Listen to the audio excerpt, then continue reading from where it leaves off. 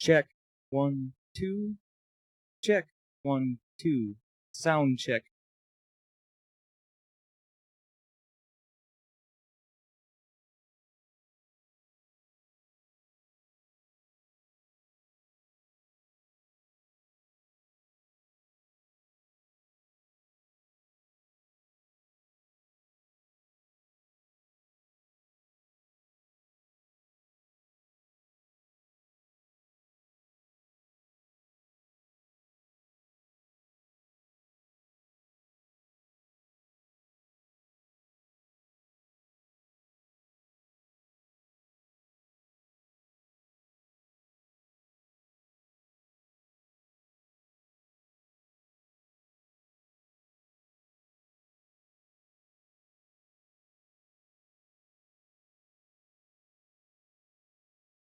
Good morning, world, and welcome to Baja, SAE, Illinois 2017.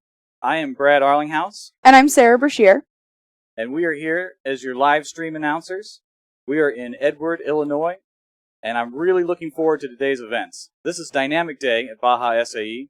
We will have 4 dynamic events. We'll have acceleration, hill climb, maneuverability, and a rock crawl.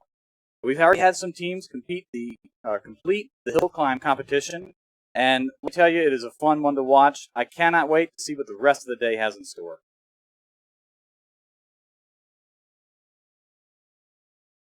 Let's see if we can get a, looks like we have somebody on the hill climb course right now.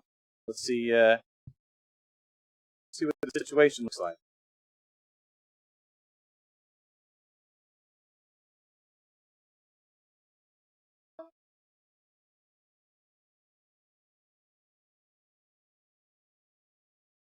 So it looks like it's a bit slippery once you get near the top of that. And we're going all the way back down.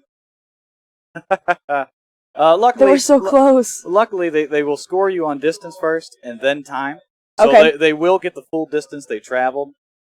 So it won't be a bad score for them. We've had a lot of teams already complete the hill climb. So hopefully on their second attempt they can get all the way up. Yeah, absolutely.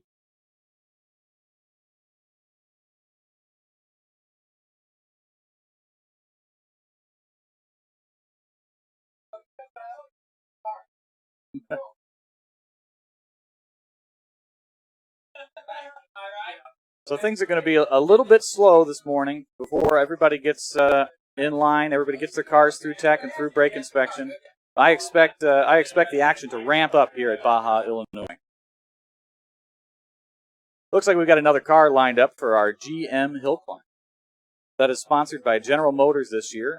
They are they're a pretty common sponsor for Baja SE, and I'm really glad to see the automotive industry supporting this competition.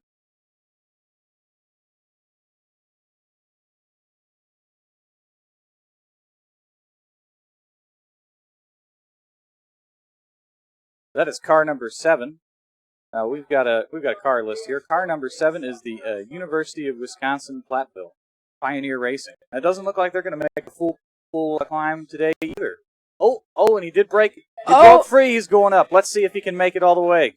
See, a good strategy that these teams use is they'll wiggle the front wheels of the car, and it kind of works to push the car from one side of the hill to the other, and gives you just that little extra go that you need to get yourself back going. That was a really impressive pull by University of Wisconsin Platteville. Well, hey, we're going to be on the live stream now. Hello, everybody. That's well, you can see us, so it's good to see us on there, I guess. So one thing you'll notice about this hill climb event that I didn't know about until just right now is that it actually has a small kicker jump at the start of it. And I think that's kind of to equalize teams so that you don't have the car's acceleration ability playing into its overall hill climb. It kind of sets you all on an equal playing field when it's time to climb the hill. It's really an interesting way to run that event.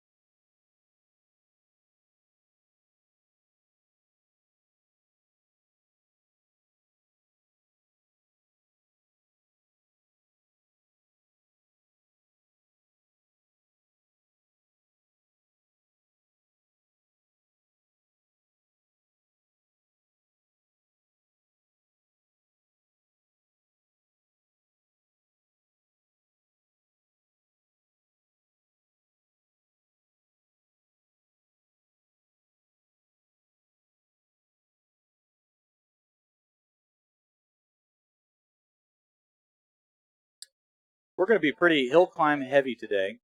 We'll see kind of how everybody does on that first. A lot of the teams like to front load their day with the, I guess, perceived easier events where it's less likely to break your car. And so those events are going to be acceleration, hill climb, and then maneuverability. And I think towards the end of the day, we'll really start seeing a lot of teams take on our rock crawl event. If we could switch to the rock crawl camera real quick, this is going to be an incredible event today. The folks out here have done a fantastic job setting up the Volvo rock crawl event. You can kind of see how the course is laid out. You're going to be going through a rock garden. See where it says start? That's where you'll start. You'll go through a rock garden. You'll come up and you'll make a right-hand turn, and then you'll drop over this Jersey barrier. Now that Jersey barrier is going to be about a 3.5-foot drop for these Baja cars, and they're not much longer than that. So it'll be really interesting to watch as these cars will maneuver over that obstacle. And then they will most likely just hammer down, coming down around. They'll take a right-hand turn and right up through the rock garden. And now the rock garden this year is going to be more challenging than in the past competition events we've had out here because you get that run up to it. So they've made the event a little bit steeper. They put some bigger rocks in there that you'll have to navigate around. I was talking to the event designer today, and he told me that there's really only one route that you can take through that track that will get you up to the top, into the moguls, and then if you can get through the moguls, you will be the only team in Baja SAE Illinois history that has completed the rock crawl event. I'm really hoping we see one of those teams here today. Okay, so how many people have completed the rock crawl event in other Baja competitions? In other Baja competitions, the rock crawl event, it still is extremely challenging. It's not a common event. It's very difficult to set up. We're kind of lucky here that we have the equipment available to do that. So in those other events, the rock crawl is usually just natural rocks that are around, and it's challenging. Rocks are slippery for one, and two, you need to require a lot of vehicle torque to get over them. So it's not uncommon for teams to just get a distance rather than time, but this is the only rock crawl event that I know of that's never had a team actually complete it. Wow. Now, okay. At other competition sites, and we have 3 Baja SAE competitions each year. Right.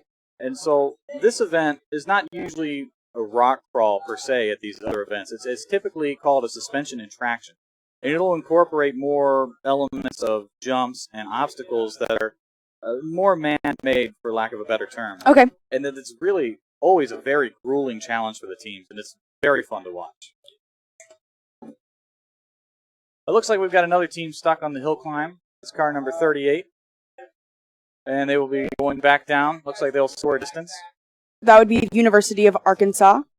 Well, I hope they have a better climb next time. I'd hate to see anyone since we've got so many teams that have gone all the way up. I'd hate to see anyone not make it all the way up. So, do they get to do their second shot right now, or do they wait a bit? Depending on how the event's being run, sometimes you can just go right back around. Other times you have to go to the end of the line. End of the line, yeah. There's no schedule for these events. The teams can run them whenever they want. Right.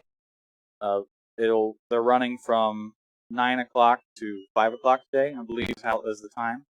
So anytime within that window, they can run the events. Absolutely.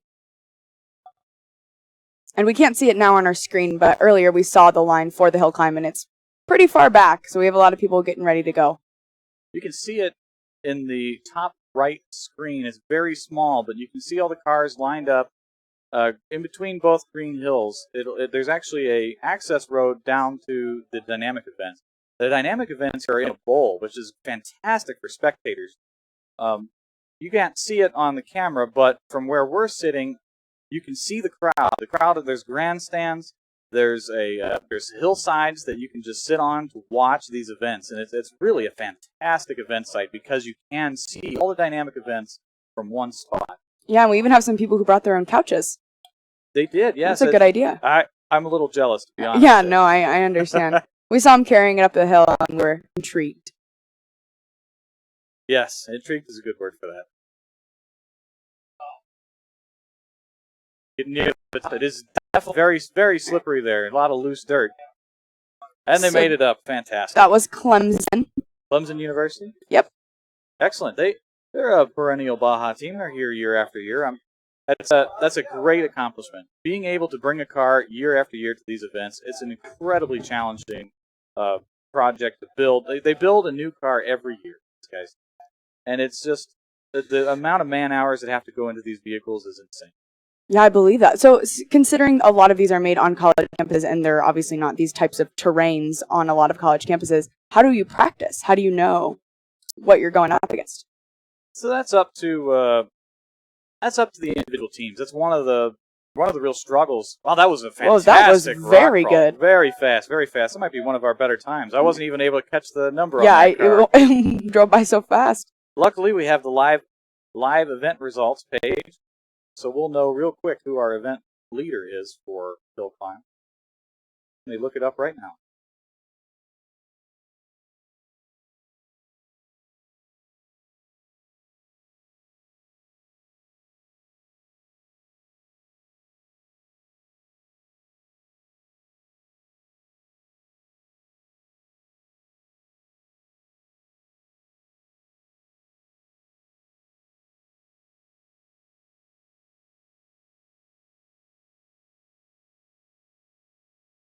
Let me talk to it. Okay, we're back on. All right, our hill climb leader is the University of Michigan, Ann Arbor, followed by second place, McGill University, third place, Oregon State Beaver Racing, fourth is University of Akron, and rounding out the top 5 is San Diego State University, Aztec Baja. So we will see some variation in this top teams for hill climb as the day goes on, as more and more cars compete. Right now, that is how it stands here at Baja, Illinois. All right, so these guys up here, these sticks, are they measuring? Yes. The sticks are a way that they can measure distance. So it's hard to tell in the camera, but there is a tape measure laid on the edge of the track. Okay. And so they will use those sticks to find out where the car reached on that tape measure. And it's a good, consistent way to score cars over distance. Right, sort of like a long jump. We don't advocate jumping in Baja. Yeah, I can see how that would not go very well. Not to say that we will not see some cars fly through the air today. We absolutely will. It is going to be a very exciting day. And he is really fighting hard to get up this hill. Watch him as he wiggles the wheels, trying to get that extra little bit of traction just to get going. Oh, and it looks like the red flag is out. That will. So that means your time's up? Or that's the distance? That's right. Okay. You get a certain amount of time to try and make forward progress. Okay. So really, you could go up the hill extremely slowly, and it would you'd still have a, you still have. So you either go time. really fast or really slow to get your best distance score, probably. Right now, we're competing for time. So what you really need to do. Oh, look! Here's how they're measuring. We can see how they're measuring distance right now. So they have a tape measure at the top that they put at the location where the car stops. Is that a tennis ball at the end? They put it, tennis ball to weight it down. That's a very good way to do it. Very consistent way to measure it.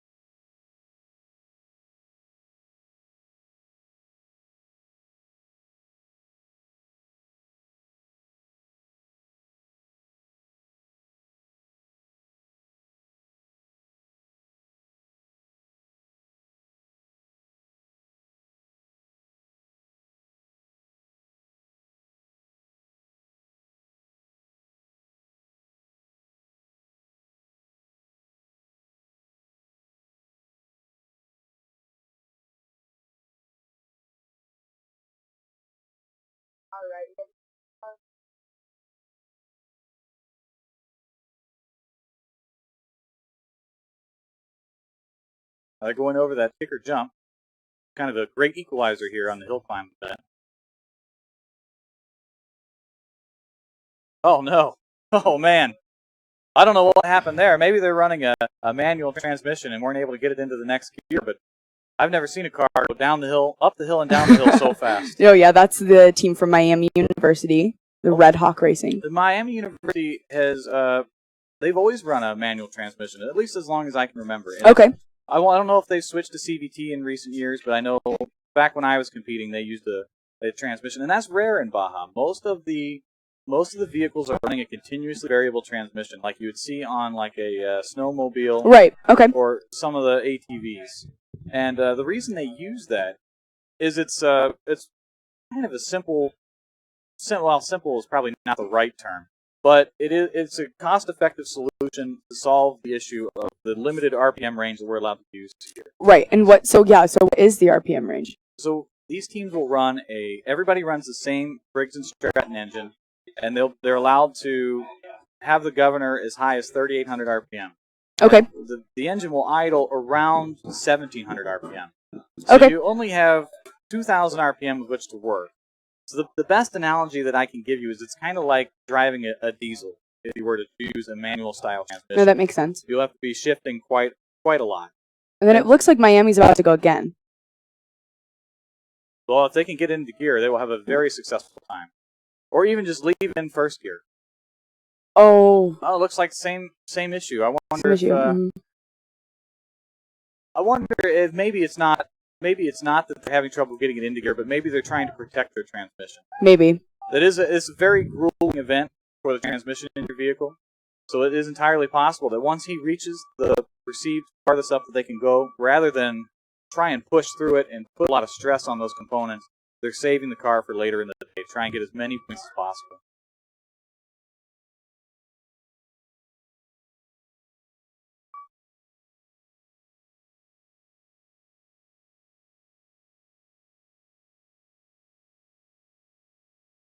And we have a great comment on our live stream about how the terrain is going to change throughout the day. And you're absolutely right, Elder Brad. The hill climb event will change in terrain. It will get looser as the day goes on. That is part of Baja. This is not on pavement. Terrain is variable here. You need to time when you run your events very, very closely to when the terrain is going to be perfect. No, absolutely. That makes another challenge, though, too, because you sort of just have to play it by ear, get in line, figure out when will be best, but you don't have a ton of control. That's right. There's almost a degree of luck involved. Yeah, now, absolutely. I don't want to insinuate that it plays a big role. Preparation is key for these events. I believe that, yeah. Cars that are well sorted and well prepared are going to do well here. Regardless of how late in the day they go. That's correct. You have a well-trained driver in a well-prepared car, you can overcome a lot of terrain. There's University of Michigan. Excellent. Yeah, that was a really good run. That was our event leader. It looks like they went and got their second run in early before the event degraded too much.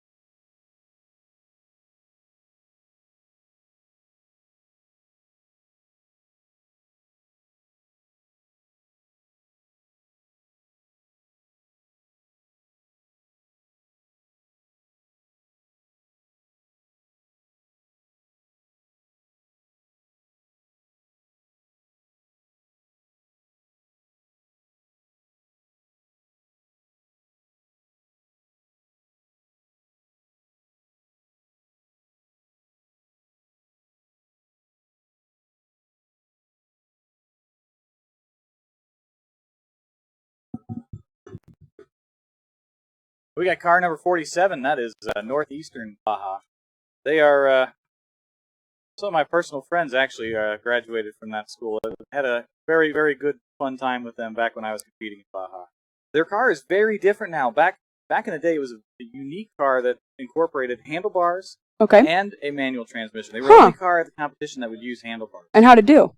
They did well, but now with the new, they have a regular steering wheel. They have a Right. CVT style transmission. Now they're a top 10 team. They did extremely well at Kansas this year. The new guys out there are really, really good, and I'm excited to see what they're going to do here at Baja, Illinois. Yeah, it'll definitely be interesting to see how this compares to Kansas because there were so many weather issues, and hopefully we don't run into any of that today. Clear skies in the forecast. It should be a very, very straightforward day as far as weather is concerned.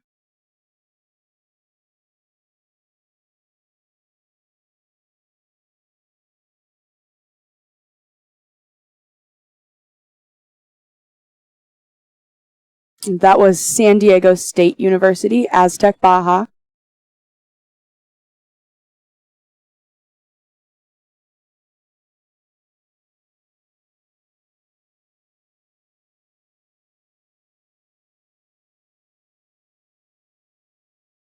Now we're keeping an eye on the maneuverability and the rock crawl events. So far, nobody has lined up to run them yet. As soon as they do, we will put them on the live stream, let you guys get a first-hand view of what these events have in store for our competitors. So what does the maneuverability course include? Maneuverability course, the idea behind it is to test both the design of your vehicle and the drive. Okay. So this course is actually kind of unique in the sense that it here at Illinois, they like to do things slightly different than some of the other events. You kind of notice with the rock crawl how it's not necessarily a true rock crawl. It's more of a kind of an event in and of itself, a course. No, absolutely, because it has so many more layers than most of them. One of the things that they do different that I actually really like is in their maneuverability event, they add basically a longer lane that takes more time, but you bypass some of the more difficult aspects of that track. Okay. So they have a very, very tight section that only the most maneuverable cars here will be able to complete. Okay. And if you're able to complete that section of the event, you will be way, way faster than vehicles that are less maneuverable and have to take the long way around. So it's kind of an interesting way to reward students for really going the extra mile in their design and making an extremely maneuverable car. So how do these Baja teams, are they funded by their schools, or how do they get to be able to do all of this? So Baja teams will go out and they'll find sponsors for their vehicle. Okay, locally? Locally, okay. And there are some national sponsors that will sponsor teams. I mean, it's kind of similar to our sponsors at the event. Some of the big names you see at this event are some of the big names that will sponsor teams. A lot of teams will have money given to them by their university for this. It really is a huge benefit to the students. That was awesome. Did you see him? Yeah, that was really good. He hit that jump fast, and I think that'll be a really, really good hill. That was actually one of our India teams. The Government College. Team Nemesis. Oh, Team Nemesis. Well, they're going to be going crazy on the live stream for that. They have a big following in India. Yeah, that was fantastic. Now, Team Nemesis did quite well in design yesterday. I had them in my day. Yes, that was. I was very impressed by them. Well, I mean, if you're coming all this way, you got to show up. That's the way I feel about it too.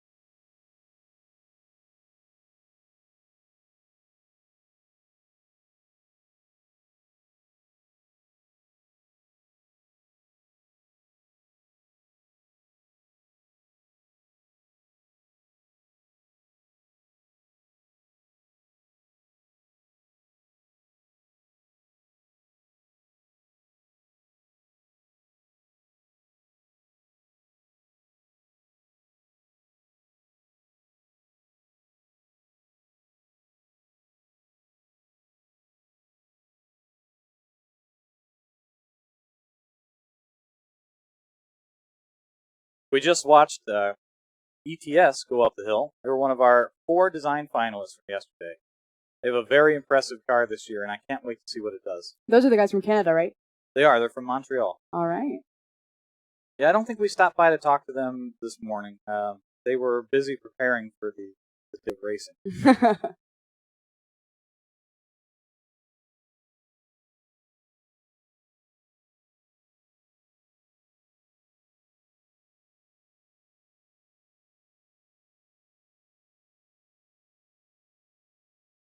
It always looks so good until they get there.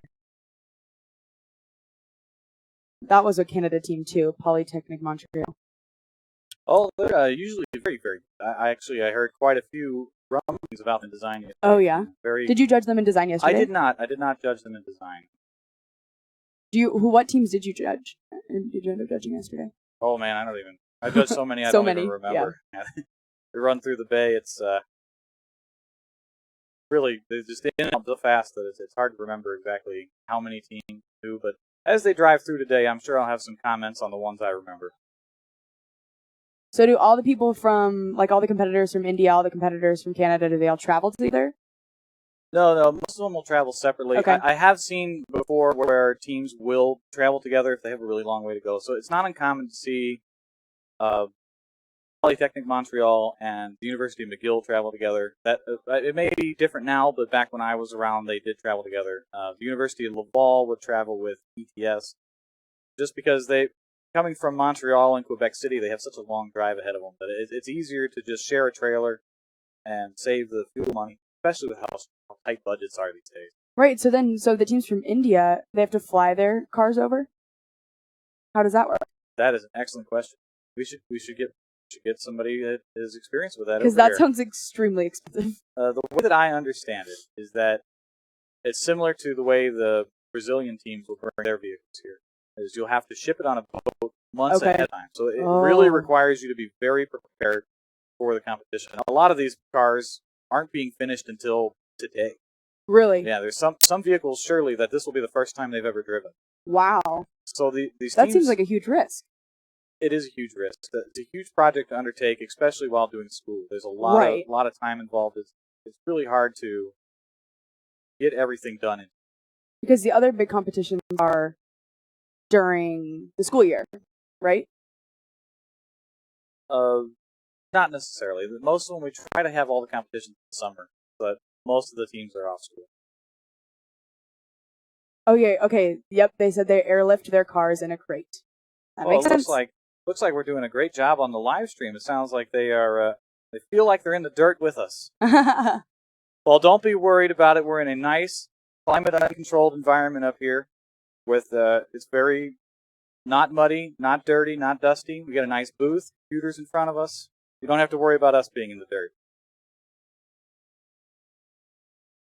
It looks like we are getting some really good comments about how the Indian teams get their vehicles to America. It looks like it takes about 15 to 20 days, so that's about 2 to 3 weeks to get the vehicle over here. And then they'll have a host school that will allow them to use their shop to reassemble the vehicle here. And then they'll travel with that school to the competition, is how I'm reading this. That is a great, that it really evidences the teamwork and camaraderie. Camaraderie, perfect. That's the word I'm looking for. Thank you. Yeah, the camaraderie of the Baja SAE series. You know, these guys. It doesn't matter.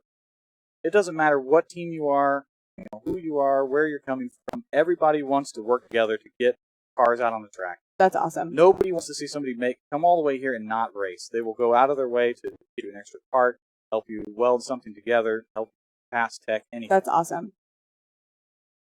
So that probably made Kansas especially frustrating when so many people couldn't end up competing because of the weather. There were quite a few people who were frustrated. The decision was made because of weather. I mean, it's just not safe conditions. That makes sense. There's pictures out there of the event site, and it looks more like a lake than it does an event site. It's unbelievable how much rain they got in such a little amount of time. All right, going up the hill right now, we have the University of Illinois Chicago. It was a pretty fast time. Yeah, it was great.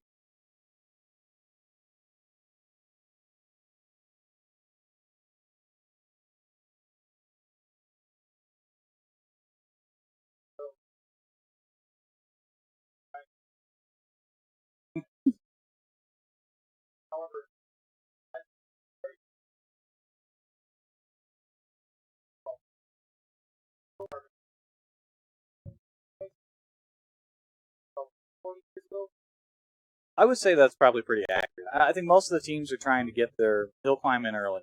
So I think we're through most of the field. I'm trying to reload the results. It looks like the live results might be a bit delayed. So hopefully, as we go throughout the day, they'll be updated. Now, we did have a question on the grade of the hill. Do you know off the top of your head what that might be? I think they just kind of run a bulldozer up the hill and it's that steep enough. You know, I think you're right. And sorry, I just realized here now that my mic was on mute, so I will. Oh, I'm talking to this guy. He's actually talking to you guys. Yep. No. Well, I'll take the fall for that one. That was wrong button on my fault. Chase, they love your beard. There have been so many comments about your beard. Yes. If some of you may not recognize me anymore, but I have been a design judge in the past. So thank you for the beard compliments. Yeah, I would like something from Kentucky Chicken. Could you just put it in the fridge at work for me? That would be great. Thank you. No, I'm going to make this happen today, and I want to remind everybody that we are on social media. Right now, you are seeing live YouTube comments, so jump on the YouTube, call us out, and use the hashtag Baja Illinois and any other social media. I am actually right now trying to get some feeds in, so we should be able to get Facebook, Instagram, Twitter. So be social with us and join the party here. Absolutely. Yeah, we love the feedback. It gives us something to talk about. It's kind of hard to sit up here and talk to ourselves all day, so if you guys want to help us, that would be wonderful. I'm just kidding. I can sit up here and talk to myself all day. Yeah, of course. Yeah, we know, Brad. Yeah. So let's go back to a quad view here and see if there's any action on any of the other events yet. So looking at the other events right now, you know what? Not much going on. So let's go back to the hill climb. See if we can catch this car coming up the hill climb right now. We got car number, I can't see the car number 9? there. This car number 9. That's Queen's University, Ontario. Queen's University. Queen's Baja. Yeah, they're a team that had a long-standing in the Baja series. Well, Brad, I correct me if I'm wrong here. I believe they've had some top 10 finishes in the past. I would say so. I Yeah, think it's a very recognizable name. Yeah. They had a great finish in Kansas, if I remember correctly. I'll try and bring up the results right now. But I know that maybe it was Kansas or California. They were in design finals this year, right? I know that they made that. So that's a huge feat for these teams. Yep. So here now, as we see another car coming up the hill climb, this is a very fast run from Iowa State University. Yeah, that was a very good run. Yeah, so that's a very competitive run there. I don't know if they'll top out Michigan Ann Arbor, as Michigan was. Well, they ran this course like it was an acceleration course. It was unbelievable. But still, congrats to Iowa State on that great run. Looks like we got another car queuing up here. But I'll let you guys take back over for a second. So thanks I just wanted to jump in on for a minute, Chase. Yeah. I appreciate it. Yeah, so Kind of a nice break. yeah, so again, I guess so I am Chase Schutte here. So thank you again for tuning in, and I hope you stay with us today. Thank you. So we had a question about whether anyone's on the suspension and traction event yet. So it's actually a Volvo hill climb event. I know they're very, very similar. So far, no. I think with the way the weather looks today, we really won't see any suspension and traction races until really late on. Man, that was an incredible struggle to get up the hill. I was watching it too, but he did really it. having a hard time keeping my thought with watching that car go up. Oh, he's still going. Oh, and he made it. He made it. Woo. We're so proud of him. I was worried. That he fought so hard. I'd hate to see it recorded as a distance that would be horrible. and not a time. That was incredible. And we already saw them go once, so that was their second time today. Because that was University of Arkansas. Well, I'm glad that they were able to make a good, strong showing on the hill climb. Absolutely. I can't wait for someone to do the rock garden. That's going to be fantastic. I know. It will really I'm so be excited. a fun afternoon. There's going to be a lot of cars that are going to get into a lot of trouble on that course. I know, and I feel bad that I'm excited to watch it. Oh, no, absolutely. You should be excited to watch it. That's why they're here. They're off-road, all-terrain vehicles. So every car has a fire extinguisher on it, right? Absolutely. Okay, Safety is a top priority for us. How many fires occur per competition generally? Like, is it often? No, absolutely not. Okay. No, I can't say that in all my years of Baja I've ever seen a vehicle catch on Never, fire. not once. Because how many years is that? That's not very many years. I'm very young. No, definitely not. I would say probably close to 6 years, 7 years of Baja experience. And not one. No, I haven't seen one. Wow. It's not very common. I mean, there's not a whole lot of. Really, the only thing that's combustible on the vehicle is the fuel tank. And right. There's a lot, very strict, very stringent rules about how the fuel tank can be mounted, how it can be, so that if you do roll over or the fuel tank does develop a leak, where that leak is going to go. There's a lot of shielding rules for it. It's safety is a huge priority for us, and it shows. These events are, for what we do, motorsports is inherently dangerous, but Baja SAE is probably the safest that you can get. Still do motorsports. Yeah, that's a really great way to do it. I'm glad they have that environment. I am too. If we had anything else, we wouldn't be able to do this event.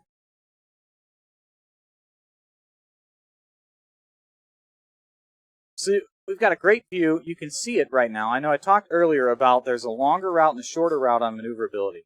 If you look in the lower left-hand corner of the screen, you can kind of see what I'm talking about. The cars that are more maneuverable can go through the Jersey barrier section there. You can kind of see with the cones and the concrete barrier, there's a very sharp hairpin turn that you have to make into a 180-degree turn around those. And then for teams that can't make that turn, they can go all the way up and around the hill.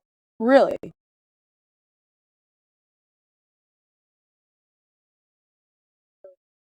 So we had a comment about there's apparently was a car on fire in 2008. In 2008. Yeah, so 2009 was my first Baja competition. So 2009 was your first one? Yeah, that's not 6 or 7 years, is it? No. 7 or 8. 7 or 8. Yeah, close enough.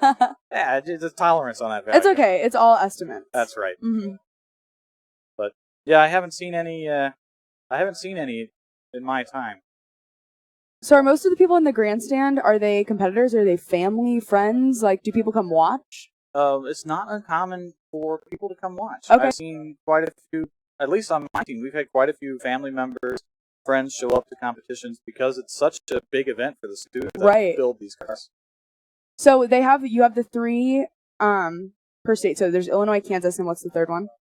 The third one this year was California. And then is there like some sort of like big one at the end, like a nationals per se, like a championship? Not exactly. What we do have is we call it the Mike Schmidt Iron Team Award. Okay. And that is awarded to the team that earns the most points during a competition season at all 3 competitions. At all 3. Okay, so it's basically a sweepstakes of all 3 tournaments. Okay. And so it really makes it, that's a very coveted trophy. It makes it very important to some of these teams that they make it to all 3 events, and they have a very strong showing because they want to get that trophy. Right. And so that's just the 3, so California, Kansas, Illinois. Those are the 3 that count for that trophy? That's correct. Okay. Yeah, there are several exhibition races for the Baja SAE series. They aren't officially sanctioned by SAE, but it is a way for teams to get their cars out after the competition season's over. Right.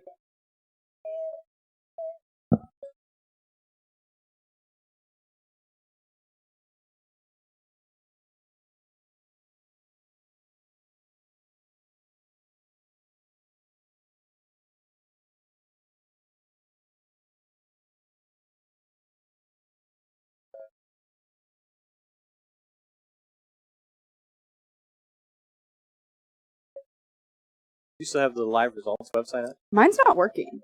Okay. It's not just me then. Yeah, okay. It takes a lot to get put on these events. It's not uncommon to have some technical difficulties. I suspect the site will be up probably right now. It's probably good just because so many people are trying to get on it. Now we're back up now. Perfect.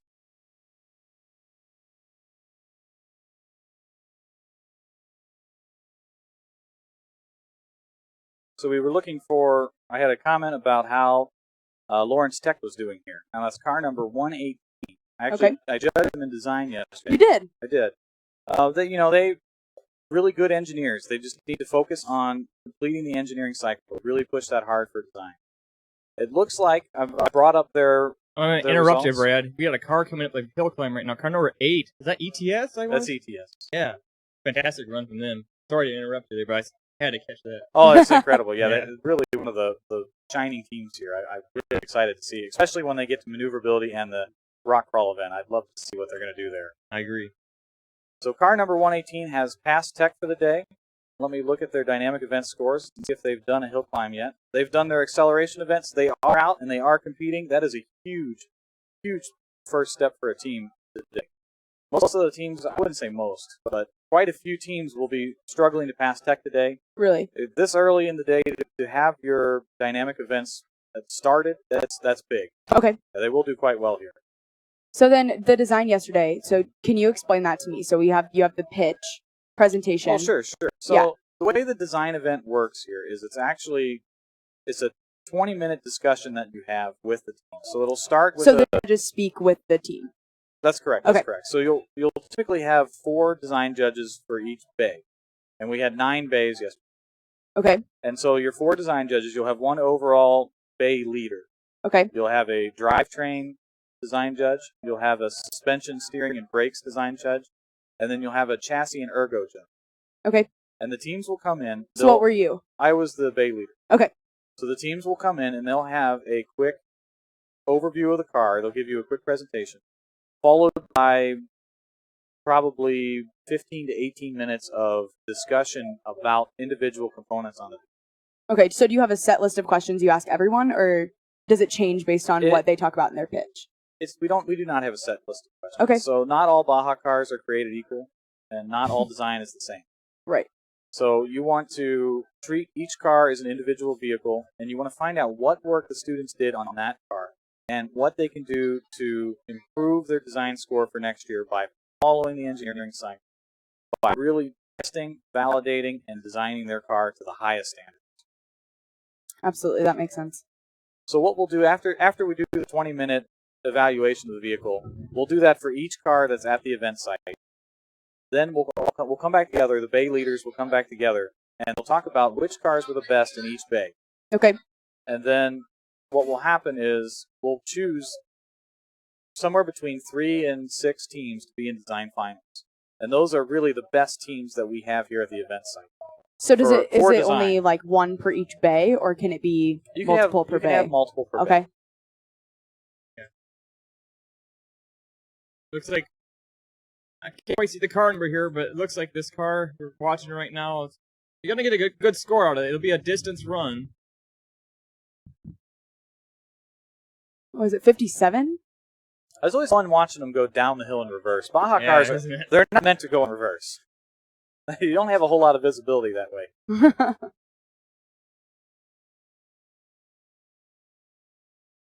And it looks like we've got the weather app up now, so you guys can kind of see what we're dealing with here. It is just a fantastic day, 78 degrees, partly cloudy. I think this is going to be a great day for Baja.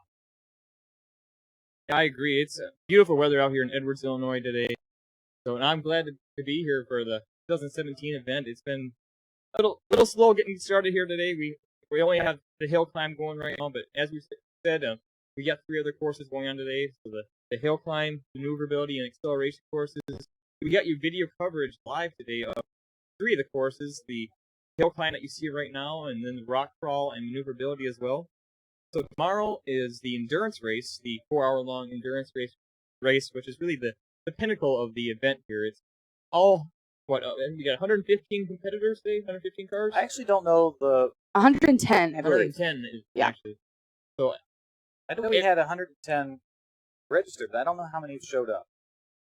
I want to know what the actual number of vehicles here at the event site is. That is a good question, because the number of teams who register and those who make it through the grueling process of all the R&D and all the build cycles and make their way out here, those numbers aren't always the same. It's extremely challenging to even get a vehicle here. No. It's a huge accomplishment for all the teams that have made it to the event site and are going to compete here in Baja, Illinois 27.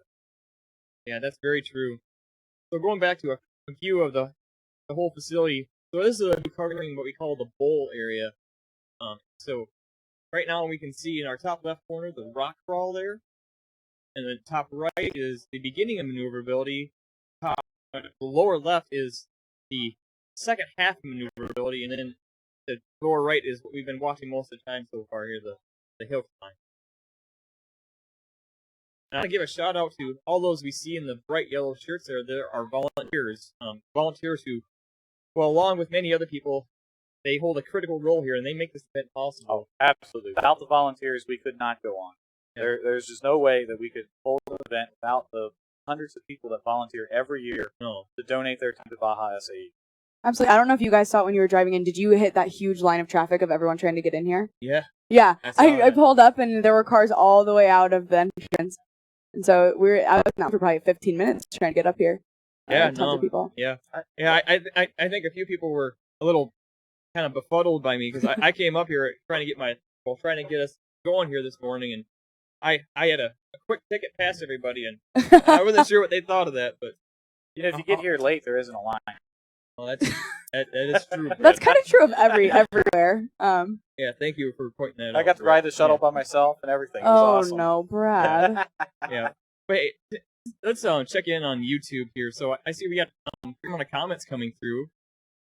So it looks like car number 101. I got some fans out there. Yeah, we got some fans out there. So we got a lot of fans for Team Nemesis. I'm excited to see how they do here. Team Nemesis from India. The Nemesis fan base is lit this morning. Very vocal. I'm always excited to see on they social bring media. pride. Yeah. So thank you, Team Nemesis, for calling us out on YouTube and being social. I appreciate it.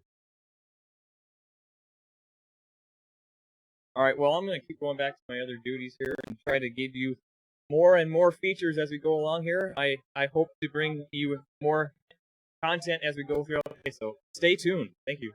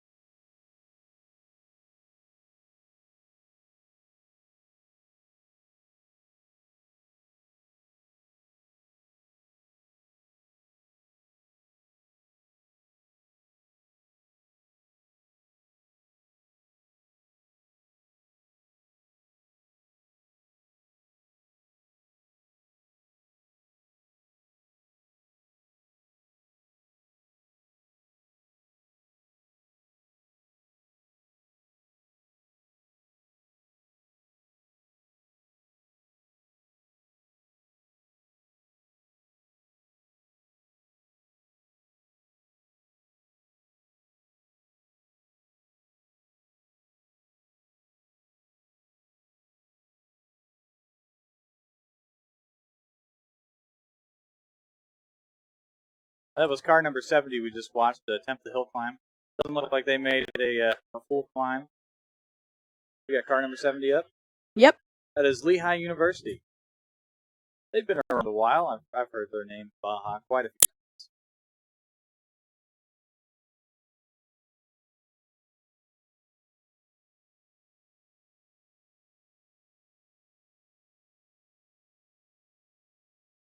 And you see these volunteers pushing the car back.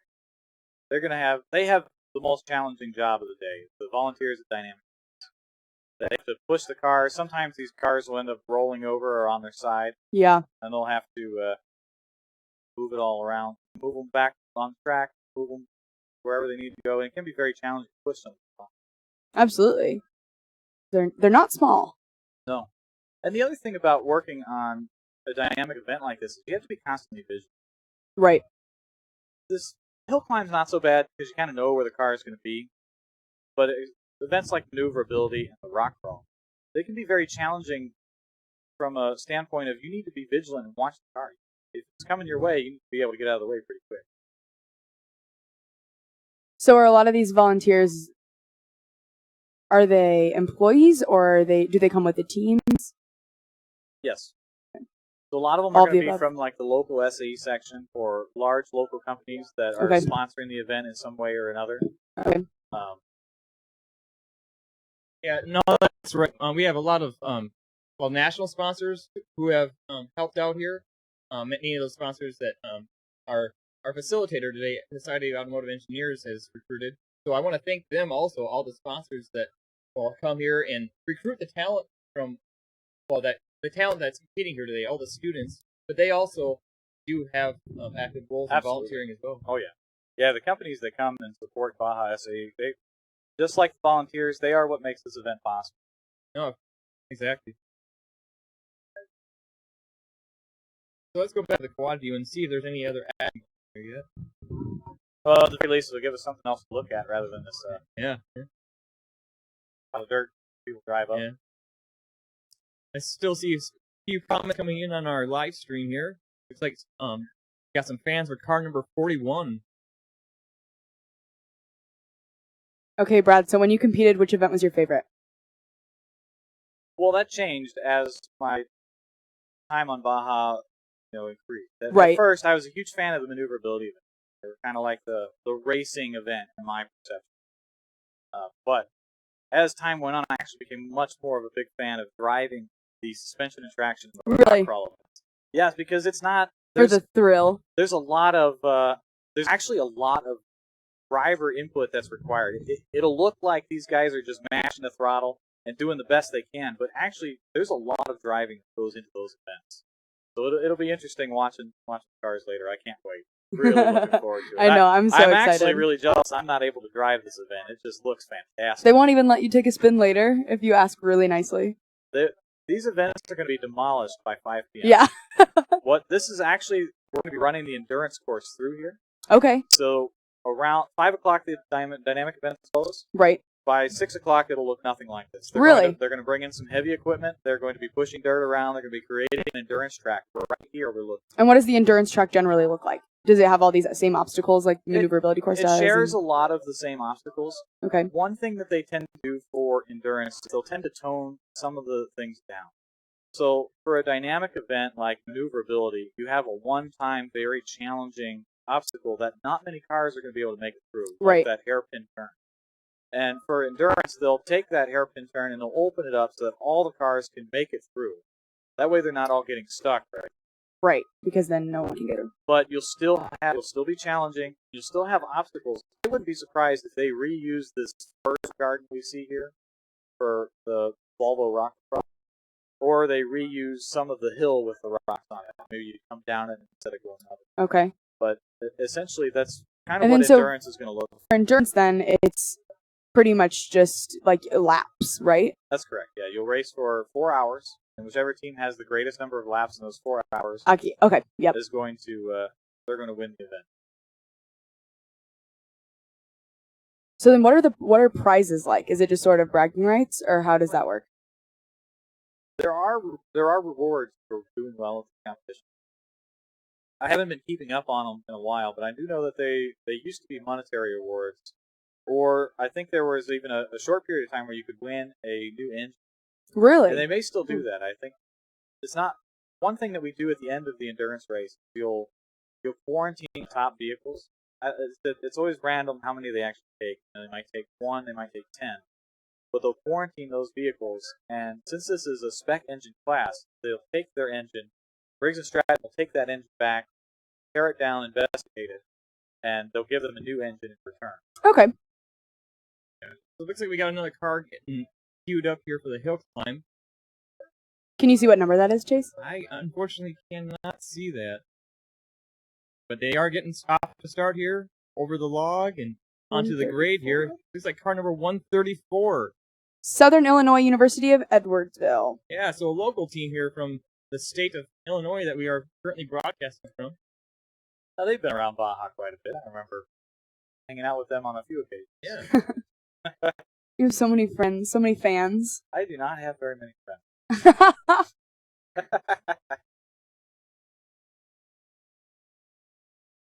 Do we know if that results website is back up and running? I do know that it's been having some issues. Yes. So hey, this is Baja. Yes, I know. That's kind of why I feel like everybody should have some tempered expectations for really anything that involves technology here. Yeah. But I am glad to see that we have gotten going live. I mean, we were a little delayed, but we're live now, and we got actually the quality is outstanding. I'm really impressed I agree. by what we put together here. Yeah, and well, I'm not done yet. Just hold on.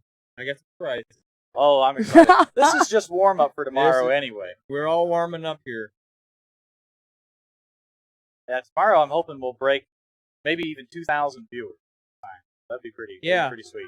Yeah, so those of you out there watching right now, please help us grow our audience. Get on social media, and if you haven't seen the flyers out there, search for hashtag Baja Illinois, and you should find some flyers out there. And please reshare, retweet.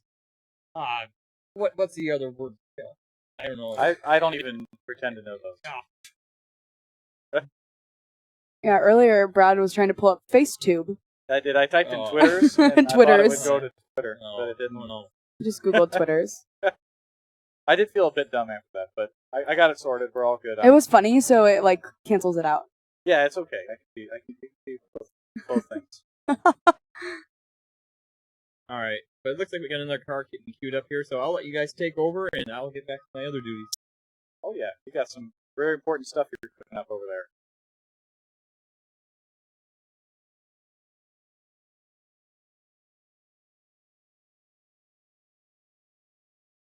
We're getting towards that time of the day where we're going to start seeing teams line up for the maneuverability.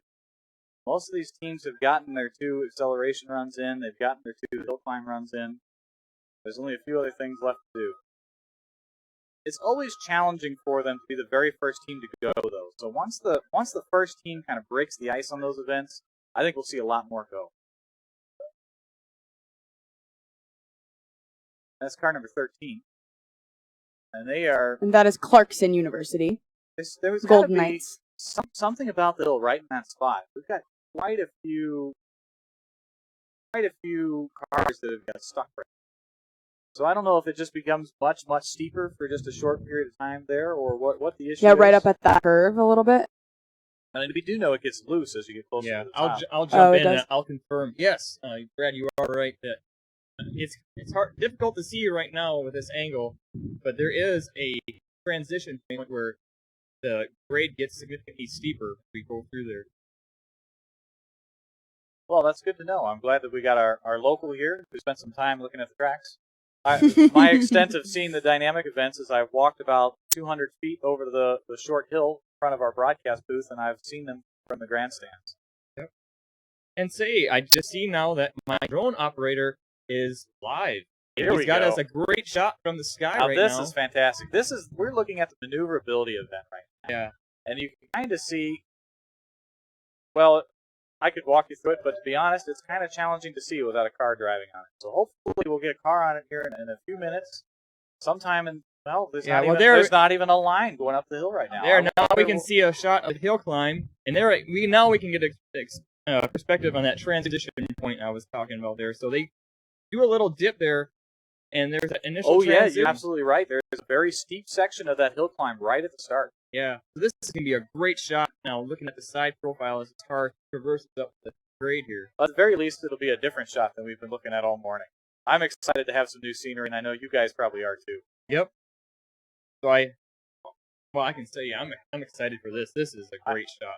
I'm just a fan of having the drone operating. I think that is just going to add a lot of value to our live stream.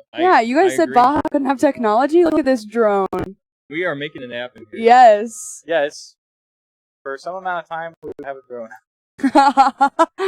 Until we can no longer have the drone. That was a good jump. Oh. Here we go. Oh man, I don't know if he's going to make it up this one. Come on, just a little bit further. No. Oh, he might be done. That might be it. That's it. They're calling it. That was a heck of a climb. That was really impressive.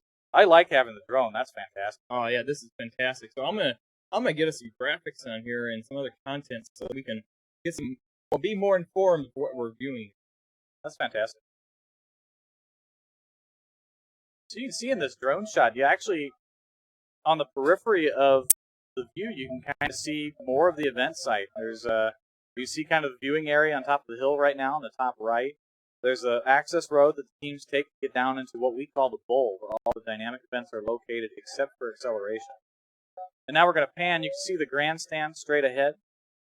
And that's where tomorrow those grandstands will be packed with people. And even later today when teams start running the maneuverability and the suspension and traction event. Now it looks like we've got a car lining up for maneuverability. This is going to be good. I am excited to watch this. So the first thing this vehicle is going to do, they're going to leave the starting gate, and they're going to do a figure 8 right in that kind of sea of traffic cones you see there. Okay. Then they're going to come out of that into this, they call it a half pipe, with these rocks in it, and they're going to slalom around these rocks. Like up and down through Up each and one? down, Yep, right, okay. right, and go around the caution tape section. Then they'll be coming up over the hill into the very difficult Jersey barrier section that they can bypass if they don't Is feel that their the car, hairpin turn? That is. If Okay. they don't feel their car is capable of beating it, they can bypass it, take the long way around. Then what they'll do... Because it's just timed. Absolutely. Okay. And they'll come back the way they came, do everything again. So it will be a very interesting event. I'm excited to watch it.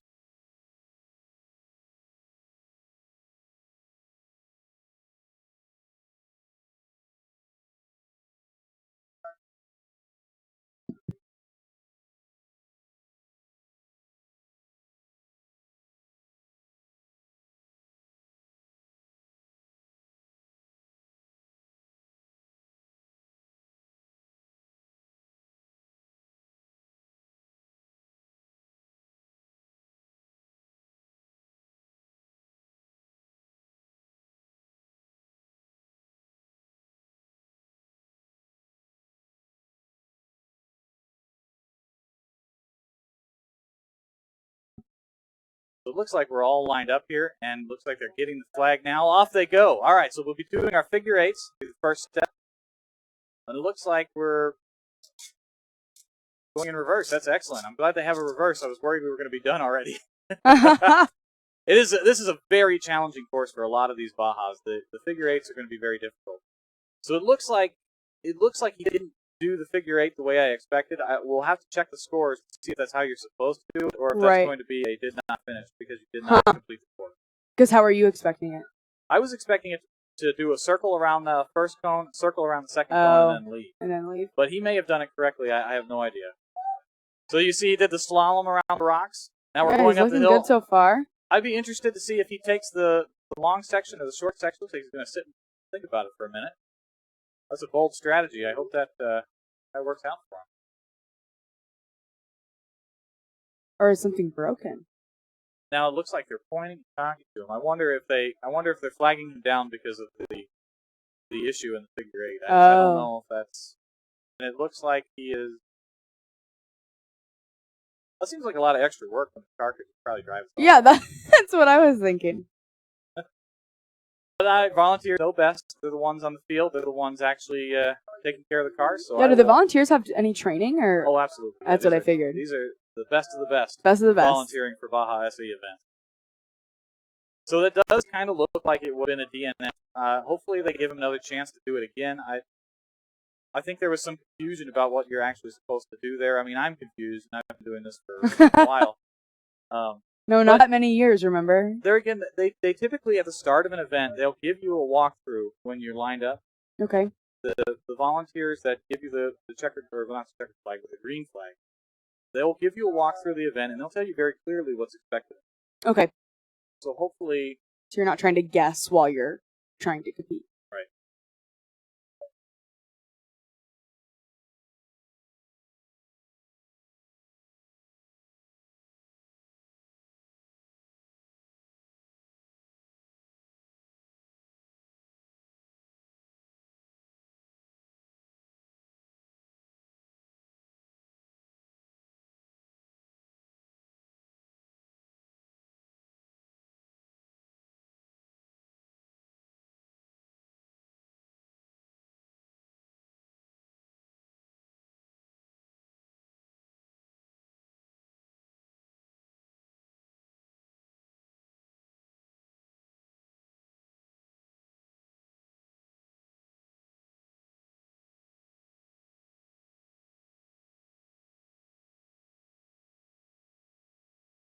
And it looks like we got another team going up the hill climb.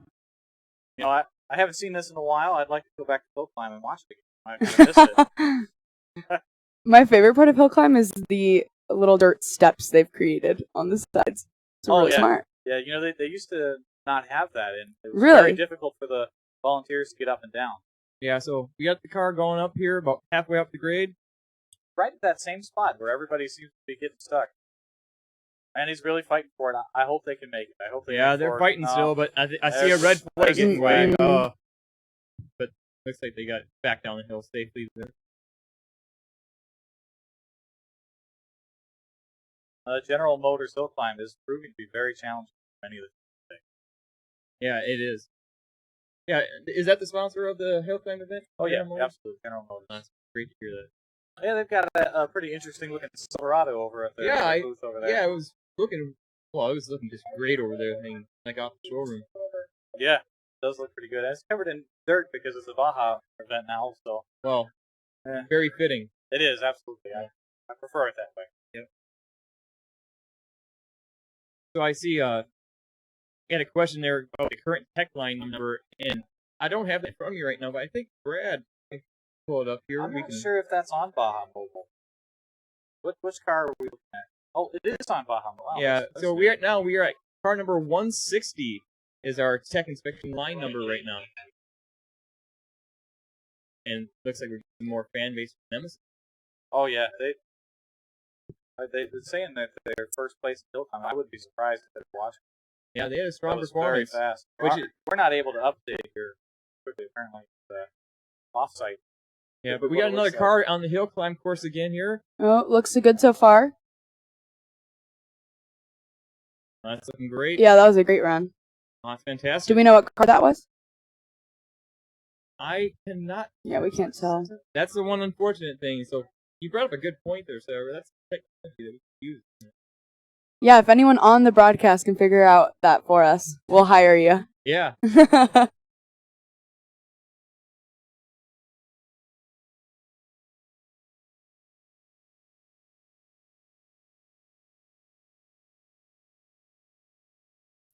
There's no one in line at all after this guy. It's kind of interesting. So they're coming up the top of the course here. We're going to switch cameras and catch them as they finish the hill climb, fighting hard. That was an excellent climb. We've seen a lot of teams that'll struggle and get bogged down right in that section that they were able to power through. Yeah.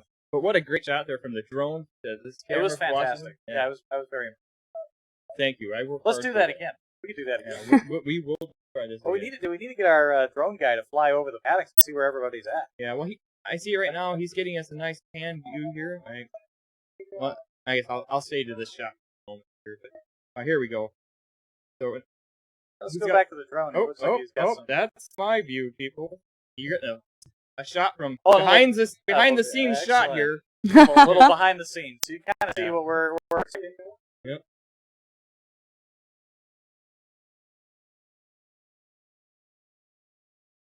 Yeah, we're also having problems with the result page. Hopefully, we'll get that sorted as the day goes on, and you can kind of check on what their status is. Looks kind of like robot comic binary. Someone's trying to code.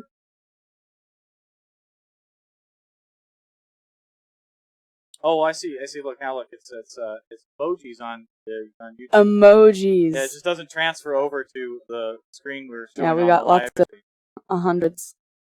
Fast. Gold star.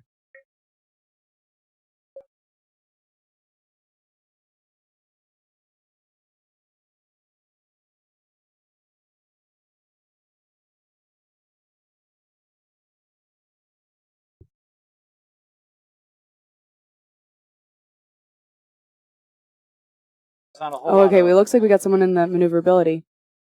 Oh, excellent. Keep going. We'll get in on that in a minute. No, we're going. The first part of maneuverability is very challenging. I hope that That seems like the hardest part, right? it's the hardest part that's mandatory. Right. Okay. Because the other hardest part is that turn you can skip if you want. Yes, it's people will often overestimate what turning radius the Bajas actually have. Really? A lot of teams are designing their vehicle for the endurance race much more open, and so they'll fall kind of flat on some of these very tight maneuverability courses. So how often is it that there's a team that does really well in the maneuverability, but then doesn't do endurance, or vice versa? Doesn't do endurance very well? Or are usually the good ones good in both? Typically, you're good in both. Looks like he'll actually be able to keep going. It's a DNF if all four wheels leave the track, and he's able to keep a wheel on. Hopefully, he'll be able to keep going with the event, and we'll be able to watch as he either does or does not take the shortcut. He's going up the hill now. We just switched camera angles. He's taking the shortcut. Let's see if he can make it. This is going to be very challenging. Oh, what a trick! Do you see what he did there? As he stuck the rear end of the vehicle. That's smart. Got the tire stuck on the jersey barrier, so it would spin him around real quick. I think you'll see a lot of teams are going to be using that strategy throughout the day. Now that they've seen it? Oh, yeah. He should have saved that one for later on. So no one could copy it. Oh, yeah. That was pretty slick. So then you just go back through the way you came. And you'll come back the way you came. Now, Okay. hopefully he won't be tripped up. I think you have to do the figure eight again. So hopefully there won't be any issues with that. Yeah, that'd be a real bummer after that cool move. So you do not have to do the figure eight again. Excellent. Can we see what car number that is? Do we know? I can't see it. Can't either. That seemed like a really good run. It did. I don't know what the story is on stopping. Sometimes at the end of these events, you have to stop in the box. It kind of looks like he's trying to do that. But I don't see the cone set up so that typically they'll have the cone wall set up, so you know you have to stop by this point or else you'll hit those cones. Right. So he might have just slammed on the brakes because he was so excited of having made it through that shortcut. Absolutely.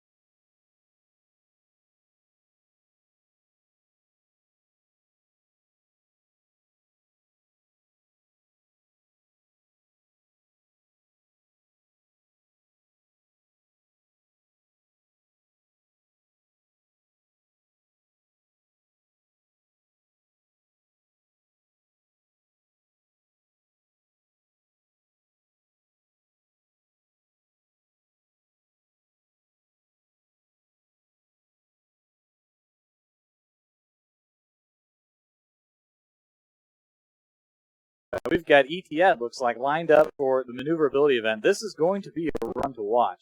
They always have a strong showing at Baja SAE competitions, and I believe they won the whole entire event at Baja SAE California this year. Here we go. Let's see what they do. Wow, they're aggressive going into that first figure eight. They are not having any trouble getting around those cones. I can't wait to see when they take the shortcut section, how fast they go through there. Hitting this one right through the mud puddle. Look at that. That is just fantastic. We're about to switch cameras here for you. They're going to be going faster than we can switch cameras. They're so quick. And here we go. We switched. All right, here they go through the shortcut. That is just showing some great maneuverability from that team. So here they are now. They're going to go back right through where they came. We'll switch back, get you the best view of that we possibly can, and we will show you the end of this fantastic maneuverability run.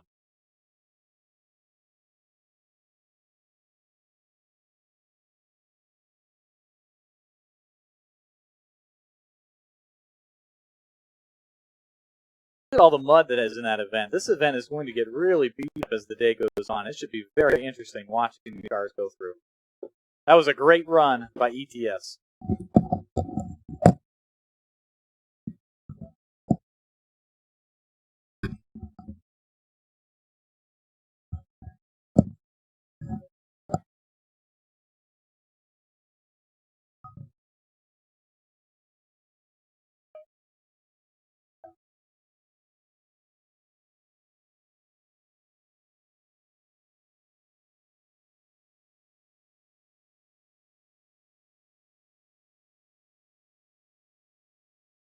Now it looks like we're back to just kind of waiting around until somebody else attempts these events.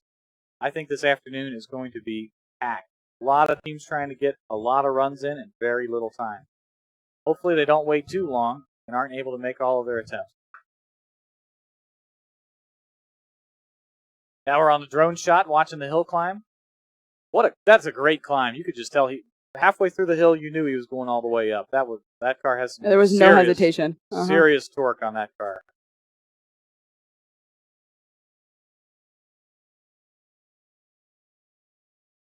Look at a great pan shot of the arena. You can see you kind of see the bowl that we're going to be in, and you actually can see a section of the endurance track for tomorrow right there with these zigzag cut into the ground. That's actually a trench that's been cut across the ground.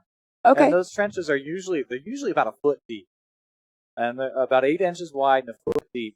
And the best way to go over them is just go as fast as you can. Yeah. And so you don't have any time to fall on. Yep.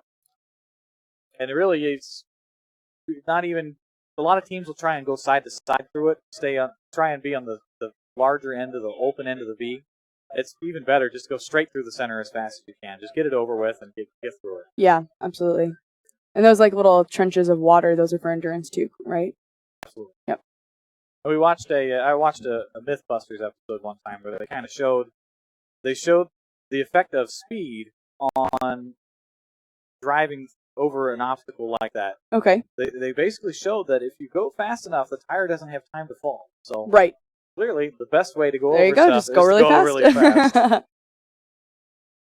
Oh. Well, we got another car on the hill climb. It looks like they might be able to make it up all the way too. Look at and they made it. Excellent. Good to see some teams completing that again. Definitely. We got a little bit of a lull. It's getting more challenging as the day goes on. That the event is getting a little worn out. But that's part of Baja. Right. The terrain is variable. That's what makes this so interesting to design for. It makes it interesting to watch. If this event was on pavement, just think how less interesting it would be. It would be so much less interesting. And probably a lot more dangerous. Well, I don't know. They'd probably do something ridiculous, like have to tell you when you're allowed to pass other cars. They'd probably just have cones and it'd be flat that you drive over. Nothing really nearly as interesting as these Baja races. Right. Boy, that would be a really boring race series, wouldn't it? I'd just hate to have something like that exist.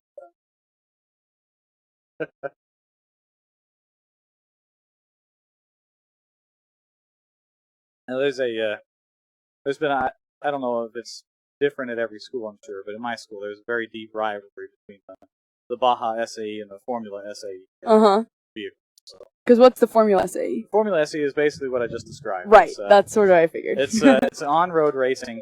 It's very, very popular with universities around the world. Okay. And, more popular than Baja? No, absolutely not. Baja's way better in every way. Yeah, but what they'll do is they'll run their cars. Oh, no signal. Is that good? That doesn't sound good. Oh, okay, we're back. So my leaderboard actually just updated. We do have Team Nemesis in first place of the hill climb. So they did beat out Michigan. That's a commanding lead. Actually. Yeah, they beat Michigan by a lot. On such a short event, 0.3 of a second is a commanding lead.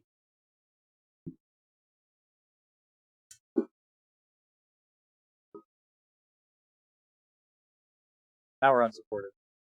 But that's fine. And ETS is by far leading maneuverability. I would expect that to be a very strong showing for the rest of the day. Yeah. But I think as the day goes on and more teams complete the maneuverability, the fastest line will appear, and I wouldn't be surprised if that time from ETS does not stand for the rest of the day. They'll have to wait until later to really retake their first place. Team Nemesis is also in first place on acceleration, so they're having a great day. That is fast. That is a very fast acceleration. Yeah, I can't wait to see how they do in the rest of the dynamic events with their scores in static events yesterday and their scores so far in dynamic events. I wouldn't be surprised if they have a very strong shot at winning this competition. Nemesis? Absolutely. Yeah, absolutely. Here, I'll go ahead and post the link to this results page. That's a good point. The FSE endurance is only 20 minutes long. Your car doesn't actually have to last. It's not like ours. I agree with you. Nothing compares to a Baja 4 hours. It's fantastic. Some of the best racing that you can get at this level is in Baja SAE. My link won't post in the comments, but it is results.bajasae.net.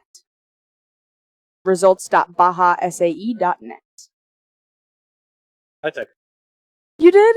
Yeah, sometimes you'd have to do it Mine the won't copy and old-fashioned paste. way where you don't copy and paste. They won't be able to click on it, but at least they'll know what it is.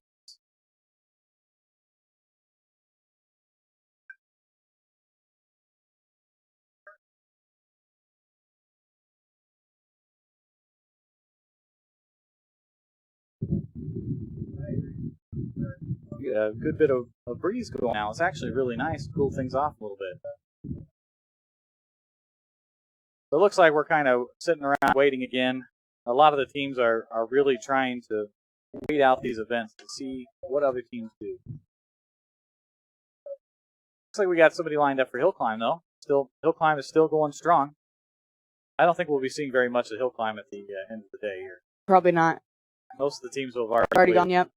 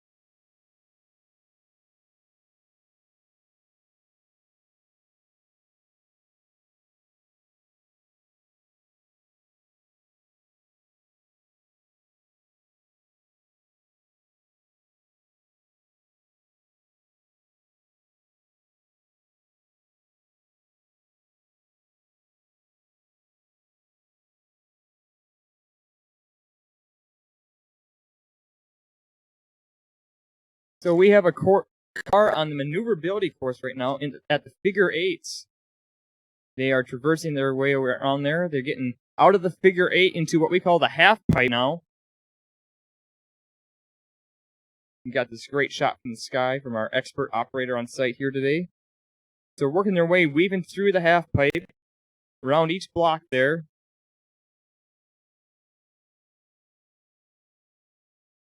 Yeah, this is looking like a great run.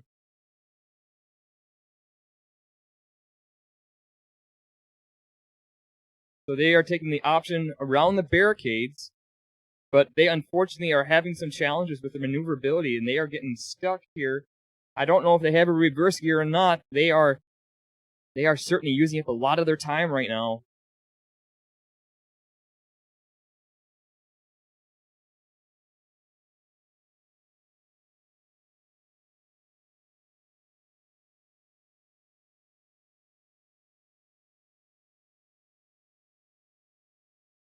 So it looks like our drone operator is taking a landing here, but I'll switch you to the other viewer. So this is a view looking down the half pipe of where we just saw the car go down.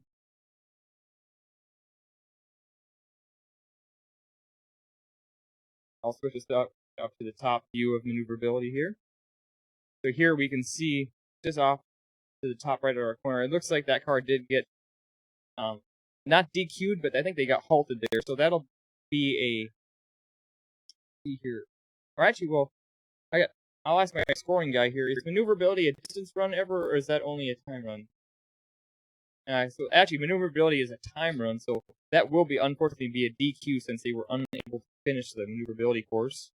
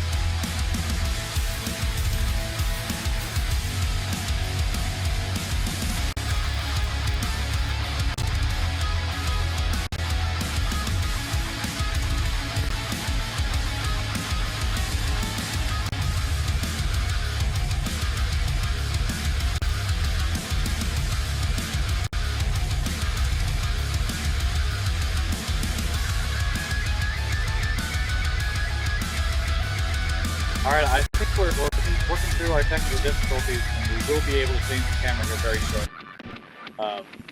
I'm not sure. Okay. Right now, you have we can use the whiteboard. We can mark on the whiteboard and open it with one person out for the man thing. All right, now we're back. Why don't we just put like total numbers of cars going through? Like you're open, and you're out there, and you do the little, try to get the like a car wash. Yeah. We'll catch up with the rest of the event. Little expendos, like 5 extra feet if you come now. There you go. Early bird special. Are you leaving? I'll take 10 seconds. Are you on in the pit? Come on, hey!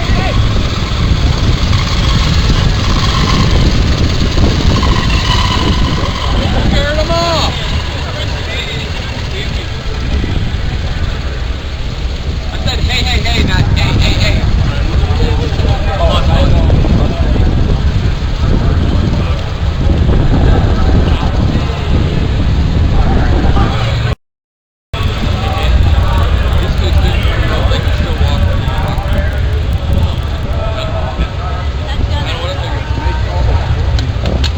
And I'm Sarah Brashear.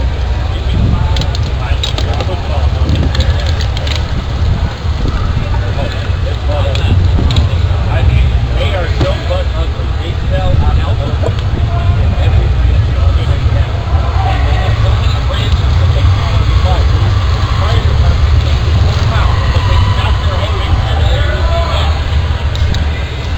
That's how ugly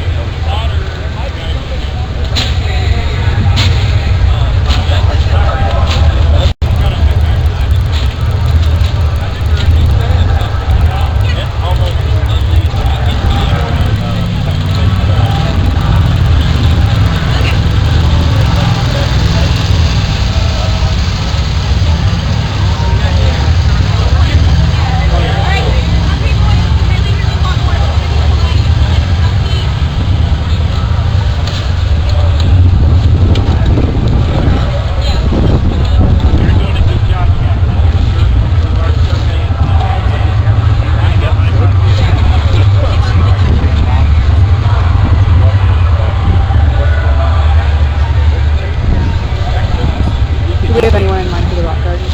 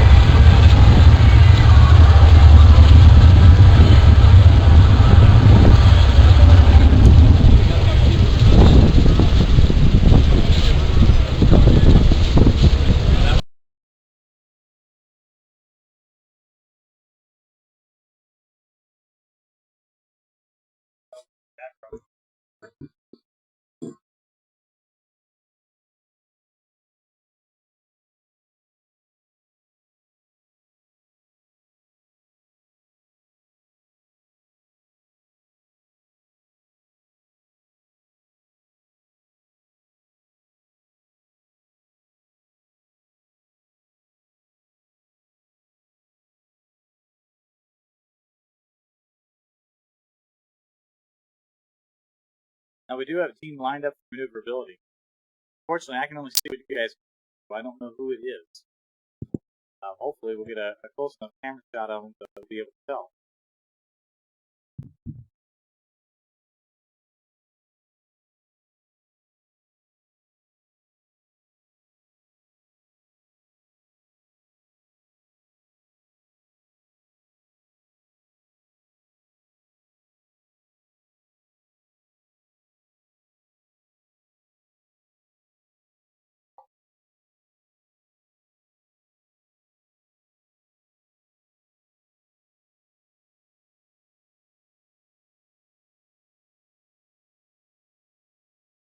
All right, looks like we're all lined up for maneuverability and ready to go. And we're off. Let's see how they do the figure 8 here.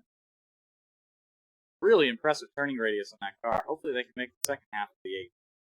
Yeah, it looks like they'll be able to take the shortcut for sure if they can turn that well up Very here. tight turn. Now we got a little bit closer view for you guys. We're on the maneuverability camera. going through. They call this the half pipe. And what it is you slalom around these large rocks, and in between these rocks, they actually have a channel of water that you go through, very quickly turning into mud. It should be kind of fun to watch this event as the day progresses. Absolutely. All right, we're going up the hill into the shortcut. You can see as they take the shortcut, they're going to try and maneuver around that. I hope they make it. Oh, it looks like they have a little bit of a problem. I hope they have reverse on that car. It looks like he might be stuck. It looks like they're going to call it right there. How many of the cars do have reverse on them? It's a very small number of the cars. Really? So it'll be interesting to watch as the day goes on whether these vehicles are going to keep attempting that. It is a very challenging turn. We've been lucky so far in that most of the cars that have gone have made it.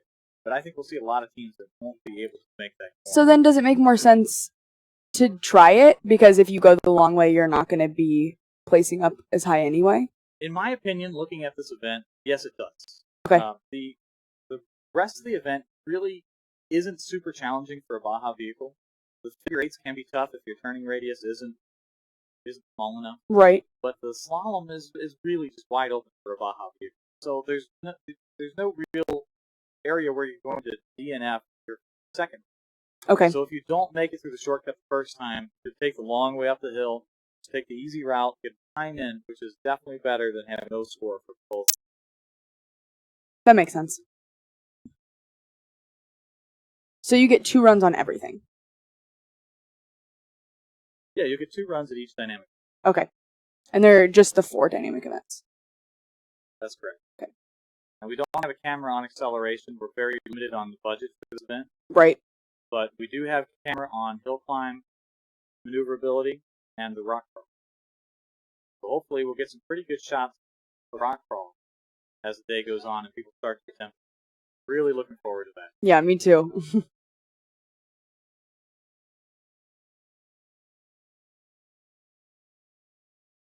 All right, looks like we have another car going through. We do have another car going through, and hopefully we'll be able to follow them as they proceed through the event. See what they do as they come up the hill. They are going up and around. Yep, they're not going to try the shortcut. They're taking the safe route. Actually, looks like it might be a bit challenging to get up that hill. They're both hard in different ways. Right. You do get a lot of speed as you come down, so you have to be very careful that you don't slide into those cones. Oh, yeah. Okay, so if you go outside the cones, then are you knock on any over? Is it points off or anything? If you hit a cone or knock one over, that is a penalty. Okay. If all 4 wheels leave the track, that's a DNF, did not fail. Okay, so then for all of these cones that guy just knocked over, it's penalty for each one? Right. Okay. Right. Did he knock the cones over? It looked like it to me. For sure that one up close. To be honest, I really wasn't watching. I do see it, yeah. Those ones too, I think. Okay, I didn't know if those were just pointers of where Oh, to go. maybe. Sometimes they'll lay a cone down as a pointer Oh. for where to go.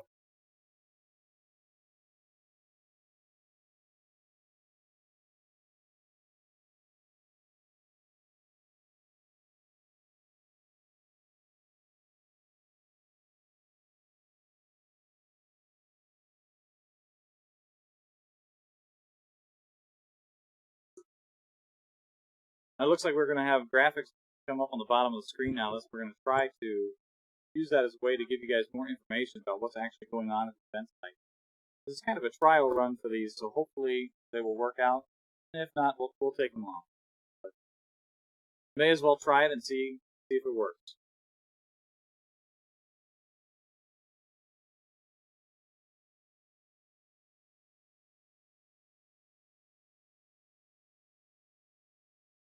It'd be nice if we could get some feedback on which cars are actually running then.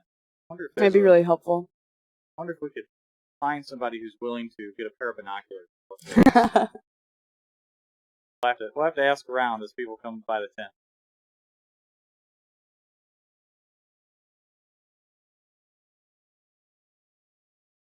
So maybe they did knock some cones over. It seems like it's taken an awful long time to start this car. That's sort of what I was thinking too. All right, here we go. So it starts off with the first left-hand, basically a 360 turn. And then you do the same thing to the right-hand side. So So basically, a very tight figure eight is how you start the maneuverability. So that's just a penalty. Okay. They should let him into racing. If I understand the way they're running the event today correctly, they'll let him. Okay. It varies from maneuverability event to maneuverability event. Some events, if you put even one wheel off the track, that's a did not finish. Okay. Other events are a lot more lenient because the track can be much bigger. Right.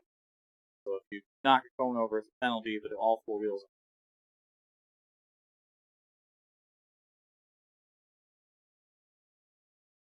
So we're not going to be able to make a switch to the other camera. We'll have to just watch as they come back through here again. They should be getting ready to come back through.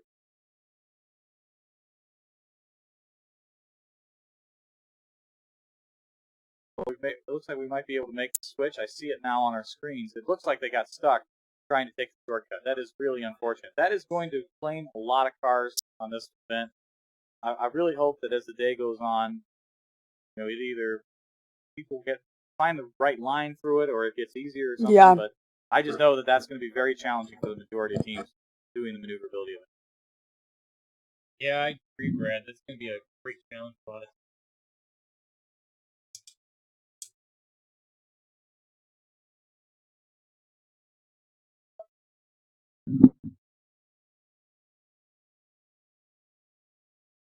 So clear that car off the track.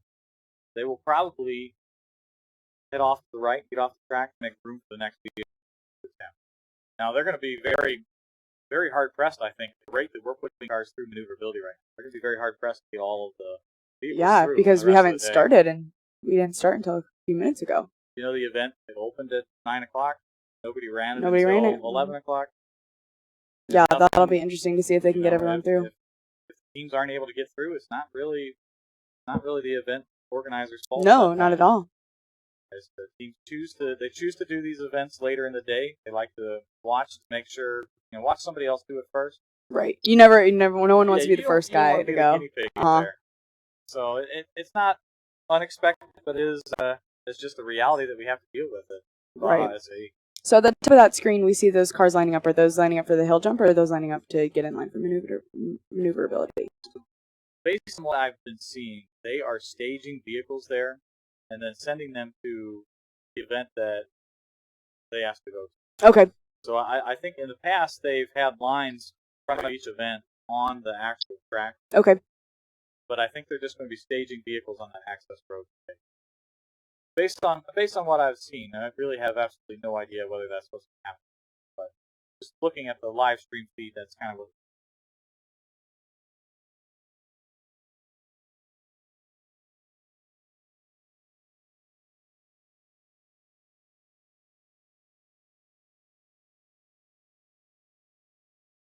There's a vehicle on the rock crawl. How do we miss that? Oh no. It looks like they didn't even make it through the very first rock So a garden. crane has to pull you out.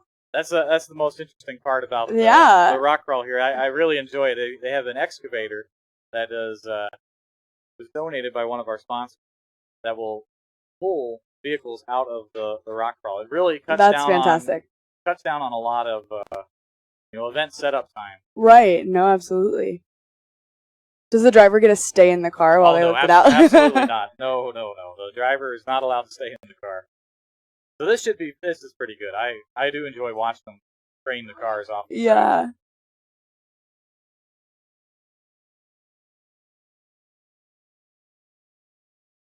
Well, it looks like we're going to be starting to do the rock crawl. I think this live stream is about to get very interesting. I'm excited. We've been waiting for the rock crawl all day. I know. Me too. This could be fantastic.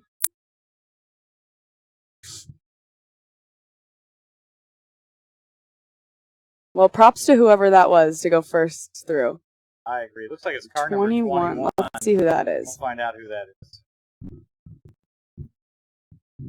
That would be Oklahoma State University, Cowboy Racing. Oh, excellent. So way to go. Shout out to Oklahoma State. I'm glad you guys took the plunge on rock crawl. Let's see what the rest of the day has to bring on this event. I feel like you should get some sort of extra prize for going first. At least a pat on the back. Yeah, something. a thank you note from everyone else.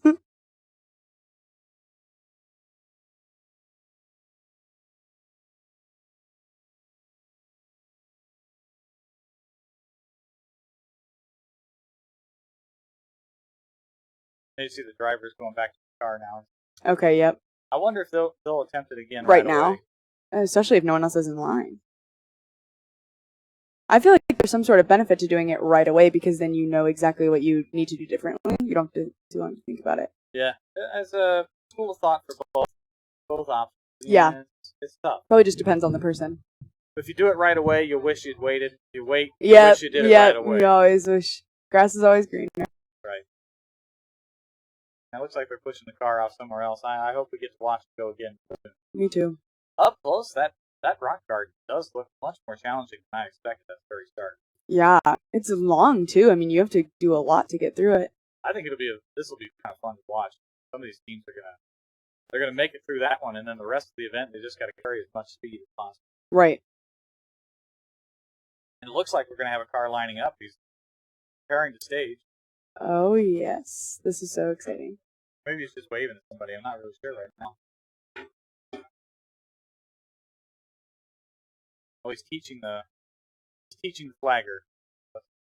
Well-trained volunteers here at Baja SAE. Get to witness the training session firsthand. The most exciting part of all of Baja, the training. That's right. So for teams for next year, when do they get to start working on their car? Right away. Right away. So as soon as this is over. Oh yeah. Yeah. My team, we would as soon as on the way home from the competition, drive back. It was a pretty long drive. We'd make a list of everything that we thought went wrong. Okay. Everything that we want to change on the vehicle, moving up into Okay. next year's season. So we do have a car lined up. It's car number 24. All right. I'm really excited to see what That's they have. Cleveland State University. This is going to be fantastic.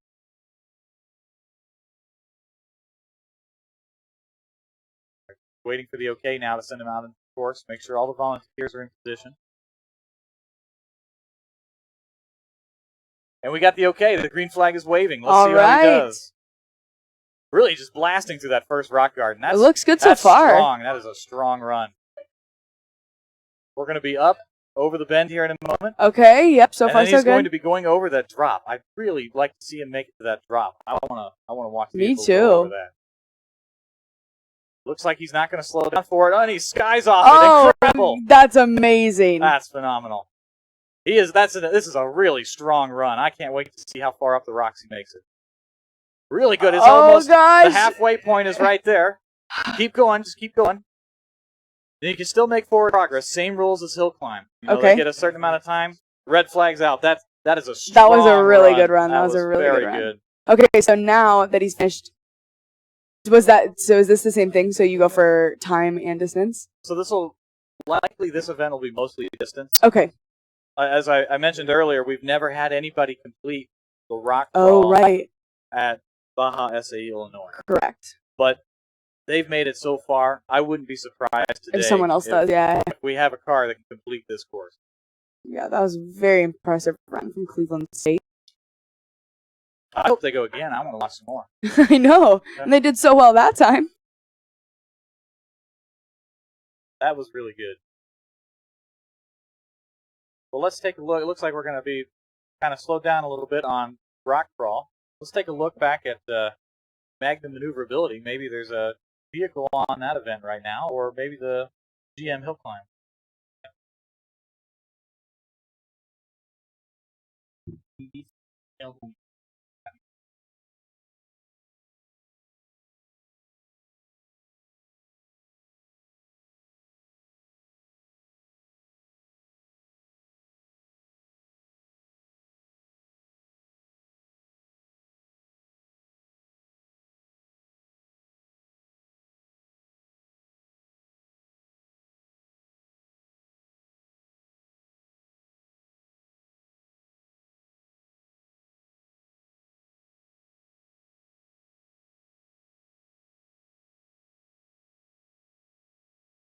And we're back on General Motors Hill Climb.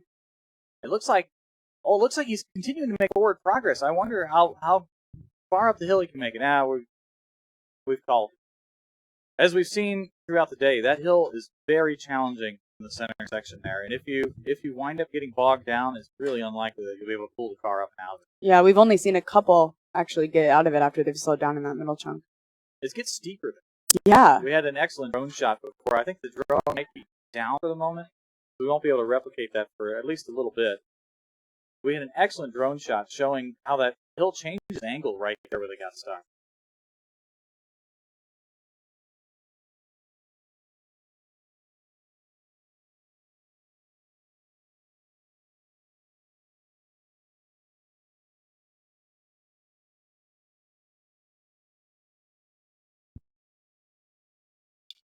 You know, I think that hat should be a official volunteer uniform. I do too. It looks good. It really, I like it. You don't get sunburnt on the back of your neck. It really is. I saw a bunch of guys wearing those hats as From we were an driving in engineering today. perspective, it's way more efficient than a ball cap. A ball cap? That's right. Yeah, it covers more area. Right. And it looks cooler. Yeah. Arguably. Oh, I wouldn't agree. I like it. I'd like it.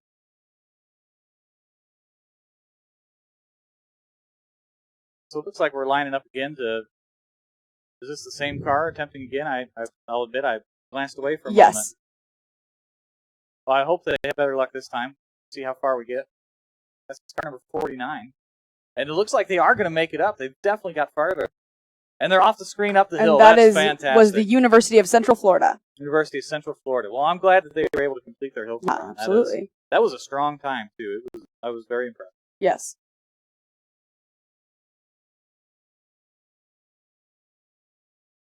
Looks like we got another car lining up the hill climb. It's amazing to me that there's so many cars that haven't done hill climbing. Yeah, that's sort of what I was thinking.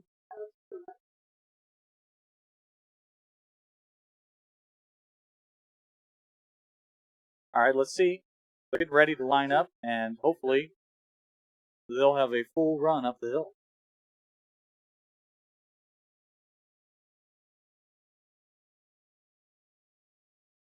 When we're off, looks like they're going to try and take it a little bit slower. Oh, no, that wasn't Oh, good. yeah, What's that? 104? It was The University of Iowa, Hawkeye Motorsports. It's a very tough section of the event.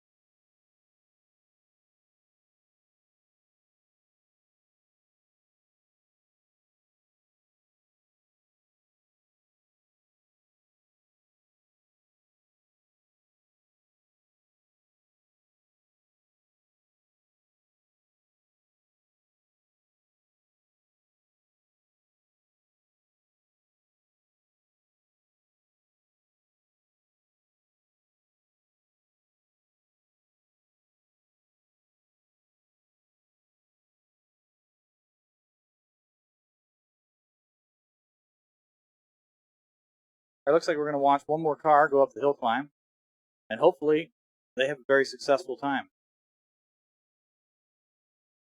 Oh, it's tough right there. I think they. That is the spot that gets everyone. It is seeming to be a very challenging part of the course.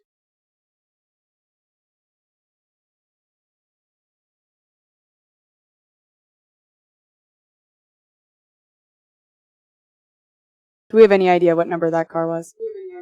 I couldn't see it with this camera.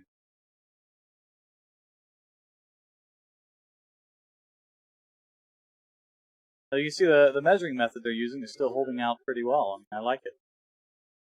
The tennis ball attached to a tape measure. I don't know how you could get better than that. Classic. It's fantastic. I like it. It's consistent and repeatable. Yeah, I mean, if it's not broken, don't fix it, right? That's right.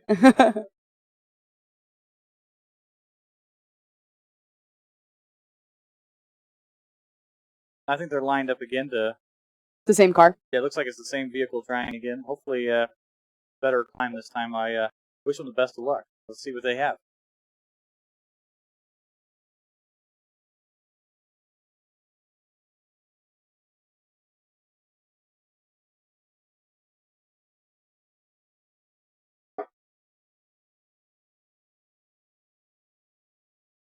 All right, we got to get the volunteers clear of the course. Remember, safety is a top priority here at Baja SAE. Looks like he's going to be all clear to go when they're ready. There we go. The flag's out. Over the kicker. Up the hill. That was a much more solid run. See how they do. Oh. Very good. Very good. There we go. All the way up. All the way up. That was excellent. That was much better than their first run. That's what I like to see. Fantastic. Fantastic run. It's always good to get a time in for these events. Absolutely. Well, let's go back to our maybe our group view. Maybe we'll see if we've got anything going on any of the other dynamic events right now.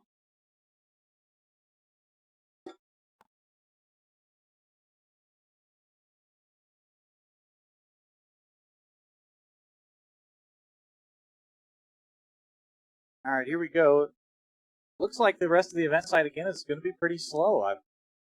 I'm really surprised that there aren't more teams trying to run the maneuverability event or the rock crawl event. And it's car number 49, making it all the way up the hill. Excellent run. Excellent. And that would be the University of Central Florida again. So that was their second run. Very good. It was a strong show.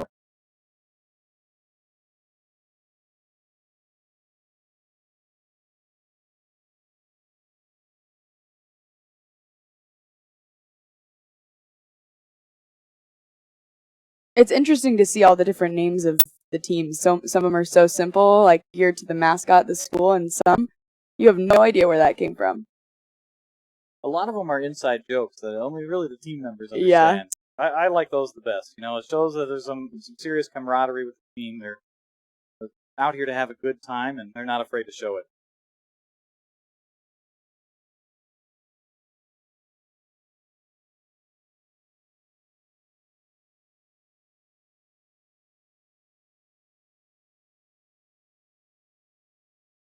Looks like we've only got one car coming in over the service road. Let's see what event they wind up going to, and then we'll try and zoom in on that event.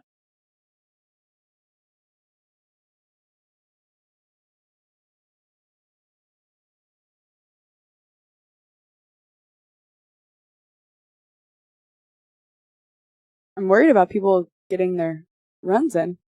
I'm very concerned. I think this afternoon the lines will be very long for both rock crawl and maneuverability. Yeah, because those are both ones that take a little more time, too. That's correct. They're longer events to complete. It'll be interesting to see how this shakes out for the rest of the day for some of the teams that may not be able to get all of their runs. It's a very interesting strategy to wait.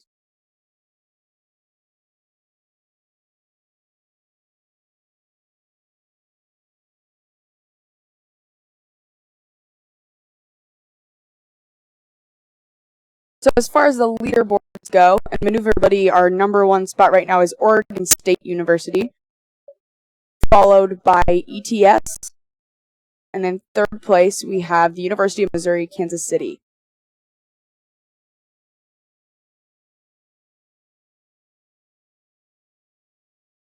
As far as hill climb goes, Team Nemesis is still in number one, followed by University of Michigan and McGill University. Well, that's a pretty big spread, almost 1 second between first and third place in hill climbing. I think it'll be very interesting to see if there's any cars left yet to go that'll really be able to challenge Team Nemesis. Yeah, Team Nemesis is really doing well. They are still first in acceleration, followed by Cornell and Purdue.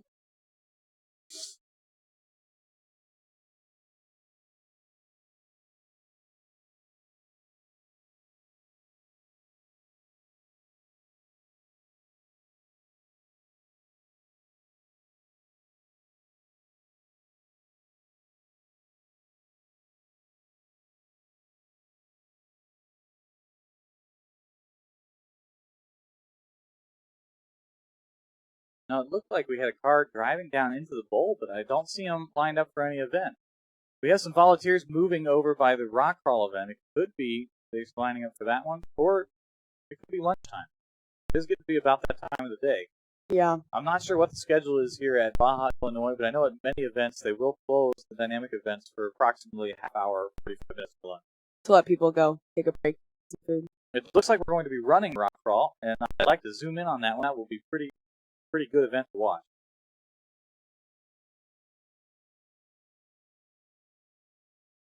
They got to get everything set up. They're still getting the driver, make sure he knows where he's going.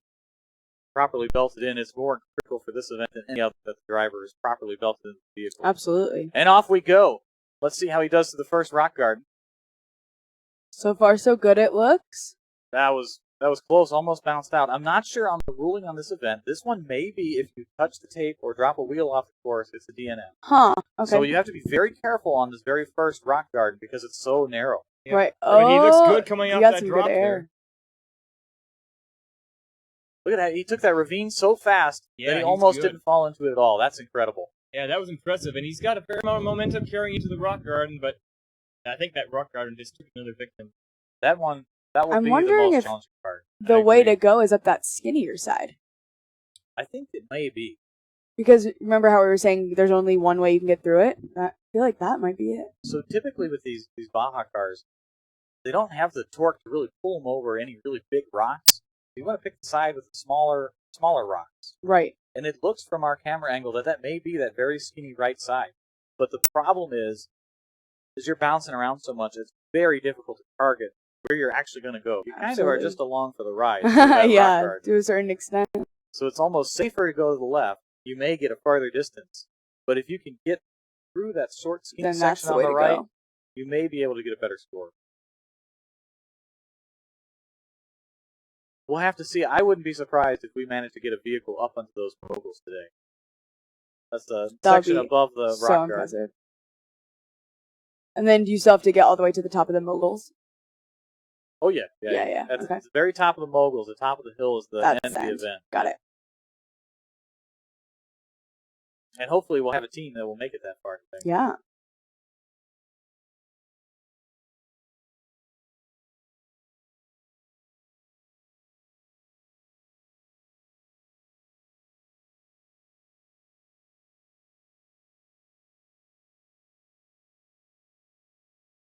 Oh, I- It's important. All right. So this is still one of my favorite parts of this event is how we tow the cars off the Volvo rock crawl event. You see they kind of attach it with a ratchet strap to an excavator and lift it up by the roll cage. Just It's awesome. Let it hang on. Yeah, Yep. that's right. There's no reason the car shouldn't be able to handle that. The roll cages here are built for safety of the driver. And for the forces that they're designed for, the weight of the car is almost. Yeah, that's sort of what I was thinking. And we're back. We got the drone back up and running. Oh, Get a this is great shot of the. exciting. This is a great shot of the bowl. You can see the Volvo rock crawl on the right. You can see Magnum Maneuverability right there in the center, and you can see the grandstands where all of the spectators are standing, sitting, watching all of the dynamic events.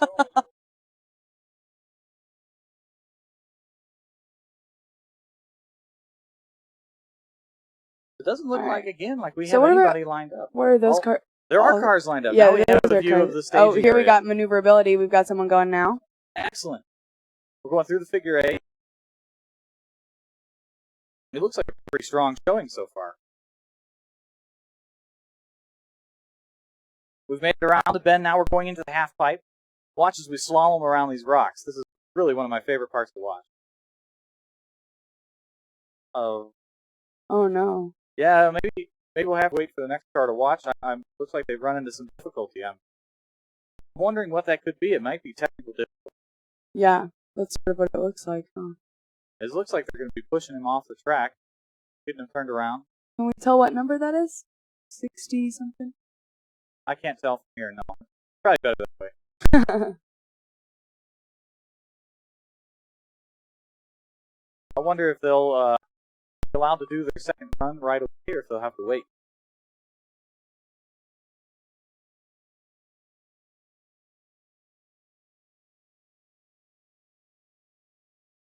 can see the line starting to form for maneuverability. Still not much of a line for the rock crawl event. I'm hoping that we're going to start getting. Hopefully we'll start getting more teams to do that. So actually, since we last checked the leaderboard, the Rochester Institute of Technology has edged out Oregon State for maneuverability for that first spot.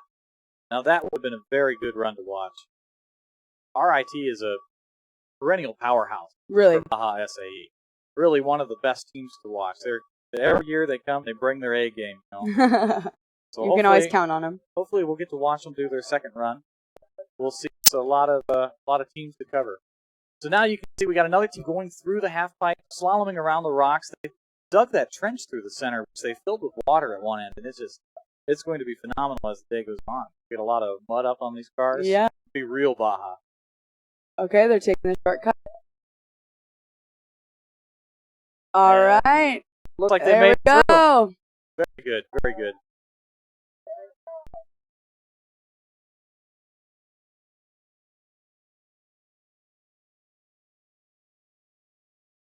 Here we go. Coming back through. This is a really good run. It is. It's a very strong showing. Now you'll notice that they have to do this section of the event twice. And I like it because that's my favorite section. So Yeah. I have no problem with You that. love watching it. It's not really challenging, but it is definitely fun to watch.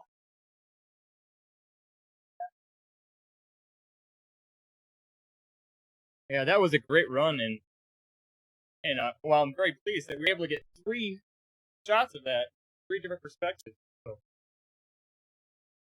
It really was. It was really good. I'm happy with that. Yeah, we had a pretty good view of what's going on. I'm enjoying having the drone hovering over the maneuverability event. Yeah. And hopefully gives a really we good can angle. keep the drone as we get up to the hill climb event. Maybe we could watch from the top of the hill as the cars are coming toward us. It That would be awesome. a unique perspective on that event.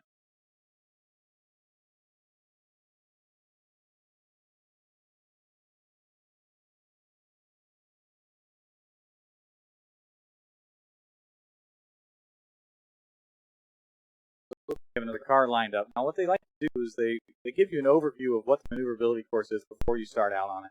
And I think that's what's going on right now while the car is... Oh, and we're off. Now we're going. Into the left-hand circle. Looks like it might be a bit tight. Hopefully they can get... The key is to get into position for the second circle you have to make in this figure 8.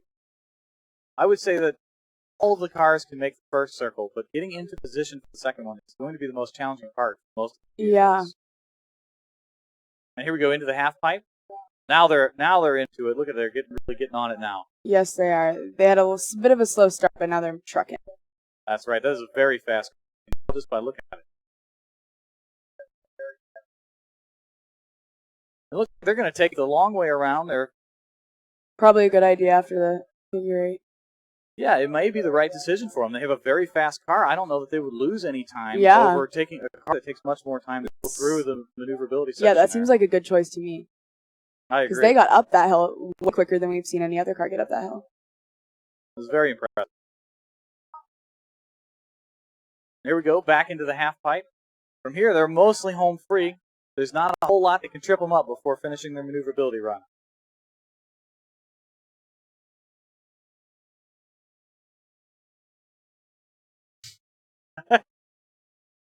Chase is very excited that his transitions are working. He's able to give us 3 shots. Yeah, if you'd seen us this morning, you'd be amazed that we even have a live stream going. So I'm happy with how it's turning out. I am very happy man right now. Yeah, I think we're really able to actually show what's happening in the event, which is all we can ask for. I can't tell you. There's been a lot of code, a lot of late nights, and there's still more to come. However, we're getting our video transitions working here, and I hope you all appreciate the shots out here. I'm pretty pleased myself with this right now. Yeah, and I'd like to thank you for all the work you've put in on this live stream. Thanks, Chase. For us announcers, it's easy. We just kind of show up the day of. I even showed up late. It was fine. And we sit down and we just talk. That's all we have to do. But you have to do all the upfront work. You've been working the whole time we've been sitting here. It's really impressive.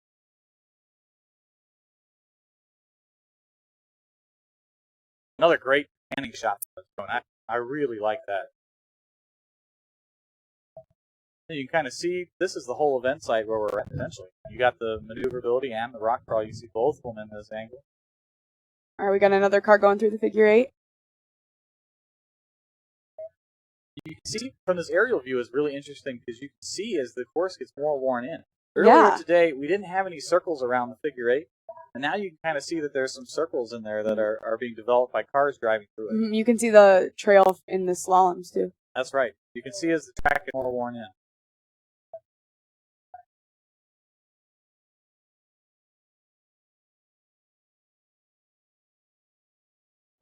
Ooh, they're trying the shortcut. Yeah, that was a great turn.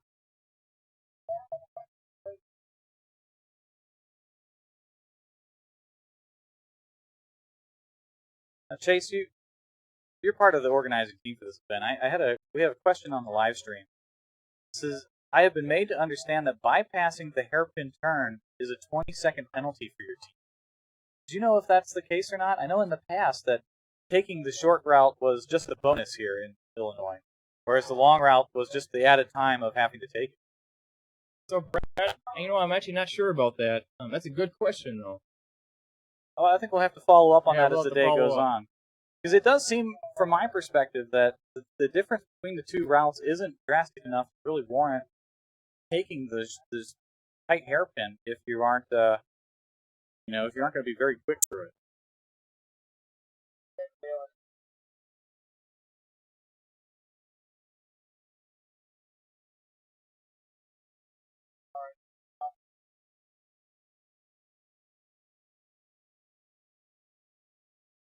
Looks like our drone camera is going to be going in for a close-up right before we switch off of it. It needs to take a break while they, I guess, recharge or whatever drone pilots do these days. We got another car in maneuverability, and they are moving through there. Oh yeah, they're flying. What car is that? Can you tell from our camera angle shots? I know that that's going to be a top time. I can tell just by looking here. It's unbelievably fast. I'll be interested to see if they choose the hill or the shortcut since they're already going so fast. I bet they will. Oh, yeah.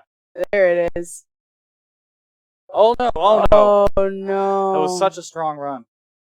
You know what could really benefit is if he did the same strategy that we saw earlier in the day, where If you would have flown off the side? Where you lock that left rear tire right on the edge of the jersey barrier and you use it to pivot your car around. Yep. That was really slick driving by that first driver. Yeah, no, that was definitely a good move.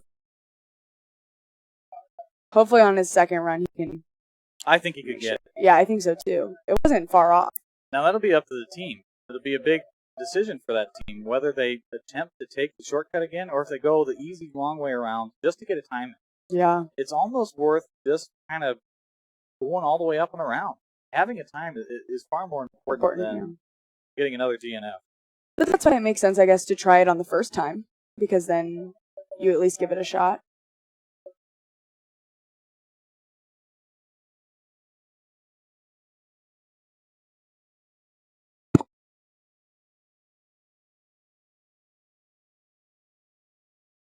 We're back on our hill climb right there. Really like not have to watch hill climb anymore today. There's only so much that person can take.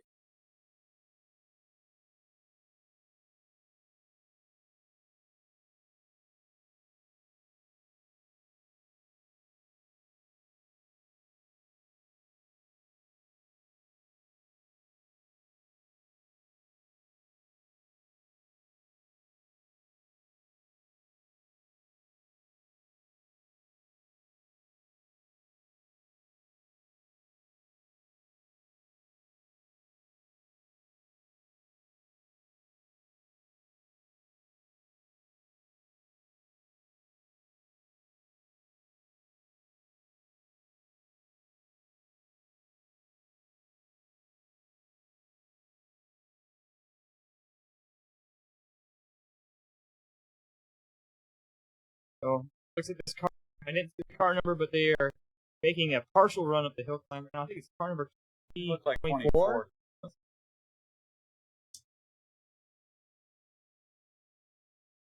So that would be Cleveland State.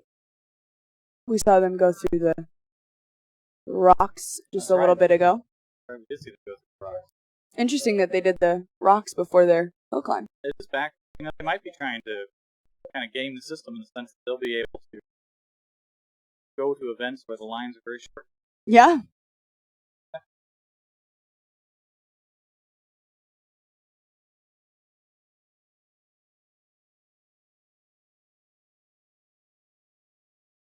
So we're getting a lot of comments about car numbers for the events. And, unfortunately, we can only see what you guys can see. Without getting somebody on the ground with binoculars and radio back to us, there's not a whole lot we can do better for telling you the car numbers. I wish there was. I know everybody's out here to watch their school compete, and they want to know when they're out. I wish that there was a better way to do it. Yeah. Hopefully, I'll ask around and see if we can't make it happen. We'll definitely try to make sure that we can tell you the car numbers tomorrow during endurance as they pass by.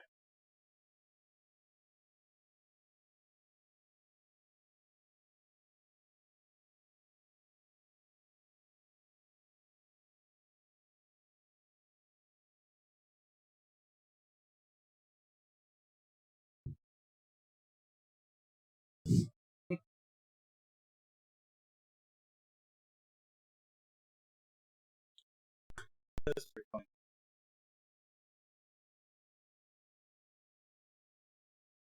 We're going to try out the graphics. We're going to test out our graphics that we're going to have on screen. We're going to just run a quick test.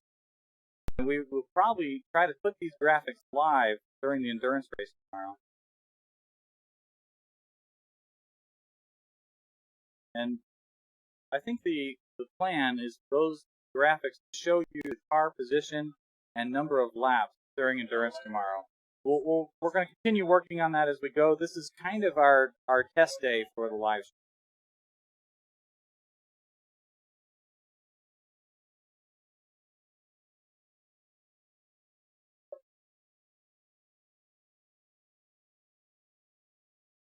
And it looks like we got a car on maneuverability. I just caught the end of it. We're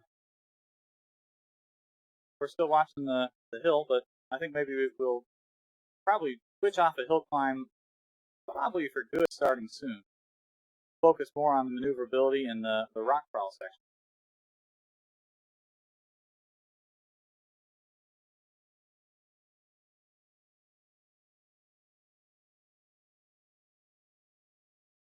It sure is fun to watch these cars drive on the Yeah, maneuverability it track. definitely is. Yeah, the hill climb is fun for probably an hour or two in the morning, but it's time to watch these cars turn, do what they're built to do.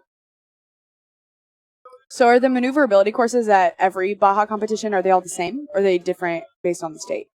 So they're different. Okay. And even at the same competition sites, they'll be different. So this maneuverability is actually a very drastic shift from what we saw last time we were here at Baja, Illinois. Better or worse, I can't say.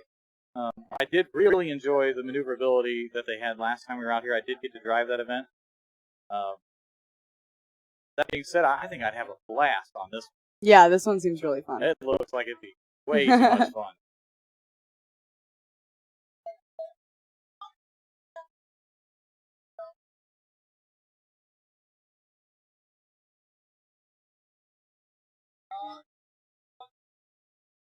I'm not really sure what we just watched, to be honest. I thought they just started their maneuverability run, but they went off the track right away. So I don't know, did I miss, maybe they had a DNF that I missed and they called and they directed them off and the they track? told them.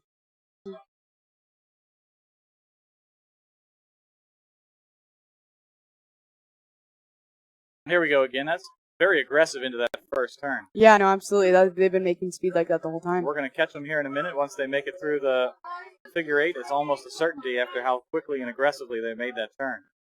Oh, and they're out of it now. Okay, we're back. They're going through the half pipe. Yep. It is my favorite part. Oh no, what happened? They get stuck in that. There is a very deep ravine in the center, and it looks like they've got their wheels stuck in that, and they can't get them out. That's a bad position to be in for a Baja car. Yeah, that doesn't look good. You've really got to carry your speed over that. Yeah, ravine. absolutely. Otherwise, you fall right in. Yep.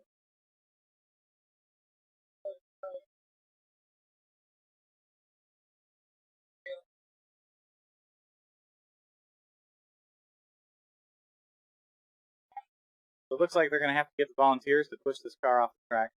They've called it. There's no forward momentum for long enough that they're. And that was their second run, huh? Was it? I'm not honestly. I couldn't tell if it was the same car or not.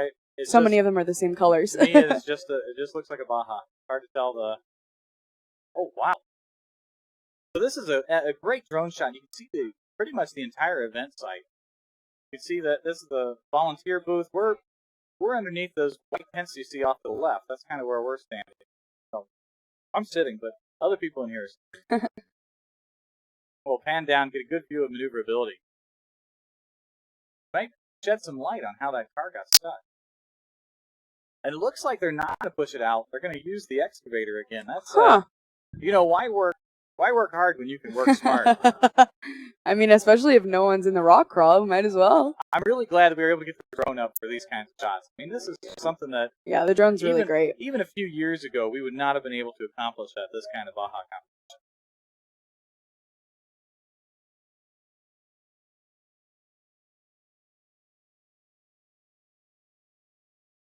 It looks like we're going to pan over to hill climb. This is going to be kind of interesting too. We've got a few teams that are going to try and go up the General Motors hill climb.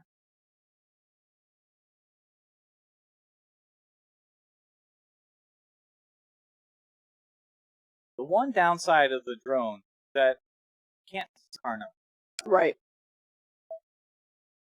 I know that there are numbers on that car, but I can't see. Can't see them.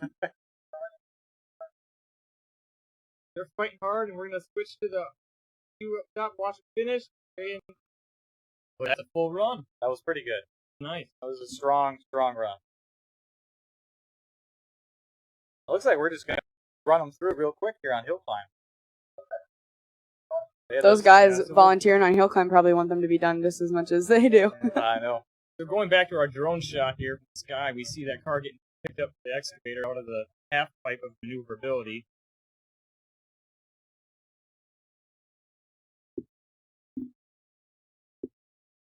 It's a long, hot day as a volunteer on a dynamic event. Definitely. I'm really thankful for these guys who are able and willing to volunteer for that. Absolutely. Couldn't do it without them. Absolutely. It's a challenging job. I'm glad that they're here to do it. And I can sit in here. Yeah. No, I'm right there with you. I've been that volunteer out there in these hot days. You know, I agree. I've done it enough. Yeah, how did we get this job in the booth? Hey, how did this happen? Hey. I'm fine. I won't complain. For once. You love to complain. I do. I'm sure I could find something to complain about. All right, but we got another car getting staged up here in the what's become our go-to event, the hill climb. Yep. We're gonna watch the hill climb again. Here we go. Over the kicker, and we're going up the hill. Oh no! I guess this that's is a sticky the spot. hardest part. It looks like they're Oh, yep. gonna power through. They're gonna do it. They're going right through that. That's incredible. Proud of them. I am too. You know what that was? Did you see what car number that was? To be honest, I was too busy focused on I know. how incredible of a run that was, actually making it through that section. So we've got that car cleared off maneuverability, and we've got another car on it. We had a great shot of the half pipe, and see why I like it so much. Yeah, the drone shot is great, especially on the maneuverability course. I've just never seen anything like it before on a Baja SAE competition track. You wish they had something like this when you were racing? A little bit. I'd like to see what they do in there for endurance tomorrow. I bet that'll be very cool to watch. Yeah. Oh, no. It looks like they may have had a steering malfunction at some point in the steering system. Because that car, there was no attempt at all to even make the corner. You didn't even... We'll have to, I guess we'll have to see if they go again or what their options are. It doesn't look like they're going to be able to be rescued by an excavator here. They'll have to be pushed out by the volunteer crew. How much do these cars weigh typically? That is an excellent question. So they'll vary. The lightest car that we have here is 278 pounds. Is that correct? University of Michigan, Ann Arbor. We've got them up on the screen on the... Well, I have to say, right now, this is a bit of a test. So I don't believe that is actually Michigan of Ann Arbor. But No. This lightest weight car here is Michigan of Ann Arbor, is what I'm saying. Correct. So we just put their banner up for that. So they weigh in at under 280 pounds. Okay. And then it'll go up from there. I've seen cars upwards of 800 pounds. Wow. So anywhere in between there, obviously. You need the excavator to get that one out. Yeah, you do. One of the first lessons they kind of teach you in engineering school is that F equals ma. Right. And so since you're kind of got a fixed F here, spec engine class, the only way you can really make your car faster is to have more Mass. or less mass. Or less mass. More mass. Less mass. The only way you can really make your car faster is to have less mass. So lighter weight car is really the overall design target of many of the teams here. Yeah, absolutely. That's interesting that Michigan is the lightest, especially when Nemesis is doing so well today. Nemesis is up there, Yeah. or down there, I should say. I don't believe we actually weighed their car, or during design. I don't think they ever mentioned the weight of their car, but I would not be surprised if it's also below 300 pounds. Yeah, that's what I was thinking too, especially if they're in such a close race together. They're very fast.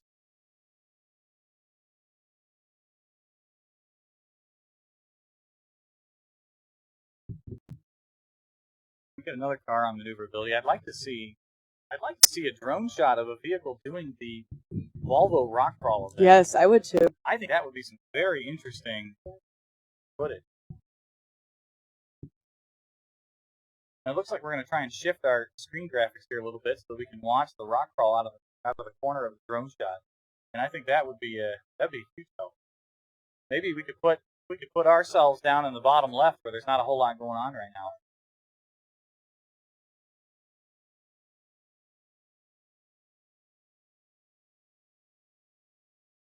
There we go. That's awesome. All right, we're all set. Now we get to see both events simultaneously. That's the wonders of a drone video camera. I'm a huge fan. We got somebody on maneuverability. Oh, wow. Hey, you know that you don't need to do the figure eight if you knock all the cones over, right? Oh, yeah, I know. That was amazing. I'm not even mad. I'm just impressed. Yeah, they hit like almost every single one. It's by the rules that I understand. That shouldn't be a DNF. He should be allowed to continue. Now, what they'll need to do is spend all day setting the. They're gonna stop. They're waving the flag.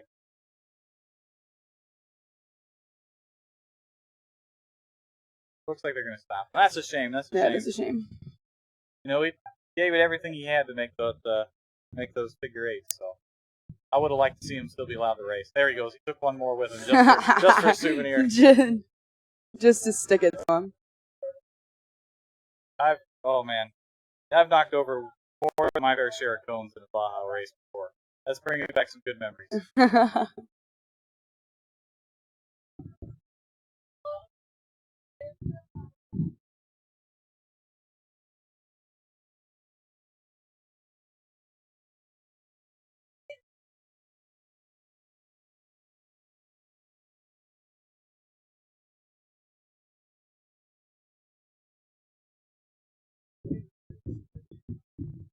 So we'll give the maneuverability volunteers a moment to get the course back together. Looks like they might have had another issue with that car just trying to get off the track. Yeah, that's sort of what it's looking like from our angle. So situations like this can pop up, cause dynamic events to take a little bit longer than you expect, and that's why it's so important that To go earlier in the you day. try and get your run in earlier.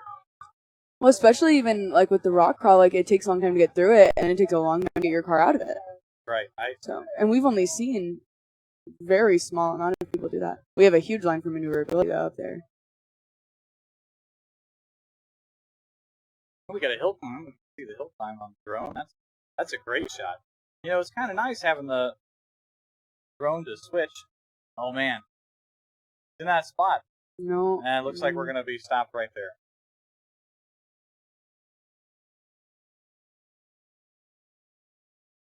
That was car number 35. That would be Western Michigan University.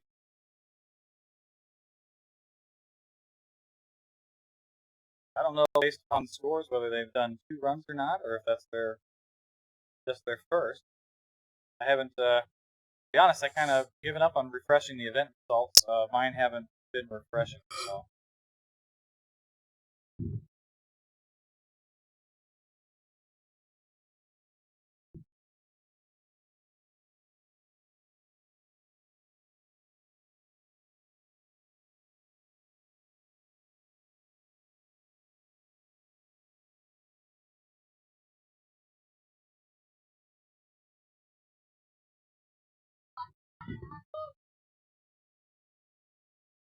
See, it's been another test of our graphics. This time we've actually got the correct graphic for the car.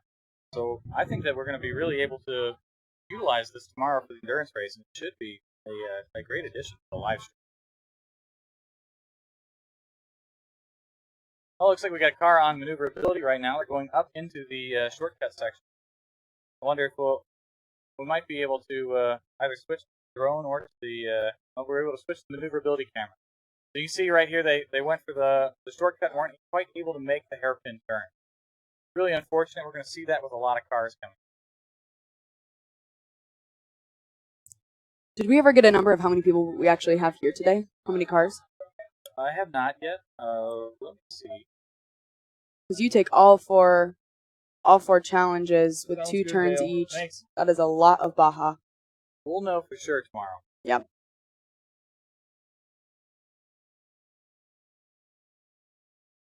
Also, this is a good view of what I assume would be the endurance race. Mm. So it might be a sneak preview for you guys for what's going to happen tomorrow. All right, we're back to our quad view. We're going to keep an eye on the events, and then when we see a car going, we will try and zoom in on that event for you guys.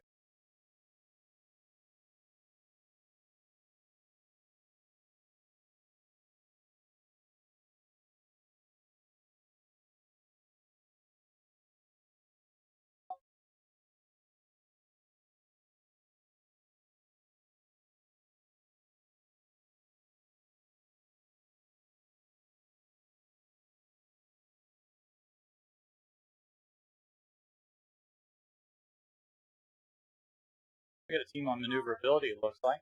Going through the half pipe. We'll catch them when they come up through the shortcut.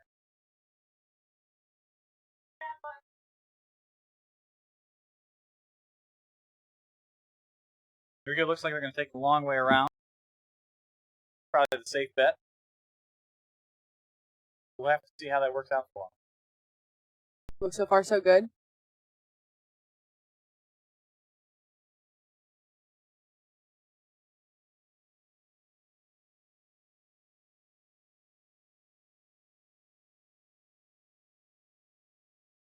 Here we go. We're back to another great shot. Good view of the half pipe here. Watch them as they slalom. This is a fast car. I wish I was able to read the number from here, but all I know is it's going to be a great run by a fast car and a good driver. And that's all you really need to know, right? I mean, I agree.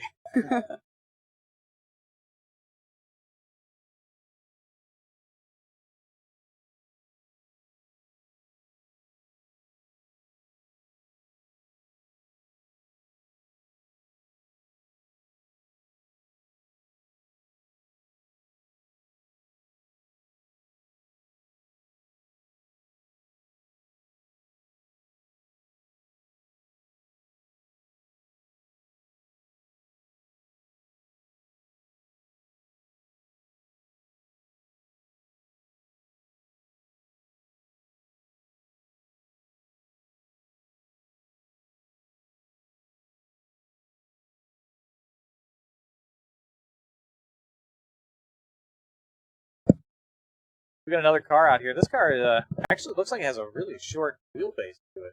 It's a pretty tiny little car. yeah, it seems a lot smaller even from here than some of the other ones. That might be a big advantage going through the hairpin, for instance. Absolutely. Even in this half pipe, it would give you an advantage a little bit. I would think so. Yeah. So it looks like they're going to actually go up and around. Huh. Interesting. I mean, well, that's what I would do if I were a maneuverability driver my first time out. Our cars, they sometimes turned well and sometimes didn't. It wasn't consistent. Wasn't consistent. You don't know what the terrain is until you get there in that Right. shortcut. That's so hard. That would be very hard to figure out. So I would probably do exactly what he's doing for the first run. Get a fast, clean first run in, take the long way around. And then try it the second time. And the second time, you're all out. Throw everything on the table. You know, you've got a score you can fall back on. Yep. Give it all it's got on that second run. Yep. Sometimes you wind up with a second run that's significantly faster than the first. Sometimes it's a DNF, but you always have that first one to fall back on. Yeah. That's interesting because I bet most people think of it the other way. Like, you might as well try the harder one first and then do the easier one second time around. You know, there's two schools of thought to it. Neither one is wrong. I like having the the security of knowing that, Yeah, no, you know, absolutely. if I mess this up, it's not a big deal. I would be the same as you. I would want to do the first time with the. So that's what I did the first year I drove events. I did kind of like that. And it was a lot of stress on the second time, even if you're doing the easier route, because you never know. These Baja cars and the tracks and terrain are unpredictable. Right. You never know what exactly you're going to get in. Well, especially just even based on what time of day you go, what the terrain's going to look like. You just have no idea. I'm off. That's getting pretty muddy right there. I think it'd be interesting to watch cars as they go later in the day, and that turns into just kind of a mud pit you have to drive through.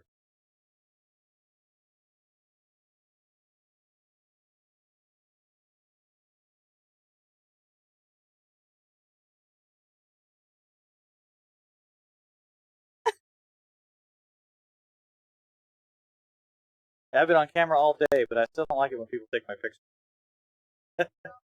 Oh, it's a video. That's even worse. Well, we're going up and around again. It seems like a lot of teams are opting to not take the shortcut route right now. Yeah, no, that's an interesting choice. But especially look how long the line's getting back there. It is. It's not unexpected. It's happening. This is what we're going to be dealing with the rest of the day. Right. It's going to be nonstop. Especially because no one started earlier this morning.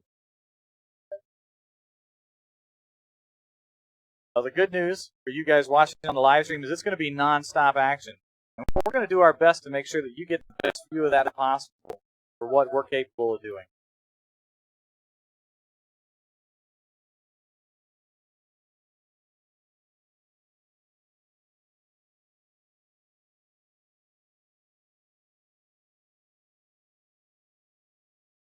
I wonder if the line for the rock ball Yeah, is... I was just thinking the same Yeah, thing. yeah. Why don't we, if we can go to maybe a split view of our cameras again, maybe see if anybody's on the rock crawl. Doesn't look like it. Looks like it looks like everybody's going to try and do maneuverability first.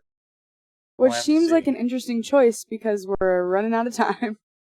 Well, they'll have until 5 o'clock Right, today, so but still. they do have 4.5 hours left. Especially when most of those people in line probably haven't gone at all, and they still need to go twice.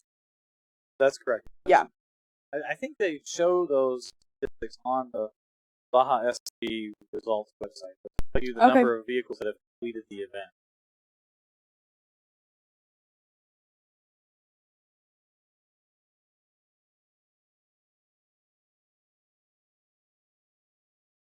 So we have another going through the half pipe. It's a very good run.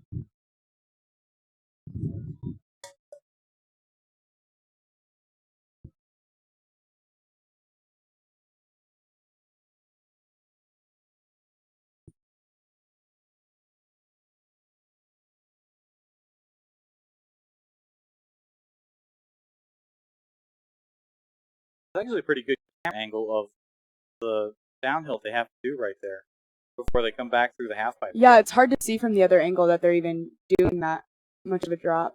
It's actually it's less challenging than it's been in the past, but it is still a very challenging part of the course because it is an off-camber turn. If your car has a really high center of gravity, there's a possibility you could roll over. Huh, interesting. I doubt we'll see any like that. You have a better chance of rolling over if your car's heavier or lighter? Well, it's not really governed by that so much as whether all of your weight is high in the vehicle or low in the vehicle. You know, if it's high in the vehicle, it has more of a tendency to tip than if it's low. Okay. So you would obviously try when creating your car to put more Oh yeah, way low. And all of these students, they're engineering students. They know. Yeah. They know Does that's anyone what they do. any non-engineering students take part in Baja? Like, I'm sure it's very rare, but is it allowed? You can. Yeah. It's definitely not common. Right. No, that's what I was There's no rule against it. Cool. We had non-engineering students on our Baja team. Really? Yeah, it was good. They were actually for the most part. Once you get to the higher levels of engineering design, they can't really contribute to that. But they are, like in our instance, these guys were very good machinists, right, and fabricators, and they were very good helping us put the car together and just kind of giving us thoughts and insights on how to make a part easier to manufacture. All right, the car we just saw try to get through there was Ohio Northern University. polar bear racing, one of my favorites in the list. You got 10. You got eagle eyes. I couldn't even see it.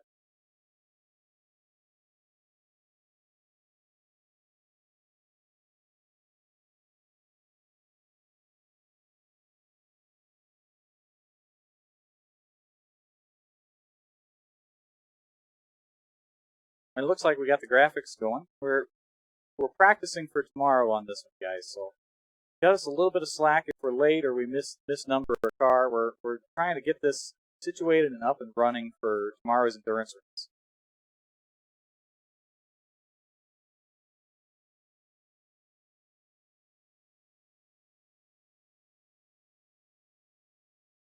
No, I was having trouble with the results website.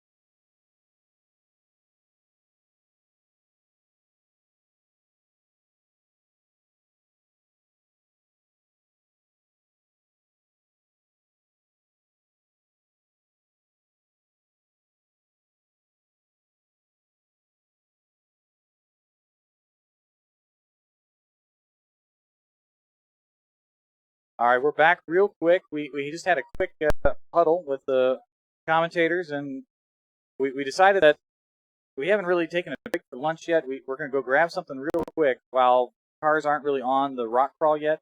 We're going to leave you guys on this quad view screen, and then we'll get back to this as soon as we can. So that's it for now. We'll see you guys probably in about 20, 30 minutes. Thanks for watching. You're really making this all possible. If we didn't have people watching, there'd be no reason to have a live stream. So thank you all for tuning in.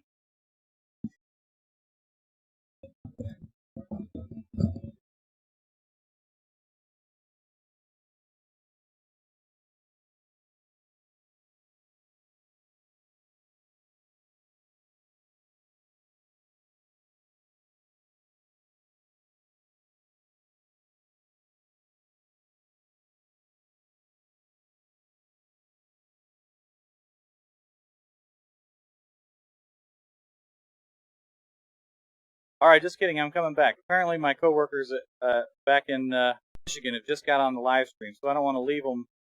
I don't want to leave them all alone. So I'm going to sit here and I'm going to give them a shout out, and then I'm going to go to lunch. All right. Well, thanks guys for watching. I appreciate it.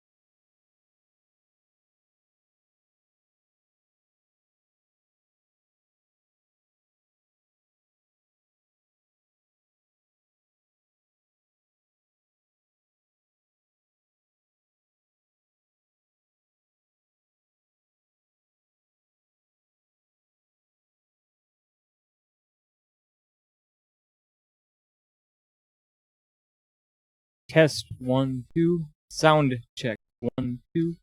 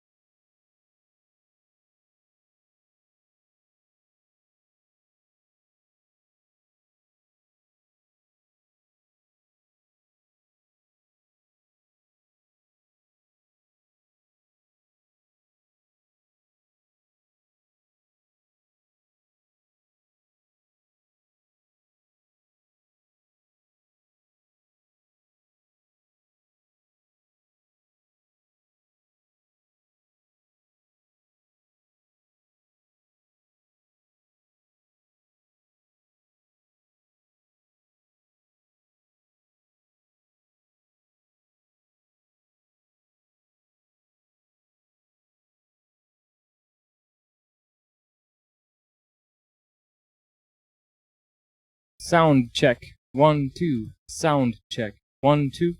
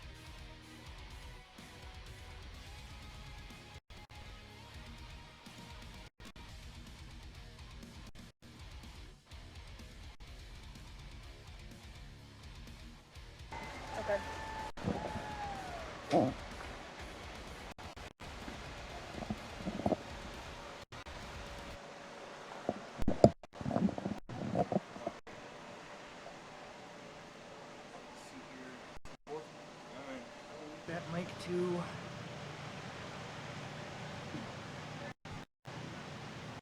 Okay, I'm gonna do this sound collection. 3, 2, 1, silence. Okay, got it.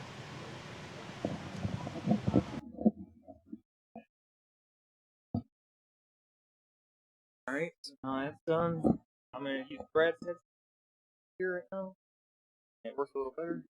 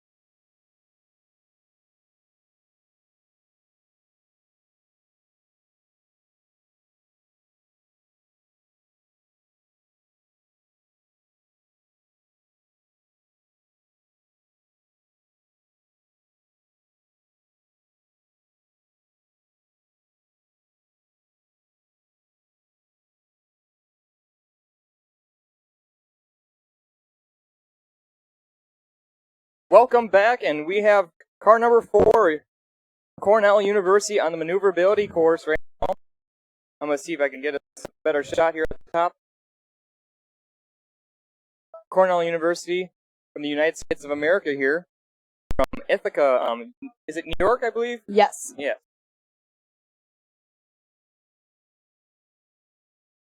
So they're working their way back down into the half pipe of the Maneuverability course right now. And they are putting in a great run right now, actually. Yeah, no, really impressive showing right out of the gate. Yeah, so they have to be pleased with that.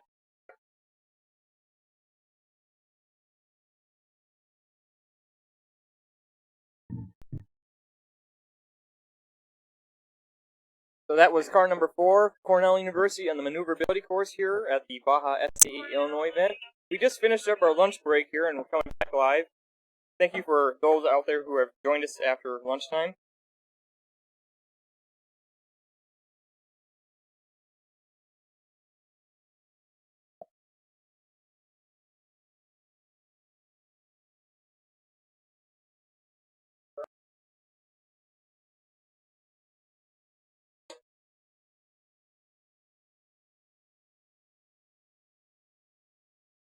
See, we have another course on maneuverability now. I don't see the car number for this. The car number for maneuverability.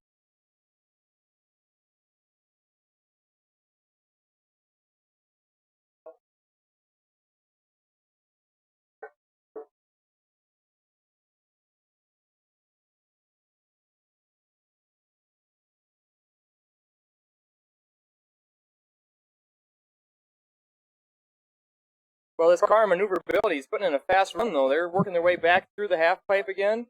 On the way back down, just a couple corners left. Wow, that was a fast run. I wonder if that wasn't Michigan University.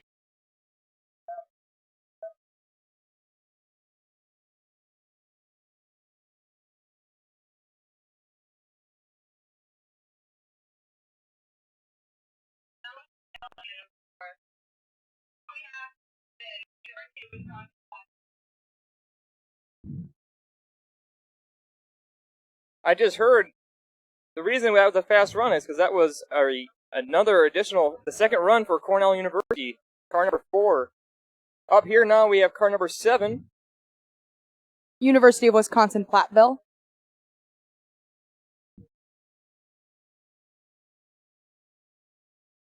Yeah, so Wisconsin just to the north of us here, so they didn't have too far to drive this weekend. Yeah, so I'm hearing that he got off track, unfortunately, and he is going to have to go back in line here. Well, to see if they let him have another run right away, or if they'll make him wait back in line. After that run, Cornell actually moved to first place in maneuverability. Oh, excellent. So what's the fastest time in maneuverability right now? 59.697. So just under 60 seconds, and then followed closely with RIT, a little over 60 seconds, and then right on their heels is Oregon State. So I'm hearing now Stony Brook is up on maneuverability course. Car number 15. Car number 15, Stony Brook.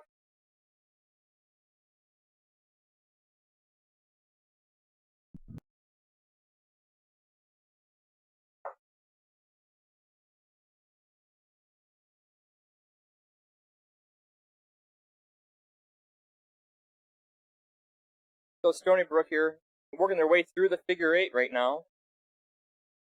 And it looks like they got getting pulled off off course there. They must have been DQ'd. Typically, DQing happens because they have gotten, well, just that, off course. This course, you have to stay within the boundaries, otherwise you will get DQ'd.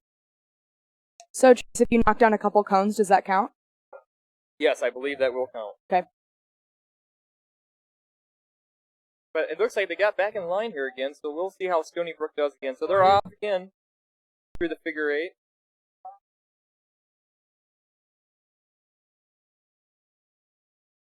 Looks like they're having a tough time getting through that 8. Yeah, I agree. They had to slow down quite a bit there, and I see another cone has been taken out by that team. So, but well, They're gonna let him still go. Apparently. So apparently they're still gonna let him go.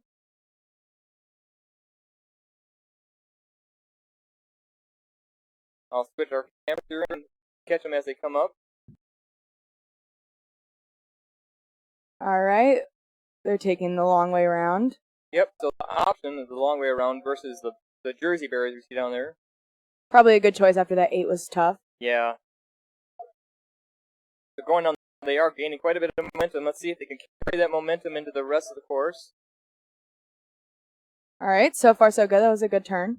I agree. That looks like a good turn. So let's catch them as they come back through the half pipe again here. So we're slowing their way through the half pipe. Last corner and to the finish line. All right, solid run for Stony Brook.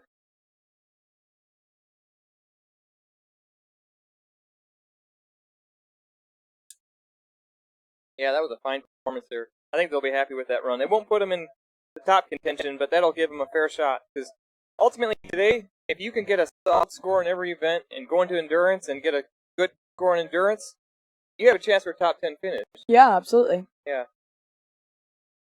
Yeah, that's one thing that in Baja, it's not necessarily if you win every event, it's a matter of if you, well, you can't mess up anyone. You got to get a decent score for everything, and if you do that, you're a strong competitor. Absolutely.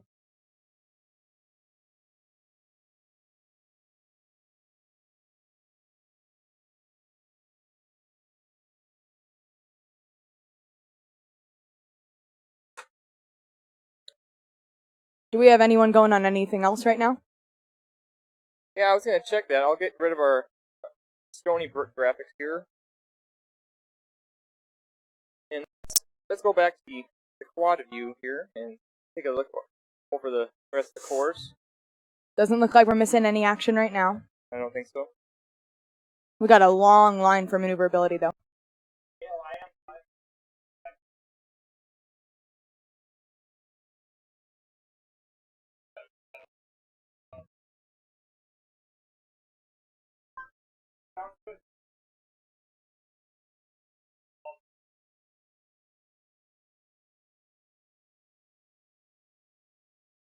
So I see we have a car coming up to hill climb. The hill climb course that we've seen a lot of already today, but we'll see who we got here and see how they do on the hill climb. So cannot see the car number right now, unfortunately, but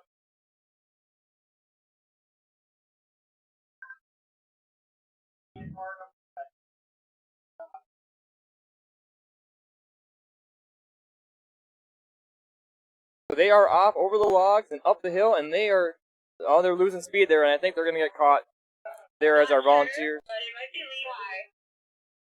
That would be car 28, Memorial University, Newfoundland of Canada. Yeah, so our friends from the north here.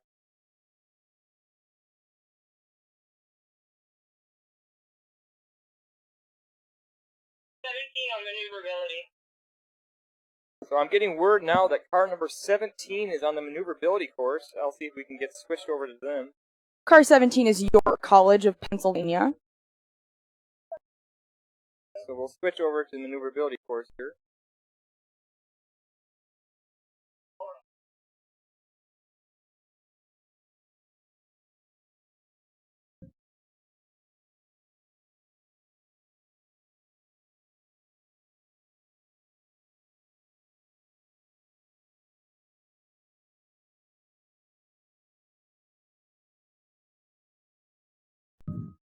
The York College of Pennsylvania right now, we're going through the figure 8 of the maneuverability course and their way up to the what we call the half pipe, the slalom series of rocks they had to go around.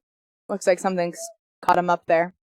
Yeah, it looks like they are probably going to be DQ'd there as our volunteers push them back off the course.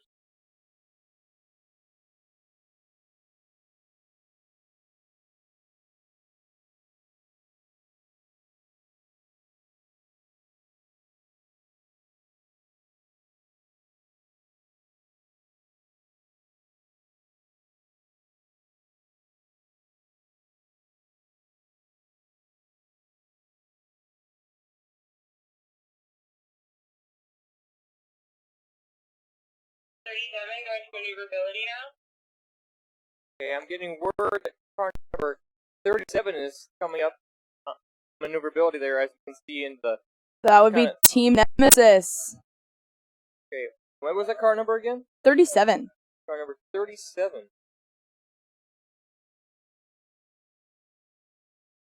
So Team Nemesis, car number 37. I know Team Nemesis was calling out a lot of, just being very social this morning on YouTube chat there. So if you're out there, tune in, because here they go. They're off into the.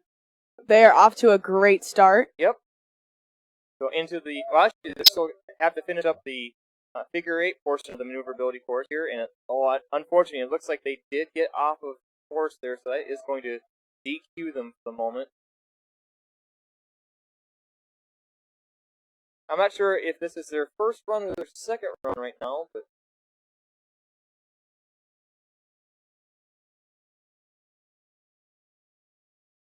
Well, it's good seeing car number 37 on course here.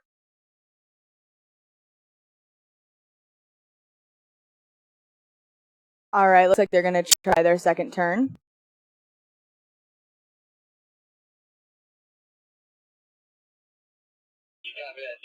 All right, Nemesis is in for its second run.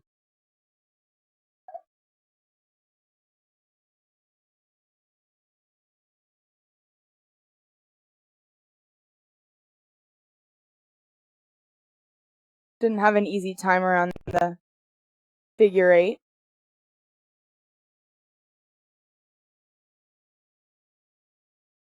Picking up speed now in the half pipe.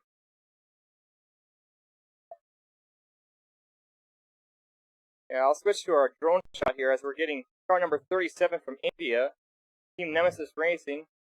They are choosing the maneuverability option where you have to go around the barriers, but unfortunately they're not able to maneuver that corner. So Team Nemesis is out of tries. They just finished their second turn.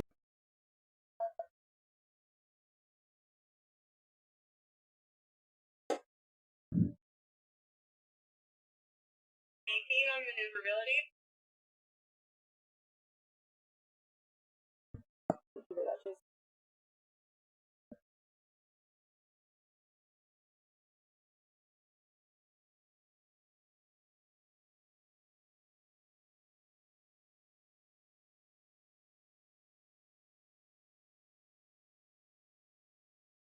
here now, car number 18 is on the maneuverability course.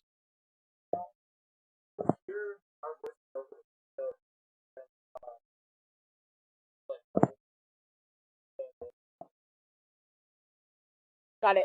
Thank you.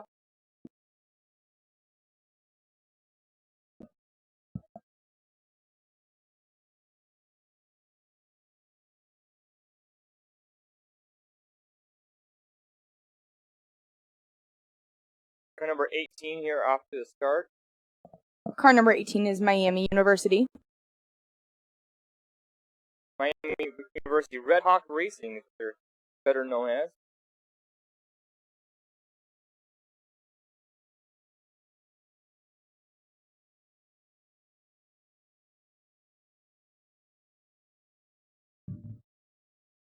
So Red Hawk Racing, car number 18, just getting out of the half pipe of the maneuverability course and working their way up to the second section of maneuverability. Looks like they're going to go for the tight turn. Yeah, it's tight, but they are. Yep, they got it.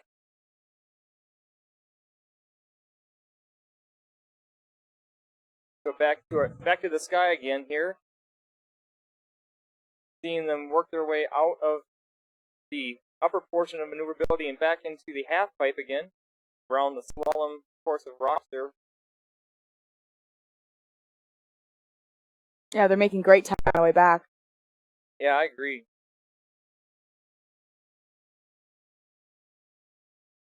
So there, they just finished up, got to the finish line, and I'm not sure what time that puts in, but I think that'll be a solid run anyway.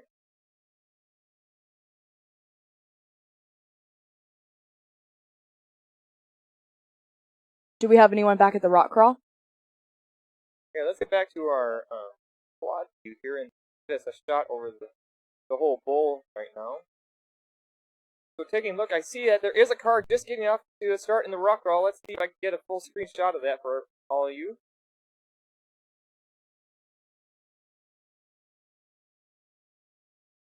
There we go. So, you have to excuse the graphics there. I don't believe it's car number 18 right now, but whoever it is, they are putting in a solid run right now, as they are choosing a different line right now. They're choosing to go to the right of the large rock, and it is proving to be a very, very wise decision to go to the right of the rock. Maybe that will set a strategy for future teams. That may be the farthest run we've had yet today. We actually had someone get all the way through. Or did we already? Uh-huh. I missed that. Yeah, it was while we were at lunch.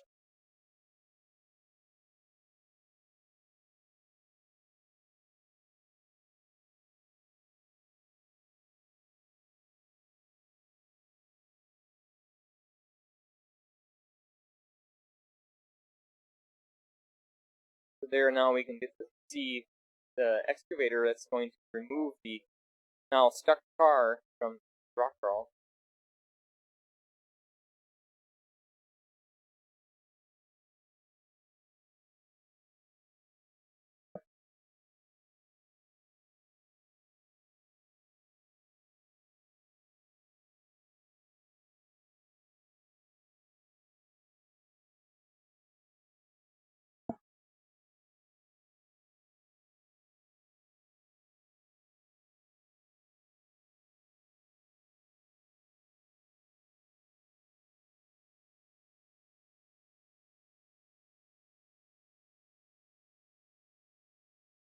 Just to catch up on results while we're waiting for something to happen.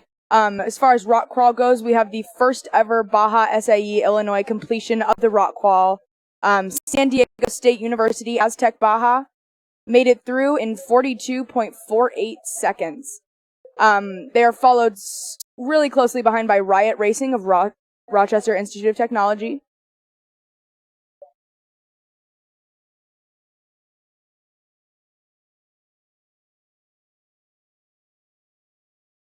Cornell still leads the way in maneuverability, followed closely behind Rochester Institute of Technology and Oregon State University right behind them. Thanks for the update, Sarah. Of course.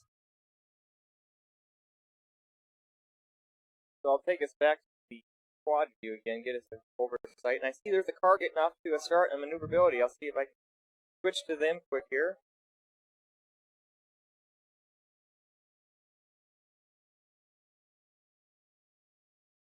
Actually, I'll take us up into the sky right now. Actually, this is going to be a great shot. A car getting started on the rock crawl course. It is not car number 37, as you see in your screens right now. I believe. Actually, I'm not sure what car that is. All right, looks like they're making good time around that turn. Yeah, they are doing Yep. fantastic on that rock crawl course. Here comes the tricky part. They're taking up that left side. Yep. Yeah, and it looks like they have become another victim of the rock. Or, hold on. Oh, They had a little life left in them. But yeah, no. Yeah, it looks like the right side's the way to go on that. yeah, I think I would agree with you, Sarah.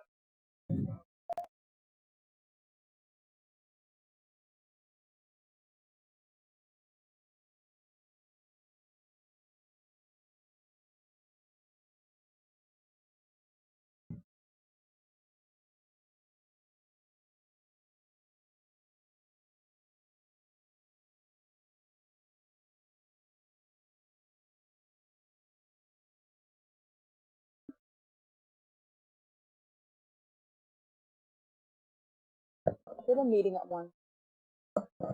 Yep. So I still see that we are at now 85 degrees, as you see in the top left corner of your screen there. But it is clear skies, and it's a beautiful day out here in Edwards, Illinois. So now I'm happy to be bringing this live broadcast of the 2017 Baja SAE Illinois event. It's the third event in a series of 3 events that happens in the United States. It's a collegiate design series that has colleges from all around the world on an international stage compete, where they build these little, basically one-off prototype vehicles. We call them SAE Baja cars, and they come to these events and they annually. What does SAE stand for, Chase? SAE is the Society of Automotive Engineers. They facilitate the competitions, and we are so gracious that we had an event sponsor out here in Edwards today to host the event. Yeah, we definitely couldn't do it without them. Alright, looks like we had a car trying to get through maneuverability. Didn't quite make it through the figure 8.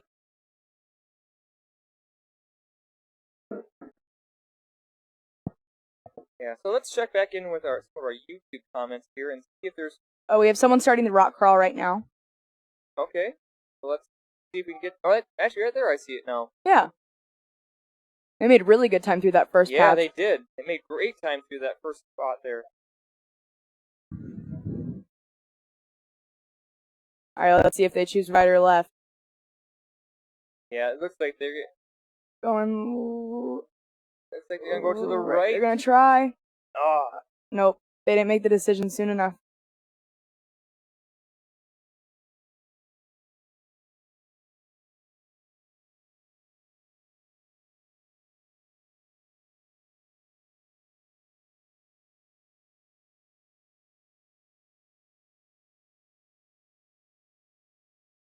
so here now we are looking at the starting line of the rock crawl. Yeah, we're watching that car get lifted out by the excavator. Yep.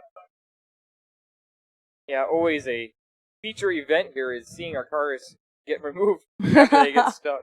Absolutely.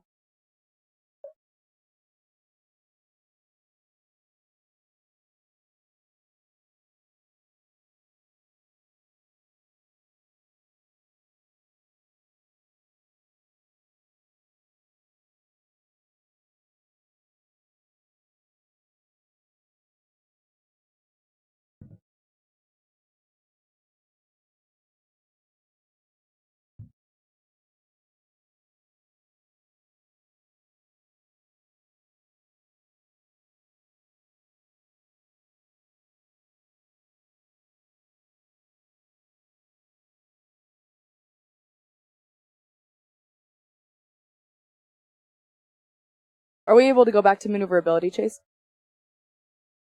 I think I can make that happen. Lovely. For those of you asking on the YouTube chat, we're getting back there now.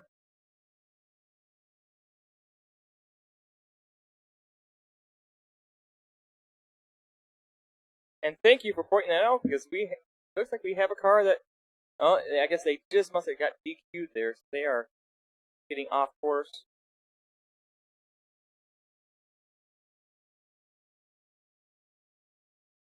Looks like they're going to go again for their second try. Yep.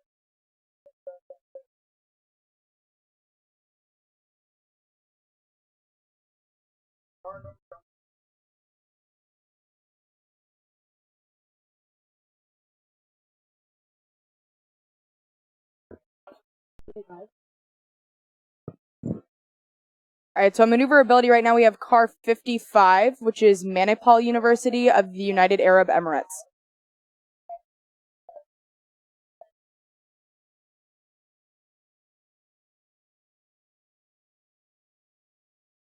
The Manipal University from UAE. And I will apologize. I see we are having a little bit of a color key correction issue displaying that flag in the lower right corner. So I will apologize for that. And as I quickly seek to correct that.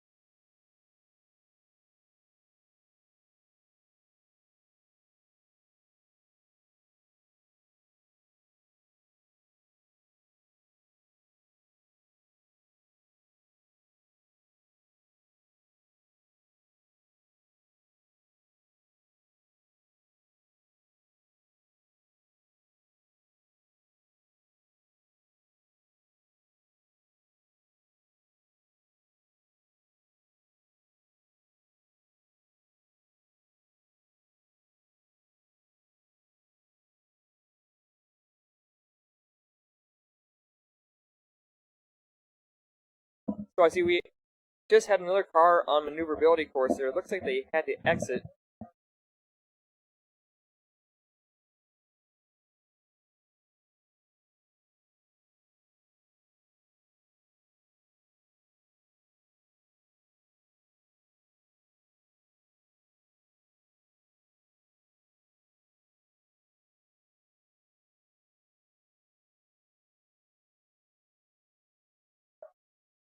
I see we have another car off to start on maneuverability course again here.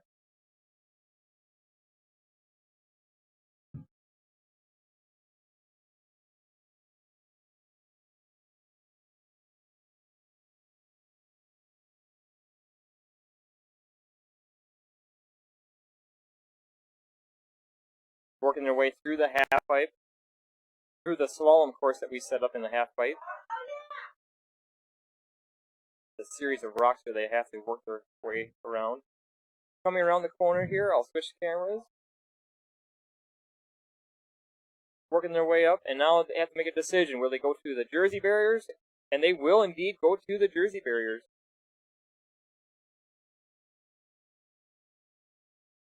Oh. And it looks like they are gotten hung up at the Jersey Oh. barrier, but they have reversed They have here. reverse.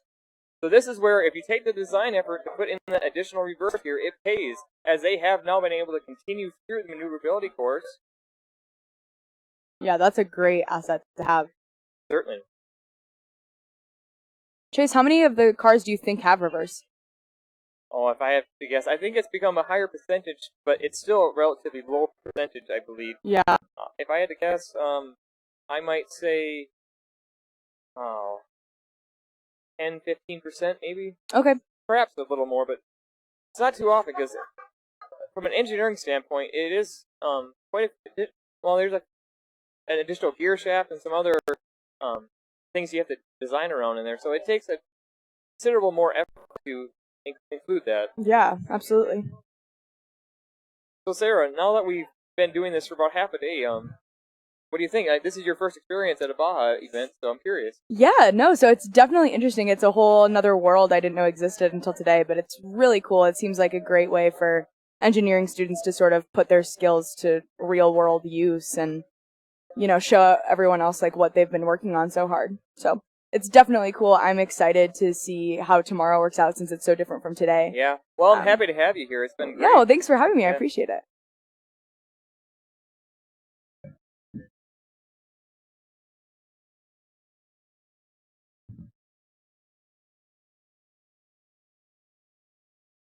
All right. Do we have anything else going right now that we know of? Let's go back to the quad view here and see if we can. Oh, it looks like rock crawl's about to start. All right, fantastic. I'll see if I can get us a good shot of the rock crawl here. All right. So far, so good on the rock crawl.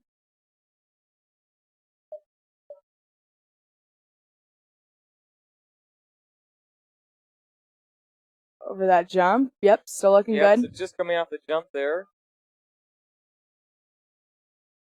And working their way into the last rock garden. They're going to try the left. They choose the left side of the. No. So for those of you who may not be able to see there in our current camera shot, the rock garden consists of, well, many different sized rocks. There's one particularly large one. They're about halfway up into the rock garden, and well, it's too large to it would be quite a feat if someone tried to climb over it. However, most teams decide either to go left or right. So that's really the big decision you have to make when you get into that rock garden: is do you go left or right?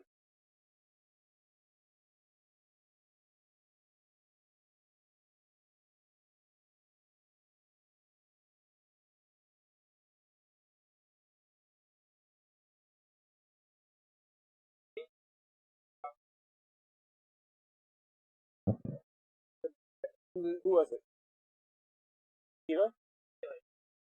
I didn't get it.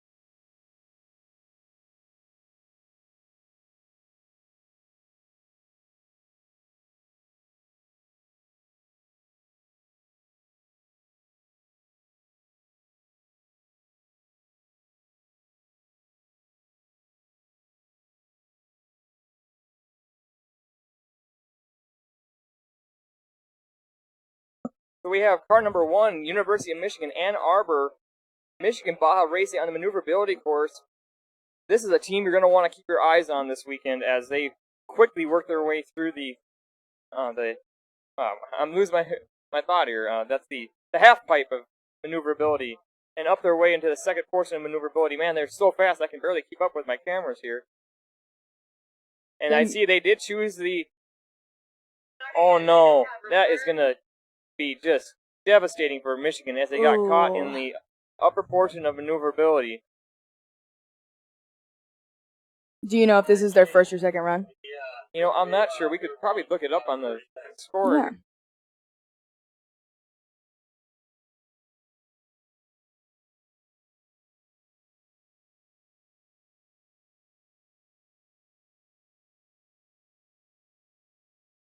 Yeah. Okay, I'm getting word now that car number 8 is in line for maneuverability. Car number 8 is ETS from Canada. Yeah, another premier car from our north neighbor here, ETS.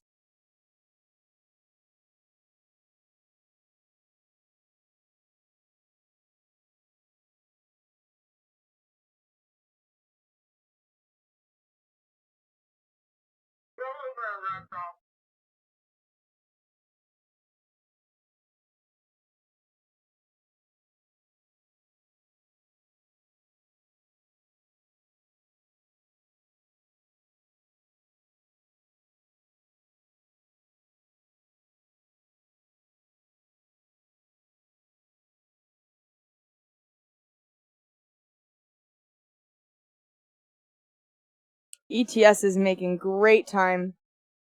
They made it around that hairpin with no problems.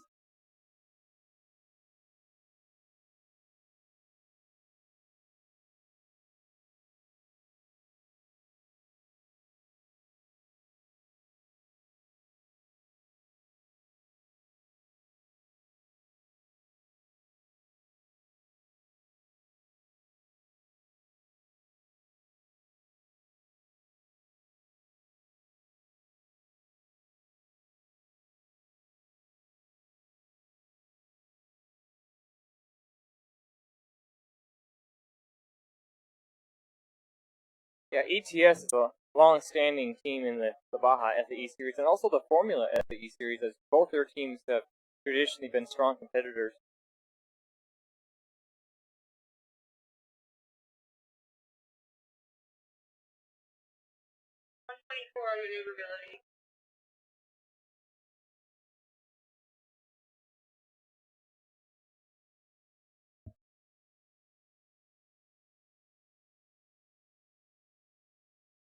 Okay, I'm getting word now that car number 124 is on maneuverability.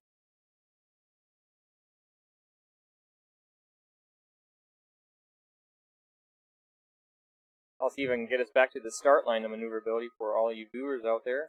Car 124 is the University of Tennessee, Chattanooga. Yep. The Racing Mox. Now, I have to admit, I'm not sure what the Racing Mox stands for. You know, I don't either, Chase, So- but I'm interested. Yeah, so if anyone out there on the YouTube chat can explain to us what the Mach is, or the Mox, or... I'm kind of lost here. So. Mox? Yeah, but either way, they are currently working their way through the figure 8 and having some difficulties, unfortunately.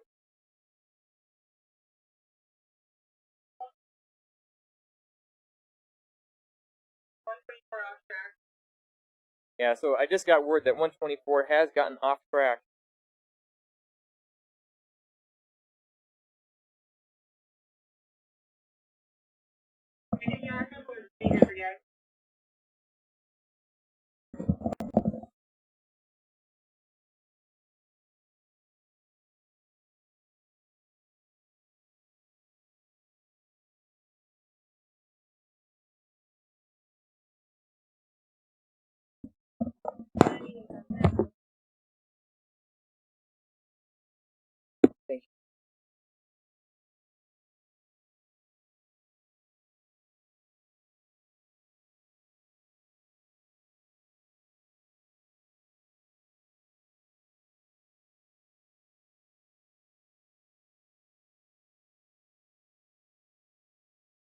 So right now we are looking down at the bowl of the event site today, where you can see the maneuverability course off slightly to the left and the rock crawl slightly to the right. It's a beautiful day again here out in Edwards, Illinois. 86 degrees. Scattered clouds right now. Again, you're watching live coverage of the 2017 Baja SAE Illinois event. If you're out on social media, please use hashtag Baja Illinois.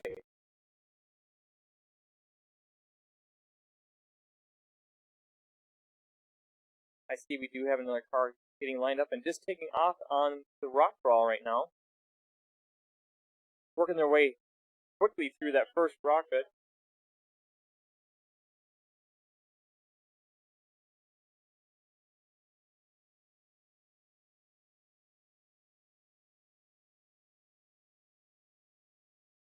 So as they just came off of the drop and through the berm and past the trench into the second rock bed here, and looks like they are going to get hung up right about near the decision point where you either have to decide left or right of the large rock obstacle there.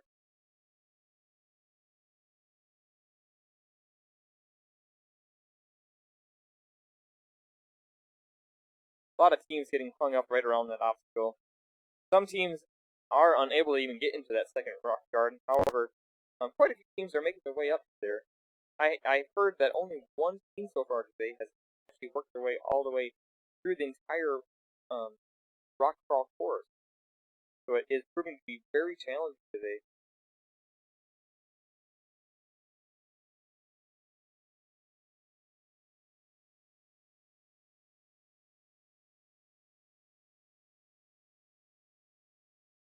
I'm getting word now that car number 93 is on the maneuverability course.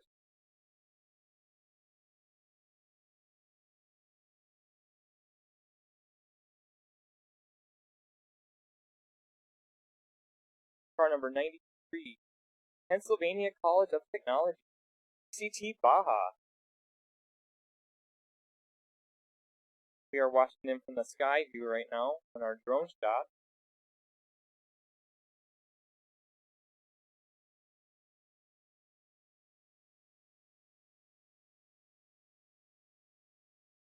I'll switch to the camera here, catch them as they come up through the option, going up and down the way, gaining a lot of speed coming downhill there.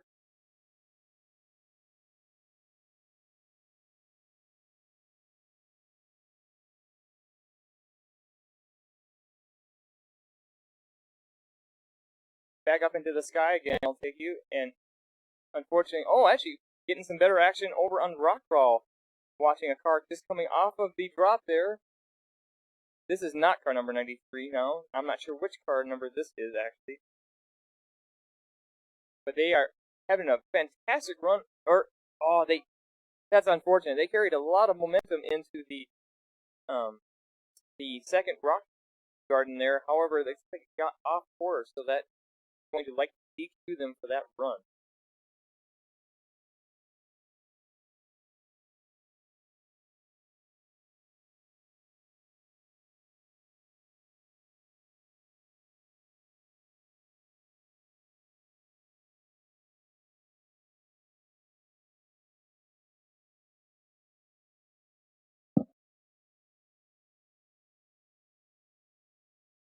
I see we have another car off on the maneuverability course again here, working its way through the half pipe.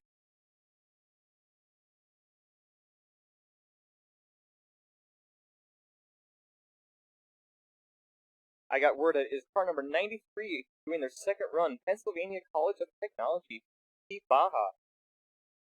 PCT Baja here, right here from the United States of America this weekend. At this event, we have several countries represented.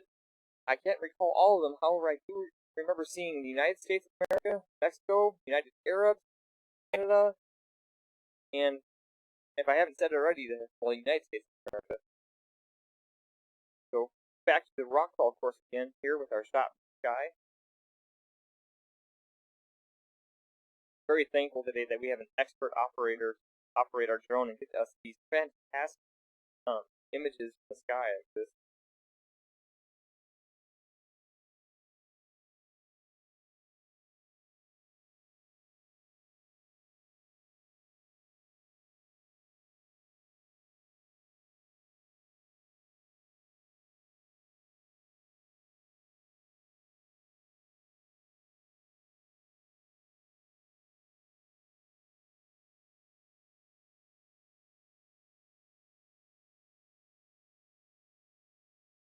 So as you see up in the top right corner, I've actually lost some of my announcements right now. So any of you on site, if you would like to stop by the booth and have a short talk with me, feel free, as I'm a little lonely up here right now.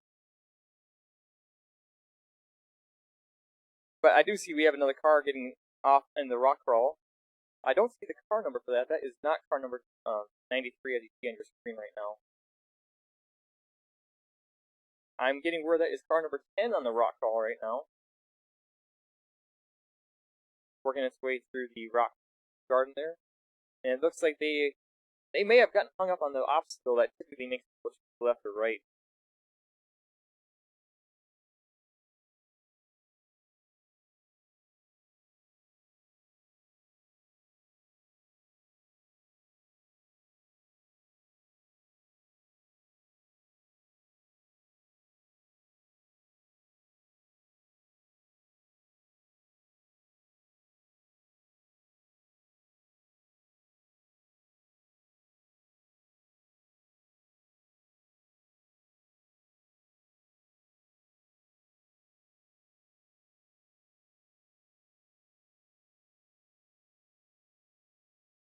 So I'm hearing now we got car number 12 on the maneuverability course.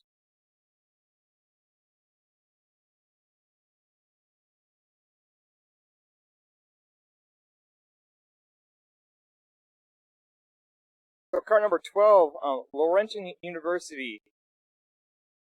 So I'm being joined now by Adam Baumgartner, who I do recognize, actually, from Maryland University, I believe, correct? Or John Hopkins, but I seen you at Maryland. So thank you for joining me up here in the booth, as I was getting a little lonely. Thank you. So here, one more time. So Adam Baumgartner, right now? Yeah. So I'm trying to. So with John Hopkins, so you've been graduated for about what, 5 years now? 2010. Okay, so we were actually probably competitors back in the day. So Adam, well, you've been down in the action more than I have. How's it been down there? Yeah.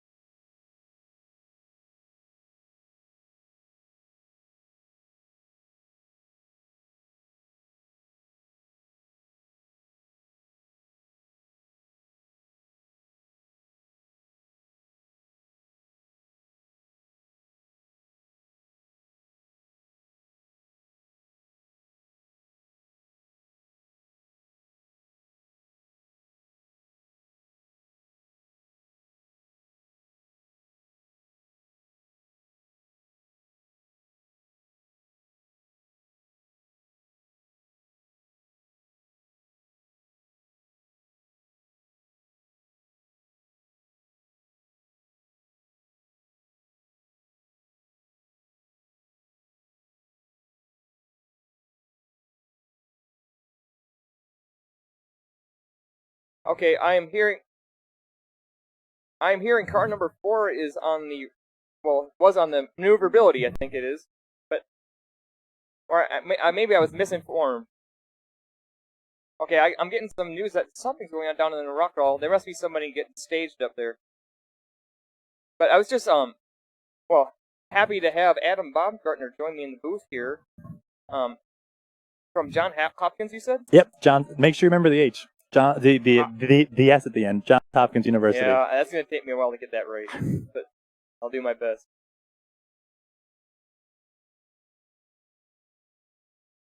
But yeah, it's a pleasure to get the chance to see you here in this setup. I mean, this looks great. Glad you're able to get the call out for people to come and see what you're doing here. Yeah, no, thank you, Adam. Yeah, it's been a lot going on today. As we had a bit of a slow start this morning, but we've been able to still capture a lot of action for all you guys out there.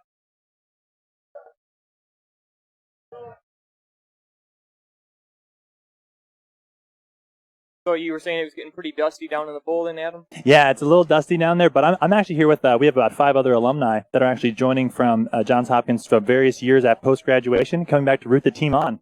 Oh, that's fantastic! I love seeing the alumni come back. It's really full circle effect there. As well as an alumni, you've gained industry experience, and you bring that back to share with the current students in the program. Absolutely, and the really neat thing is the competition has gotten a lot harder since I was a student back, and I was really unique. My team was very small when I joined the team at Johns Hopkins, and I got to be captain for 3 years.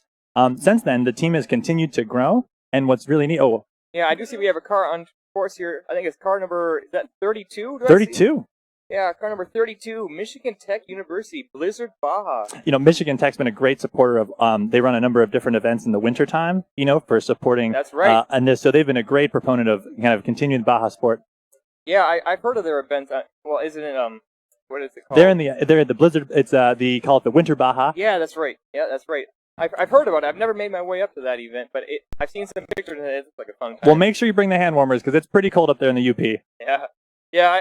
Well, in my own spare time, I do some snowmobiling up there, actually, and I can say from experience, it's cold up there. You probably go fast with the snowmobile on some of the courses they have there at the Blizzard Baja. Yeah, that is true.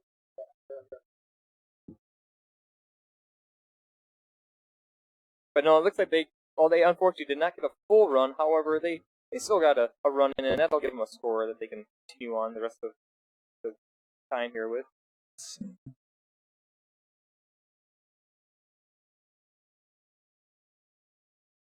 I think I see.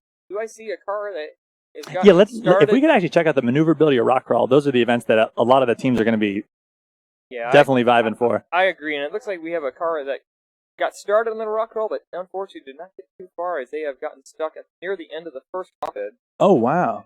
I didn't even see that extra rock set when I was watching from the stands. That is pretty impressive. Yeah.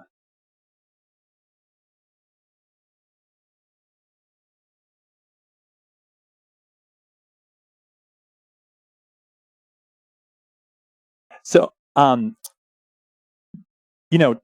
what's been really impressive is kind of seeing all the teams from all the different countries. Specifically, I would want to, big shout out to Team Nemesis. It's been as someone that was involved in Baja back in 2006 and 2010 and kind of seen the early beginnings of Baja India and seeing it continue to grow. It's extremely impressive to see what Nemesis Racing has been doing. So I just want to give a shout out to them that I'm a big fan rooting them on as they're out there. It's really impressive seeing how they have come so far and even traveled so far to be out here. I can't imagine, the reverse happening. Exactly. I mean, and then also having to work through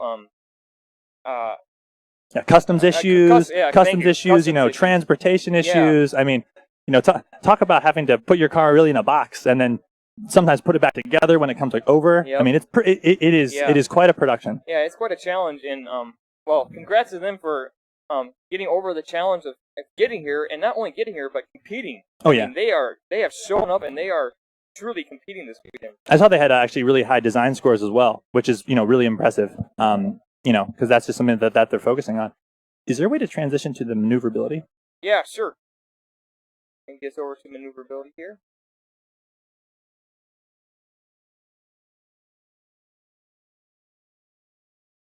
So here now we are looking at the start of maneuverability. There just at the top right of our corner. Okay, gotcha. One car is just coming off. Okay, they're getting staged up. Yeah.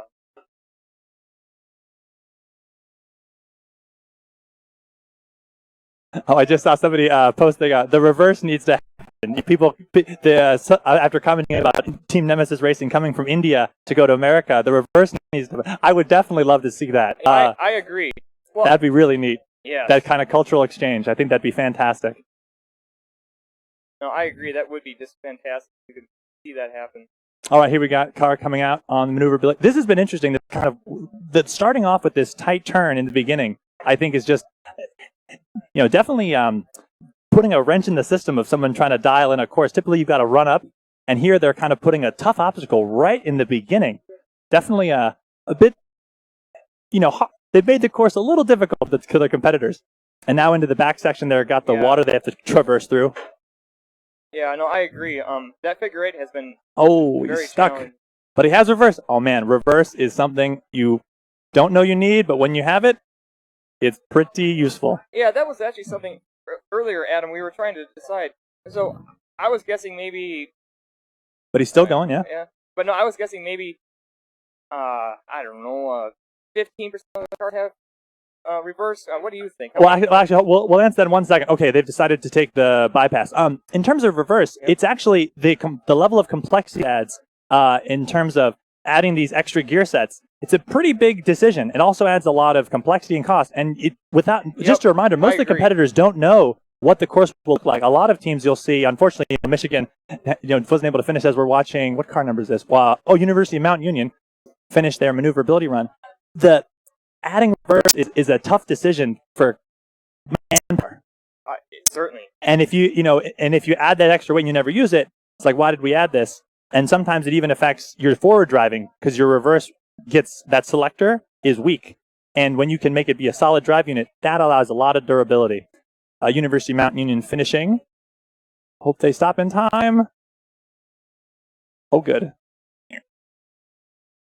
Yeah, we saw ETS come flying in. I don't know if you saw, but it looked like they just kind of kissed that cone earlier. Yeah. And it looked like it sounded like the cost, there was no penalty for them. Oh, no, that's good. Yeah, because the person down on the kind of person that walks with them was, his hands were up waving number 1. So I think they're currently placed in first. Oh, fantastic.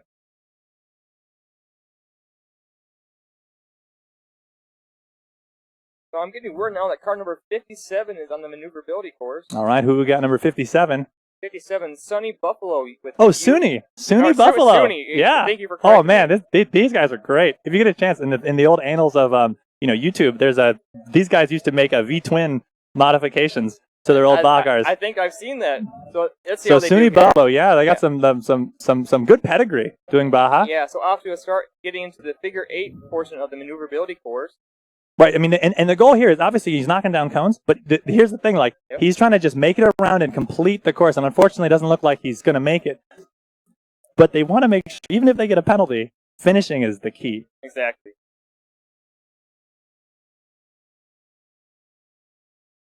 Yeah, so unfortunately, they're not going to be able to finish that run as they did get DQ for going off the course there. Mm-hmm.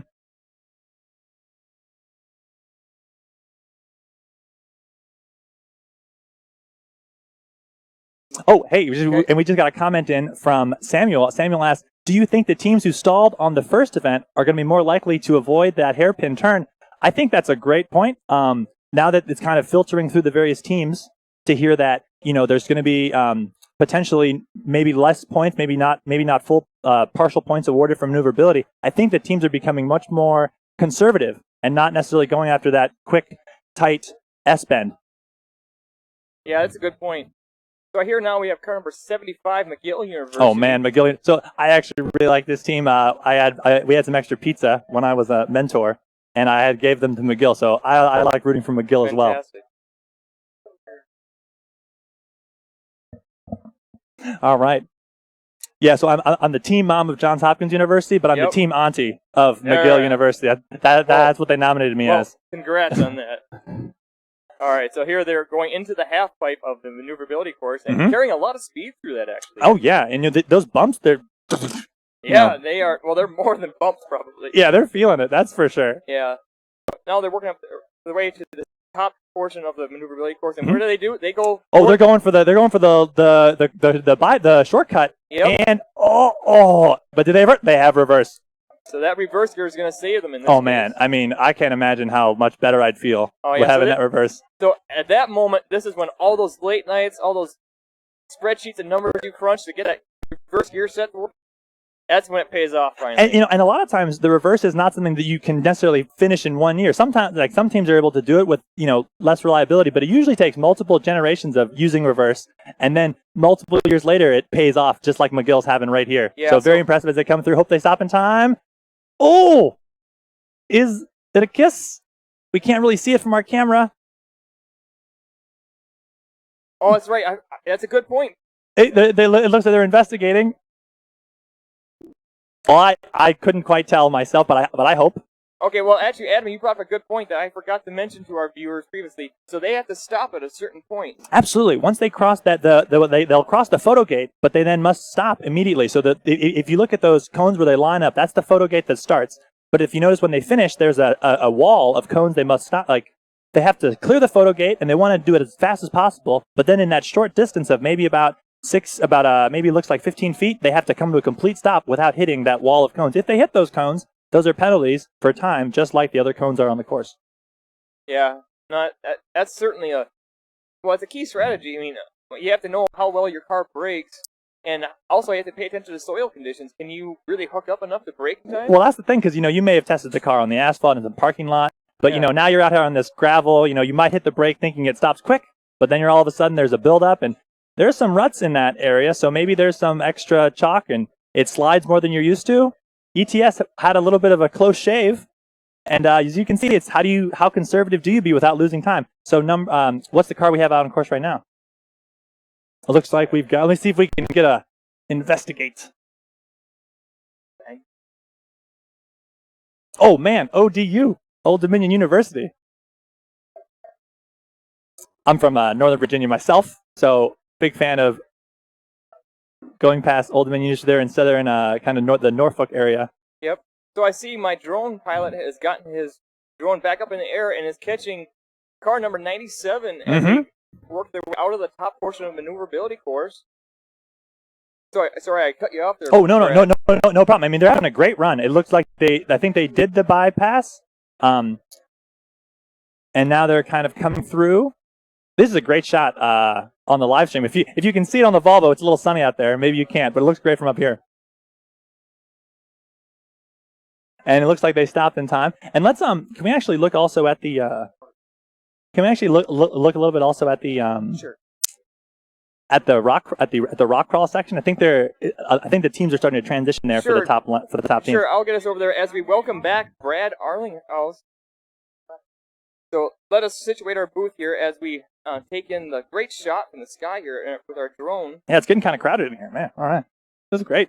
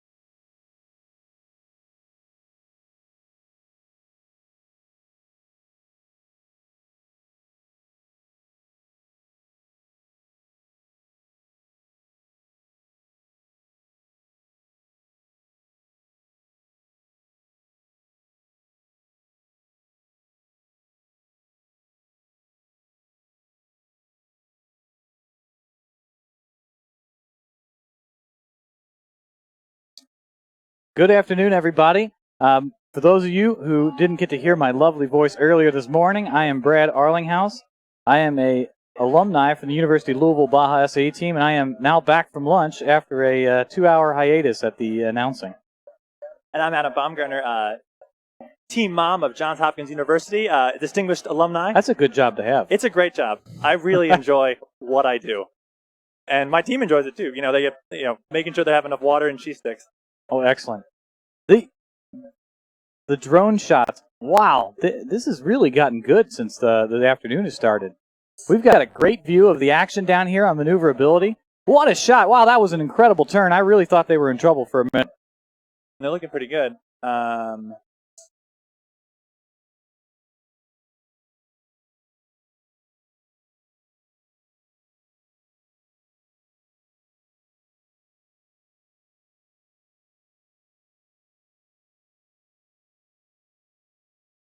Well, you can see the line of competitors this afternoon that are going to try and catch a last-minute event. I think we've only got... Chase, are we running events until 4 o'clock today?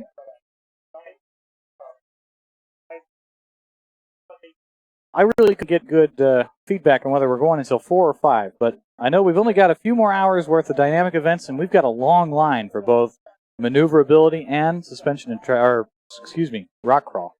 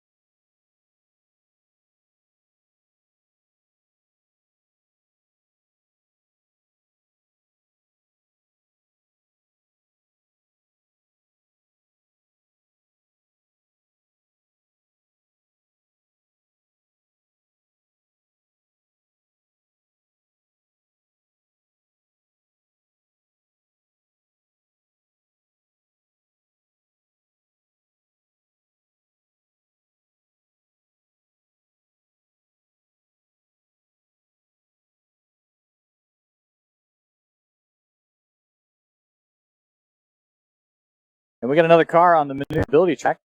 Can't read the number from here, but I think we're going to be getting that information shortly. Looks like they're no longer on the track, though. And at this point, it's late in the day. You're tired. Sometimes the teams have, run events. They've had things break. They've come back, and now they're trying to get their final runs. This is where it's like all coming down. Everyone knows the scores. Everybody's all in right now. Yeah, I will guarantee you that. It's hot. It's the afternoon. You can see the temperature. We've got it on the screen for you. Early this day, it was nice 70 and scattered cloudy. Now it's 90 degrees and not quite as cloudy. Yeah. They're scattered somewhere. That's right. But yeah, so, I think we're going to focus on rock crawl because, a lot of the teams have I would prefer to focus on rock crawl. Well, also, too, remember that's the rock a crawl fun event. Yeah, and that's the team where, where there's maximum chance for breakage. Oh, yeah. And that's where the teams are I think you mean the maximum chance for action. Action, absolutely. So coming up right now, we're trying to look through our drone camera. We can't quite make it out, but they got a great run going here on the rock crawl. They go over the jump. Oh, great landing. A lot of understeer coming in that turn. They cross over the figure eight, going up the final push. And, it looks like a lot of teams have been taking that route on the right side of the board. Oh, look at this. He's going. That was NJIT. They've had just commenting on NJIT, had a chance to see them in California and also in Pittsburgh, Kansas. They've had a real breakout season. I've been really impressed with what they've been able to put down. A great run from them on rock crawl. I was very impressed. They made quite a good distance on it. Also, if you're on the live stream and you see our video here on the channel, make sure to comment and say how good we look. I think we look great here. But yeah, I don't get too many of those. Let's see. So NJIT just had a great run in rock crawl. How'd that run look to you, Brett? It looked fantastic. That was. I think that this year we are going to see somebody complete the rock crawl at Baja, SAE, Illinois. I'm glad you brought that up because actually I was in the stands earlier when SDSU, San Diego State University, the Aztec Racing, completed the rock crawl. Did they? I must have been doing my design feedback. Big shout out to San Diego State University. That's incredible. What an accomplishment. I mean, it was, talk about drama. All the way to the top? Yeah, and it was, the car more or less was, just digging in, trying to get through. Oh man, that's incredible. I wish I could have been around to see that one. Well, I'll tell you what, what San Diego State a run. is never going to forget that because that was the team that finally crested a event here. Yeah, the unbeatable hill for Edwards. Yeah. All right, so getting back to the action, we've got coming up on maneuverability. We've got car 1. Ooh, it is hard to read. I told you it's hard to read. That's all right. That's all right. There's a car. It's coming up to maneuverability, and they're off the line. Looking great. This is a good, that really tough first turn. A lot of understeer. It is an awful lot. Oh, car. University of Iowa. All right, Hawkeyes. Ooh, is he going to be able to complete it? Going to be able to complete it? It's going to be tight. I think he was inside the cone. I don't know what they're going to call. Well, I think they're going to call he's out. Unfortunately. That's a shame. I let them race, I say. Let them race. Well, that there are rules. There are rules. Yeah. And if we're looking at rock crawl, coming up for rock crawl, we've got another one. And rock crawl is like we're saying where the action is right now. Number 65, great shot. This is a great view of this. I love this very first section. And it just little narrow rock garden. It's like a rock hallway almost. Rock hallway is probably the best way to describe it. If you have any cell phones, something's gonna get lost. Something's gonna get knocked out. And that's California Polytechnic State University. And Cal Poly Racing. That's quite a drive from here. But I'm glad they're here. This is another very experienced team. We'll see how they do on the final push up the rock. And they're staying a little more left than a lot of teams, and they're working their way back right. That's been their route to go. And it looks like they've reached their final resting point on that one. And if actually we could just focus on rock crawl, that's where the action's going to be right now. As we look at the lines from our drone shot, we see the cars queued up for rock crawl. That's what I'm seeing too. It looks like the maneuverability line is getting a little bit shorter. We spent some time on that. Actually, kind of looks like our drone might be coming in for a rest. Yeah, we want to see the rock hallway. That's what I'm thinking. Yeah. Oh, what a good shot! That's a great shot of the drone landing. That shows you kind of what we're working with here, guys. It's a very dusty environment for these Bajas. Also, maybe, do you think the terrain is different than people are used to? Maybe you're used to driving on mud or... I would say that it would be, except this is the third time we've had an event here in recent history. Or at least since I've been here. This is the third time I've been here, I should say. That's true. For those of us that have been coming back every competition here, we're very familiar with the terrain. Mm-hmm. That being said, it varies throughout the day. This morning the events were different than they are now. Mm-hmm. And so can you walk me through, what do you think is the keys to getting through the rock hallway?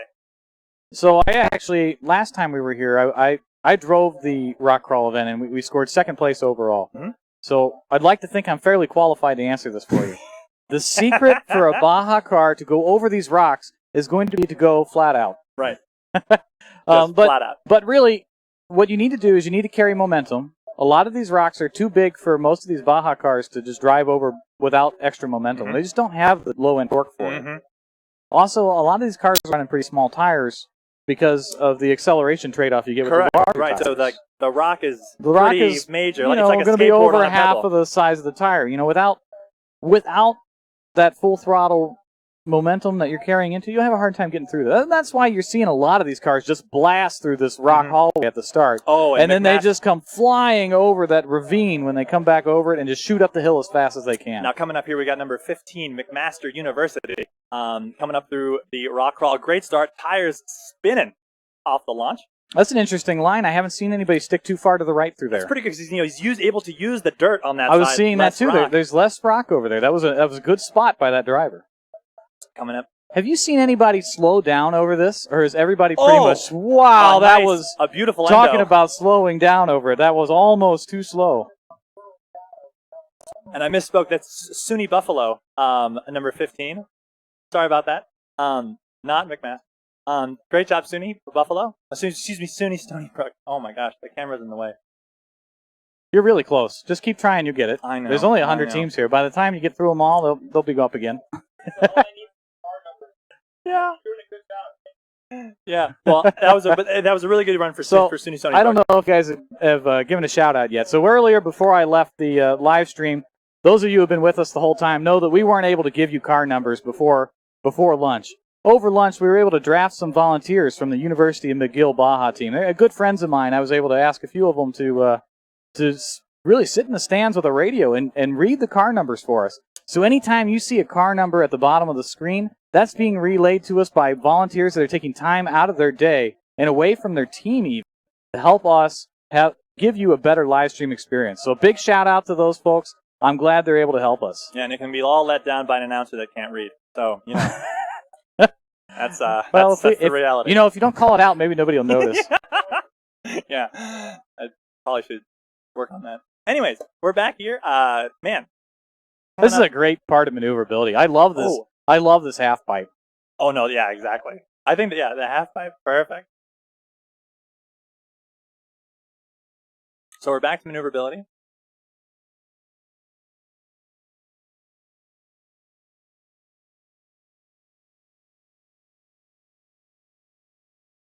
Number 74 coming through. The Ohio State University. Baja Buckeyes, well done. I just got finished giving them design feedback.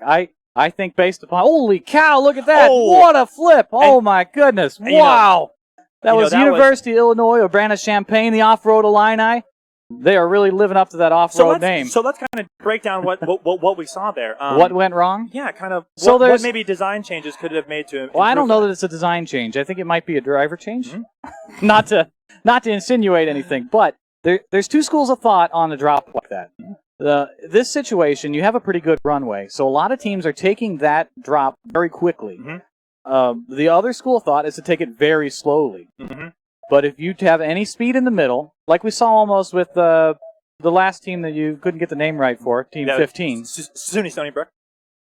Yeah, it was Buffalo, that's right. Stony Brook. They almost went too slow over this. Mm-hmm. You saw them, they almost ended, and I suspect that's exactly what happened with this car. Mm-hmm. He kind of maybe got cold feet going over it and tried to slow out. What happens is the front will pivot down, endo. Yeah. It's happened to me. It's happened to just about anybody who's driven a Baja car off a drop like that. It's just a part of the racing. It's part of the fun. Mm-hmm. But what an incredible show. I hate to advocate any other teams to do that, though. Stay safe out there, guys. No, absolutely, and that's what speaks to the off-road, the safe nature of what these cars have. We've been very inspected. They've been technical inspected. They're going to be inspected. I agree. We treated that as kind of like not a big deal, even though it looked like a pretty gnarly rollover. And a great run. We've got on the maneuverability course right now. This is a team. Excuse me for the pronunciation, but Kraftwagen. I don't. These guys they comment a lot on the live stream. I'm sure they'll correct my pronunciation. They're from the university. They're from India, so that's one of the reasons why they're doing a great job. It's phenomenal maneuverability run. I've been watching them. It's fast, and they're representing well. India I have been extremely impressed by the Indian teams we've had here at the competition. And a great stop and a great run for maneuverability for Team 101, Singha College of Engineering. That's how you say that? I'm glad we got you around here, man. I'm from Kentucky. We barely pronounce our own names there.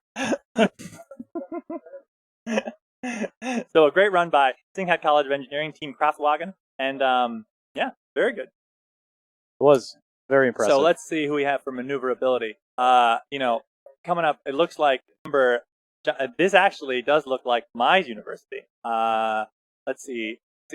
I think this is Johns Hopkins. Well, I hope it is. I'd like to watch how excited you get when your car's racing. Well, we're really yeah, it's definitely Johns Hopkins. Car number 64. Oh, we're through the first loop. Looks like he's set up pretty good for the second loop of this figure eight. You got a pretty good driver in there. Yep. He knows how to handle that car. We'll see. We did catch a cone. We did catch another cone, but our tires are still inside. I think he should be allowed to go. Here we go. Let's go Blue Jay Racing. All right, awesome. Into the half pipe. Let's see the slalom. And in this part, he's trying to keep the car steady as he goes through this, maximizing turning, but also minimizing distance. Want to keep it as short as possible. Maximizing velocity as well. Absolutely. Yeah, you gotta be moving through this. Mm-hmm. There's some pretty good maneuverability times. Mm-hmm. Will he take the shortcut, do you think? You know, I don't take the shortcut because the teams are actually finding out that there's not going to be partial scores. So by taking this bypass, you add quite a bit of time, and but you do get a score. But you get a score, and so that's. So you might be familiar with this. We had a question look earlier. at look at that turn. That was a little bit.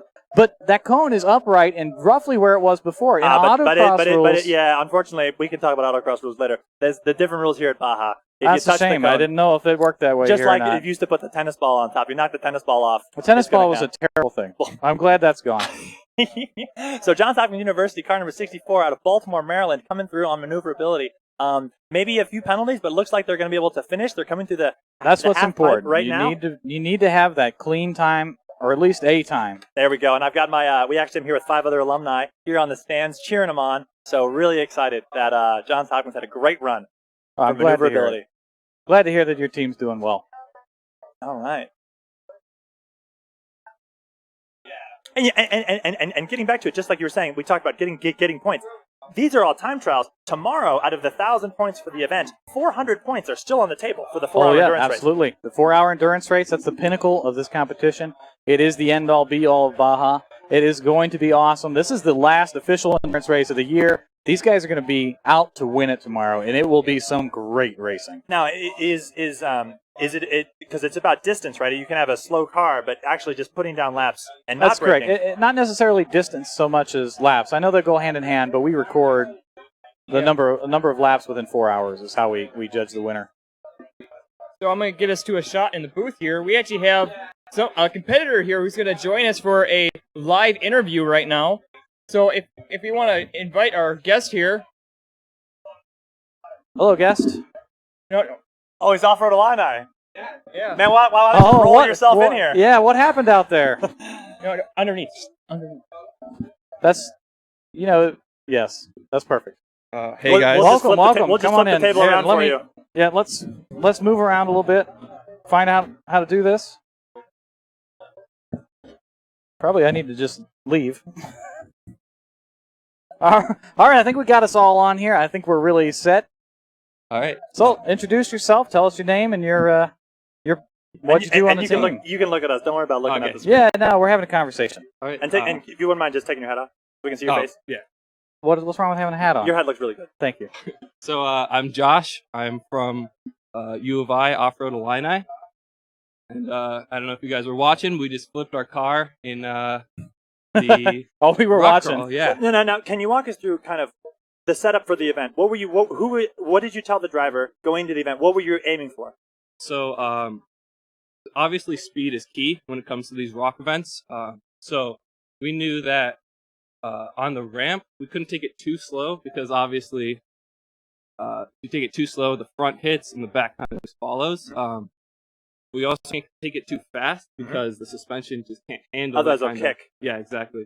So we're trying to find that middle ground, and I don't know kind of where it ended up, but now, how's it been going in the other events? So we've done. I think we're top 20 in hill climb and acceleration right now. That's a good place to be. Yeah, we're pretty happy with that. We DQ'd both times in maneuverability, which is a little unfortunate, but we're pretty happy with where we are right now. So and what parts of the car do you work on? So I'm part of the drivetrain team, and That's a good team to be on. Yeah, it is. My favorite team too. And I also do a lot of the testing. I'm the strain gauge expert is my official title. So, yeah. Perfect. And then, do you have anything you'd like to say to the sponsors for your team? Actually, just kidding. Can you tell me more about what you study? Yeah, that's off limits for us. Can you actually tell me more about what you do at Baja, how that improves your college experience and connects what you do in the classroom? Sure. So, well, it's really cool. We take a lot of material strength classes, and so we learn these calculations for the tensile strength of stuff, and then we take those calculations and we take our data and we can calculate the factor of safeties. And that's a lot of stuff that we do hypotheticals in class, and then we come out to the test track and we actually run this cool stuff, and we get real data for the backup kind of our claims. That's pretty interesting. So that's wonderful. That's pretty much the target of our engineering competition here is really to complete that engineering design cycle. Sounds like you're well on your way. Yeah. Yeah, it's really cool. Anyone you want to give a shout out to? You know that they're watching. I think my mom and dad might be watching, so That's a good one to give a shout out I just to. want to say hey. Keep it cool.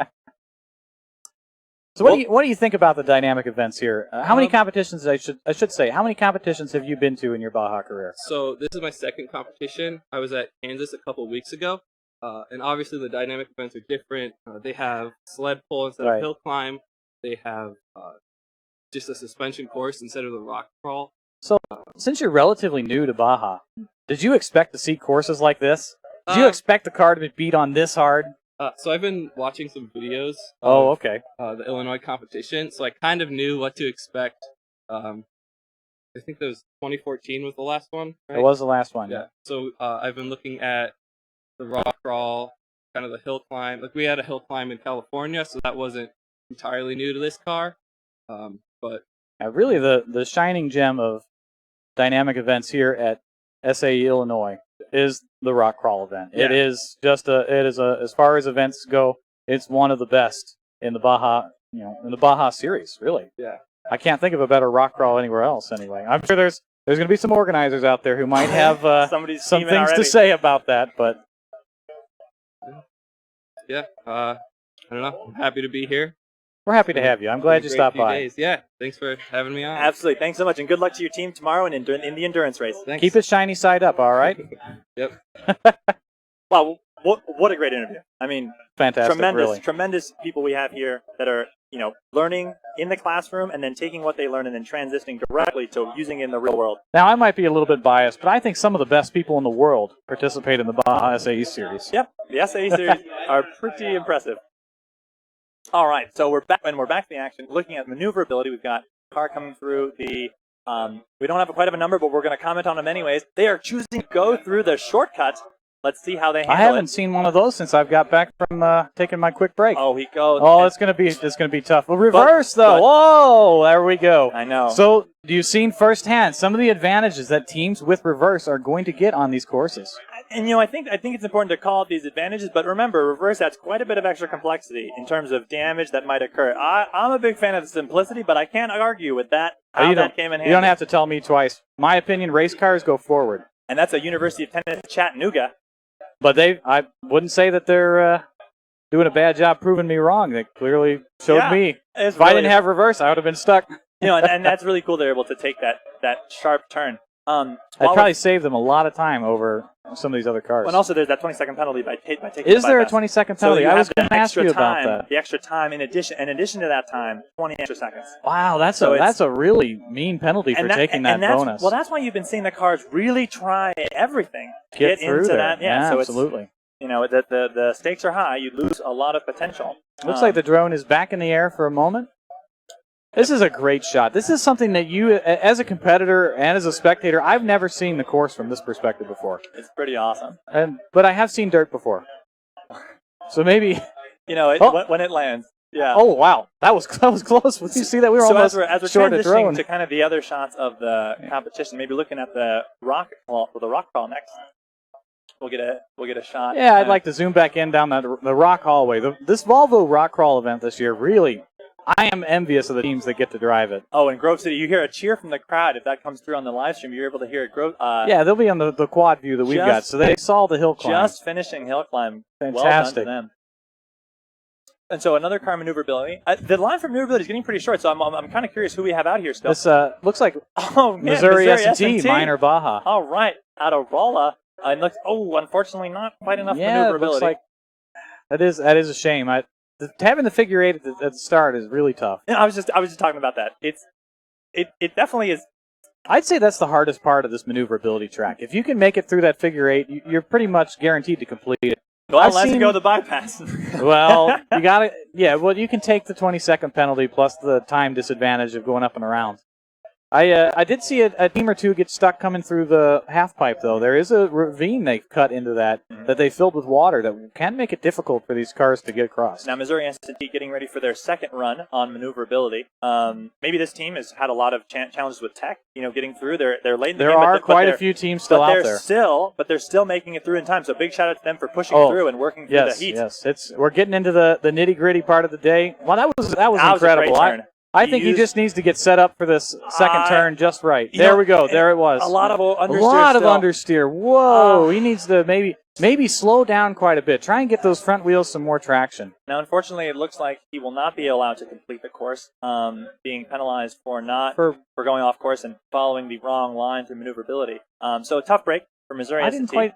Could you explain the wrong line he took? Well, he came actually on the outside of the first figure eight, so you have to. Oh, you have to go to the inside and make a left. Yeah, so from their perspective. Correct. I see. Yeah. And he did it as just kind of a turn. Yeah, it's a lot of understeer, but and that's a lot of people when I talk to the first time they're Baja, they'll say the cars all look the same. And I'm like, well, they don't all drive the same. That's right. And a lot of that comes down to do with the engineering and a lot of the hard work people put into the nuances of geometry, and that's one thing the students are learning is the expertise to be able to design systems that turn well. We've seen a lot of good cars. They all have four wheels, but not all of them are handling the same handling. So That's pretty right. Impressive. You're absolutely right. No, you're correct.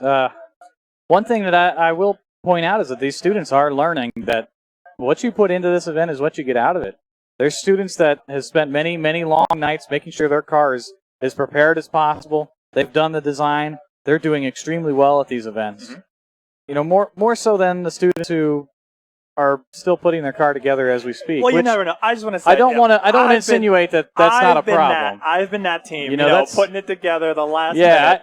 And so have I. There are a lot of variations. I don't want to quite say they're all on the same plane, but also bad luck happened. Michigan, unfortunately, had that DNF on the maneuverability. They put plenty of work into their car. Number 7, University of Wisconsin Platteville, coming up here. As we look on our view. Number 7, this should be a very good run.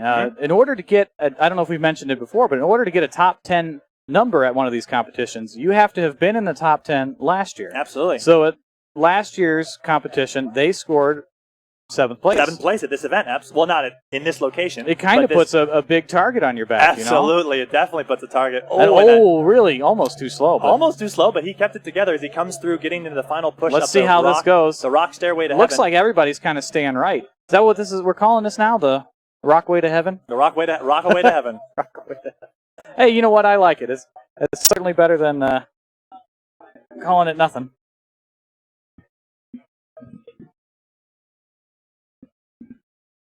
And now what's neat about this is we were talking about he's finished a certain distance, but that's going to be key when he goes to tomorrow in the endurance race. He's getting points ready today. That's right.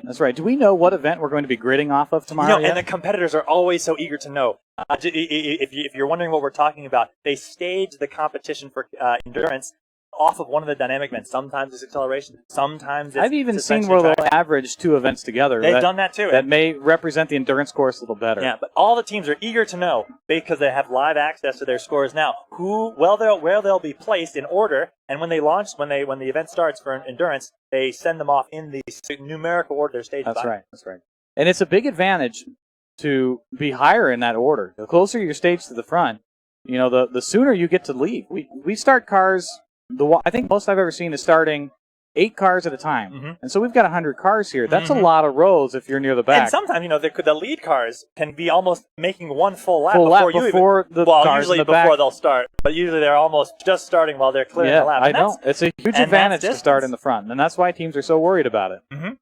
Now here we have University of Pittsburgh Johnstown. These guys have a great... they have a...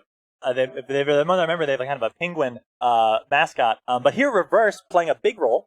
I'm not sure how you get Steel Panther out of a penguin. I remember there being a penguin. I don't know why. It's stuck in my memory. We'll just look at it up later. We'll have to track them down after the live stream. Maybe we could interview that penguin tomorrow. Yeah, we'll see. Anyways, but on the event, they're definitely making key use of Reverse. They're giving it everything they got to get around this bend. Oh, Gavin.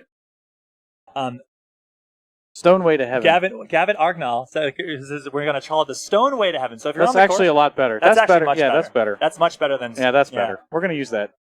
Rockway to Heaven had a good run though. It was. It's kind of rock and roll, but it doesn't have quite the ring to it that Stoneway to Heaven does. You're quite welcome, Gavin. All right, so here we are. Hey, we're just here to make you guys happy, And here on the live stream, University of Johnstown Pittsburgh has finally cleared the figure 8. They're now moving on to the half pipe. You know what? That's impressive. Yeah, I mean, I wonder if they were assessing the points of where their car was at and being like, we need Reverse. And they've made this decision. I think in this instance it was a good design decision. It is going to give them a score for this event, Absolutely, which is going to put them ahead of all the teams that have DNF. Even using we haven't seen if they finished yet. Let's not put the cart before the horse, but they are currently making progress. I have faith in them. I believe in them. I believe they can do it. Absolutely.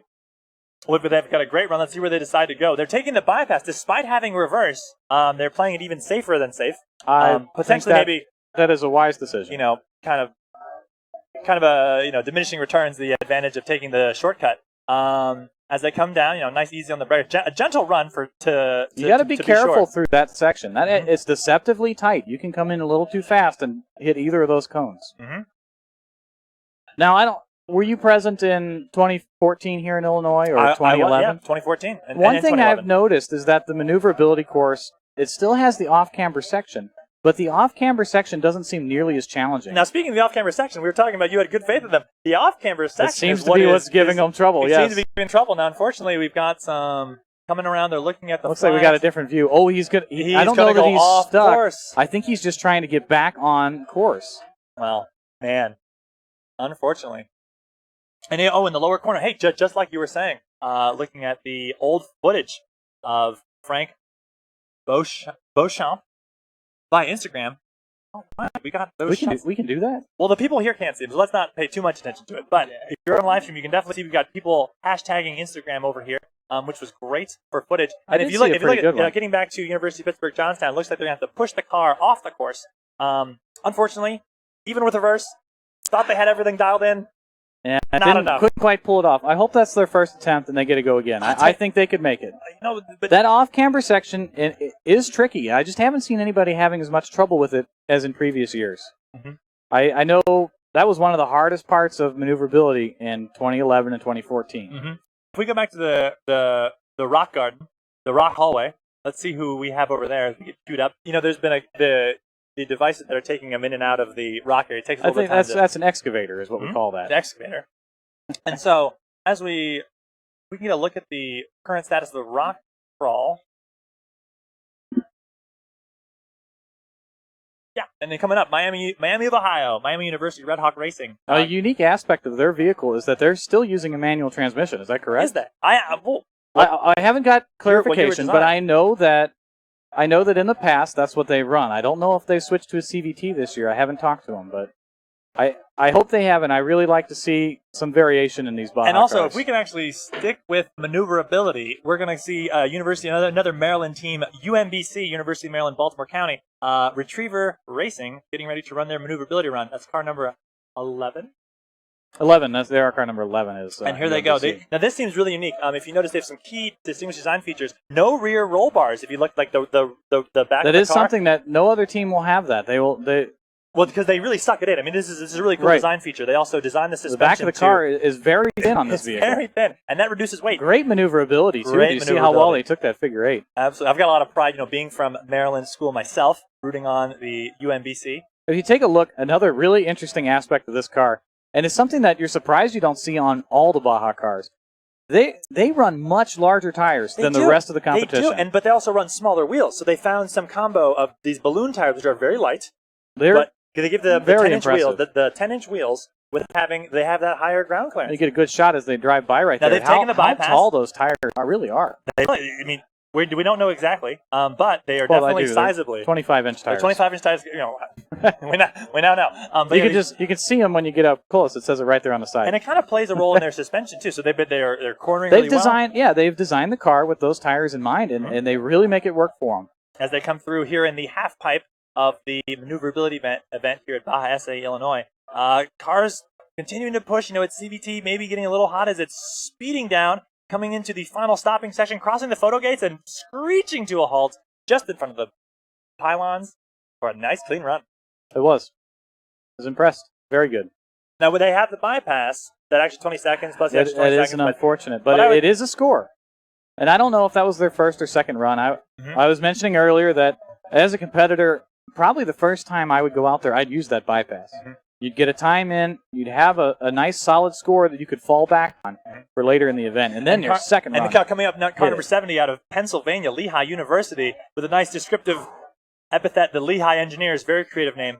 There's nothing. I like that name.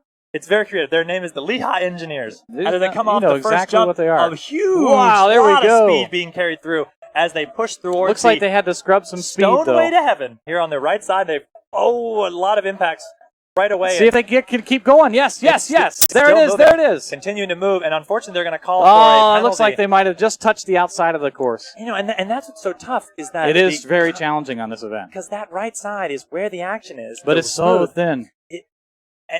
And maybe even you think you have it in a slight bump. That's right. You don't have a lot of control of these rocks. They're moving. You're moving. Everything is bouncing around it. You know, at some point, you're just going where the car wants to go. I think, yeah, absolutely. Well, but a very solid run by Lehigh University. That is definitely putting them in good position. That is it. For that. That seems to be about the average of where we've been seeing cars. So a great job to them. That's about the average. That was almost best for last time. You know. Yeah, exactly. It changed a lot. So coming up, Ferris State University with the car named Brutus as they brute force their way through this figure eight. Well done. I like that. And unfortunately, it's going to be a little too much power. As it doesn't look like they've got it. Doesn't look like I have to give compliments on that. That was pretty awesome. The pun game keeps going. Let's not get too excited, folks. I'd rather it didn't. Oh man, the maple syrup's going to come out pretty soon here, I think. It looks like Ferris State University is going to have a DNF on maneuverability as we get another car queued up. We see number 83.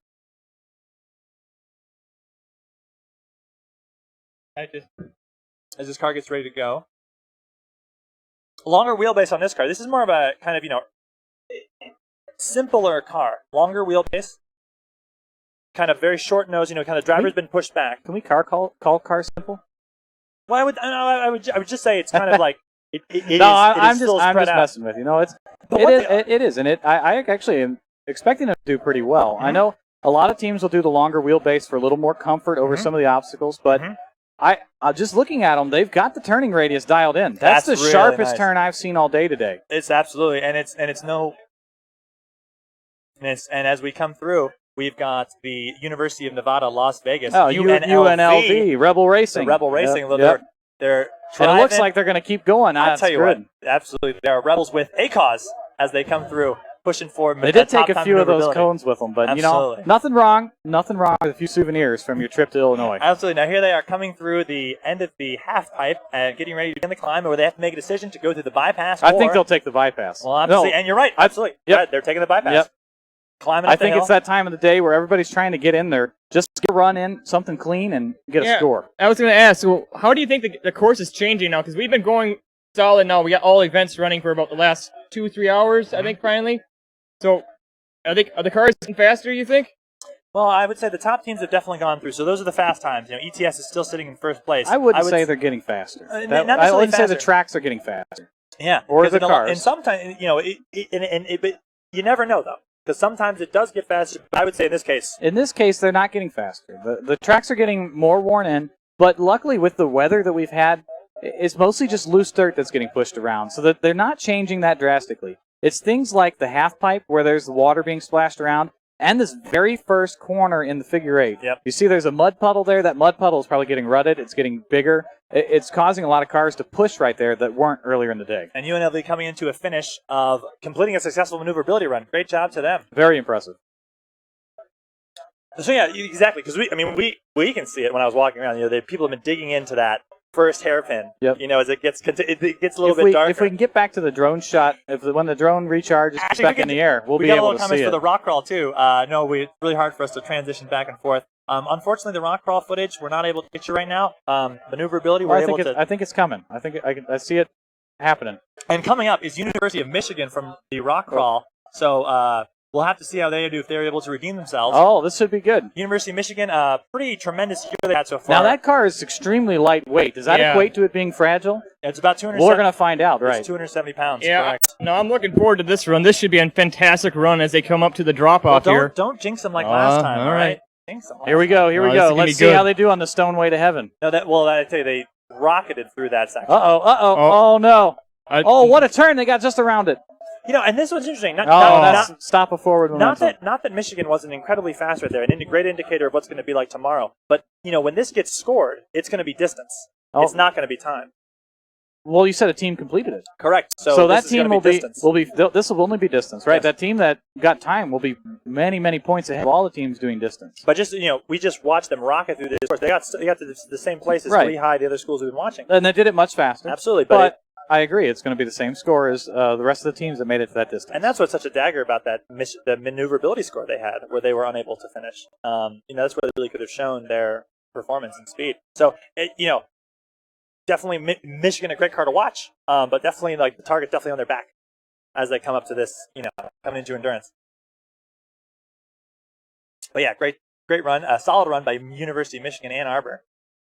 Great team, by the way. Very helpful. A bunch of great guys. Big fan. The fan press that they get, they're so good at talking to people that come up to them. Obviously, make sure you give them that enough space to work on their car, but they've been very open about, letting people get near their car. In a lot of other competitions, sometimes the teams that are the best are a little more secretive. And let's not give them a big head and tell them they're the best. There's other teams out here that are on that level, absolutely. But what I wanted to speak, though, is that there are people that are by their team, and they've been doing a great job of being open to having people come by. I can't argue with that. They are very stand-up people. Yeah. Anybody listening who's on site, I highly recommend going and have a conversation with them. All right, coming up for the next run in the rock crawl, car number 5, another top team from last year. That's right. This car number 5 is... I have that on my sheet. Car number 5 is Polytechnic Montreal, EPM. the Mud Bees. Now back when I was racing, they had a reputation for just hitting everything hard. They were going out there, they were going to send it. Yes. So we'll see on this drop-off if they sail off of it or if they kind of dial things back. Polytechnic Montreal. It looks like dialed it back. Maybe they're taking a step back. Absolutely great trying run. to treat everything just a little bit, I don't know. They barreled into that. Looks like they're going to make some real progress. Hopefully they can get out of this. Wiggle the wheels. And they aren't giving you very much opportunity to make forward momentum once you stop. It's pretty tough. And, the rock crawl is definitely, it seems like a lot of teams are scoring kind of the same points. We're getting good indicators, though, of what they're going to be like tomorrow. But a great run by Polytechnic Montreal, the Poly Mud Bees. That was well done, Kentucky is just Montreal. No, man, you gotta... It's like a tree in the center of the word. There's no extra... Yeah. Well, I studied French. What do you call that? It's like a fancy thing you put on there. I think it's an accent mark. I don't even know what that is. I tell you have an accent. All right. So, as we're looking, we're going to keep transitioning kind of between the rock crawl and our legendary Stoneway to Heaven to kind of like maybe the quad view sometimes, but also back to the maneuverability. Thanks for all your feedback in the comments section of YouTube as we try and share and bring the event to you in your home or wherever you are. At work, hopefully not at work. Oh, well, there were people from work watching. I talked to them. It was great. All right. Well, definitely work-related. It's Friday afternoon. Why not? Friday afternoon. All right. Now, here we are coming up in for Maneuverability, a University of Wisconsin Stout Blue Devil Racing as they're going the maneuverability event to the first part of the figure 8. What do you see out there, Brad? I see a car that is in a very not an opportune position to make the second half of that circle. The second half of that figure 8. Yeah, and that's tough. It's key.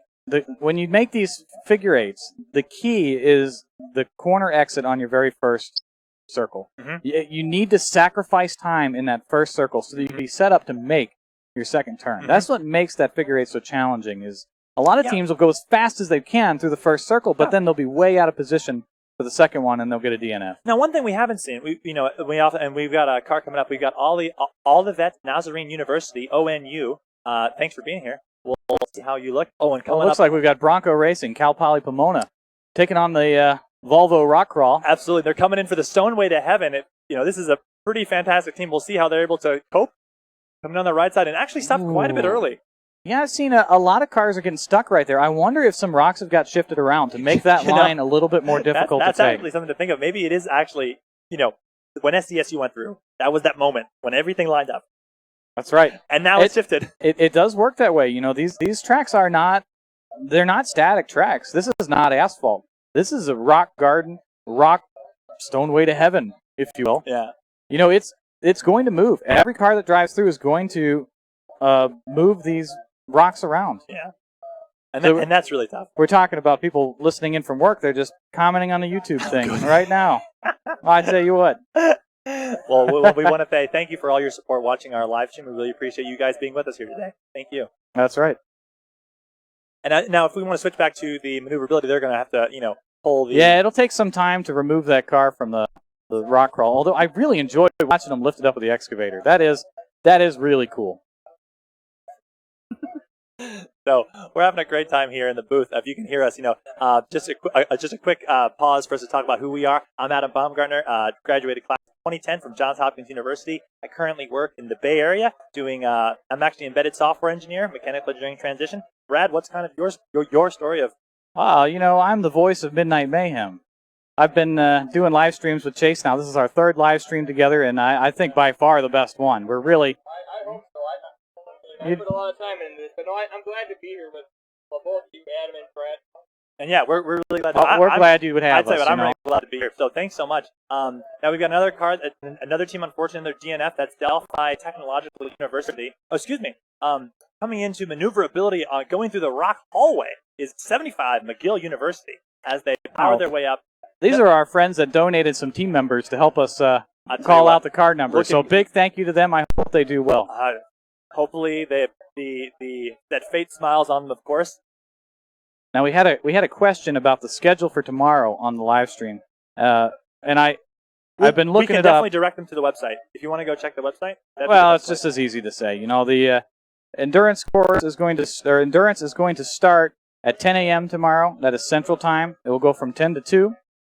We will be doing live coverage from sometime before then to probably a minute or two after that. So by all means, everybody tune in. We're going to give you this is really our trial run for tomorrow's big event. So yeah, we're going to give you a great live stream tomorrow. That's the drama, the teams fixing cars as they come up. So it's been really cool getting a chance to kind of prequel the cars as we see their maneuverability and performance. Tomorrow is going to be one heck of a race. Mm-hmm. I mean, these guys, they're going to be out to win it. This is the last event, of the season. And is that because the cars have been through other events, they've gotten stuff dialed in? Yes, it is. It's a little bit of that, and it's this is really their last chance to use these cars at a Baja SAE competition. Yeah. There are teams that can bring older vehicles. You're gonna. Hey, Chase. So I don't know if you guys were able to hear Chase or not, but what he's saying is that we're about to switch to the drone camera again. Chase, the man who loves his own voice so much. Yep, sorry, I was on mute there, but I heard from my drone pilot that he is on his next flight, so let's see what kind of footage he can get us.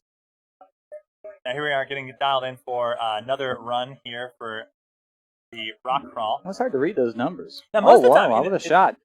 We're no longer quad view, we've evolved. What is this, like quintuple view or something? How do you say that? ESPN 8, the Ocho. Yeah, we're working our way there. This 5, the Cinco? 5, sorry. 5. Oh man, that was a... If we can go back over, we can see it from here probably, right? The car is stopped about halfway through the rock hallway. Yeah, it kind of got loose. That's all that they hit something. It doesn't take much. It's a very skinny section of track. Just you hit one rock the wrong way, and you'll send the back of the car around, and you'll DNF right there. Or I guess it's not a DNF. They're competing for distance.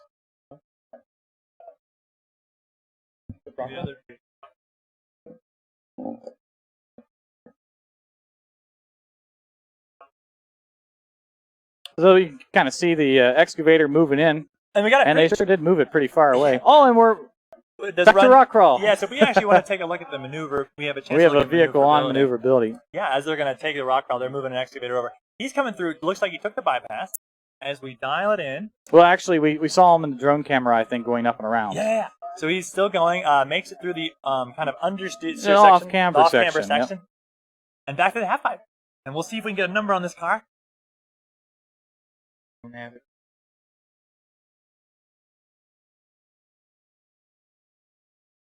Well, you guys will just have to figure out what the number is when it comes around. Oh, it might not be coming around. It looks like he's having a little bit of trouble in the half pipe. But with reverse working, he's able to get that done. So is this information accurate? Is that car 116? That is car 116. All right, it's on their second run. Perfect. Yep. And hopefully it's a clean run for him.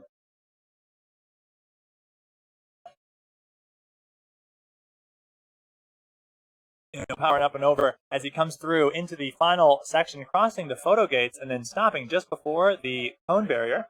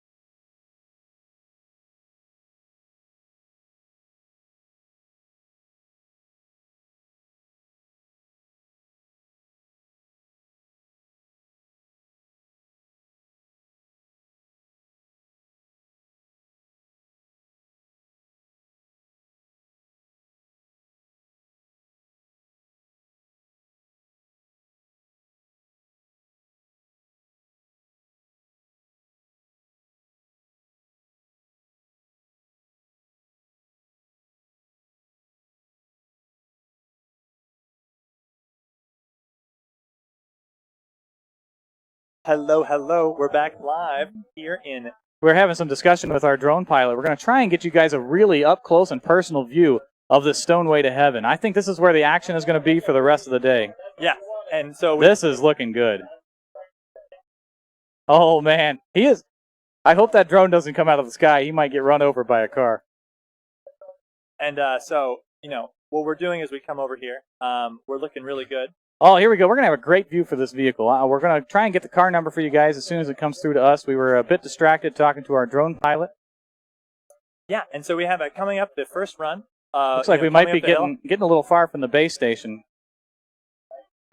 There we go. And as he comes through into the 180, this is National Institute of Tech. Team Avishkar. We've had quite a few people on the live stream. We're very interested to see them. Actually, big shout out to Team Avishkar as they took the left line though.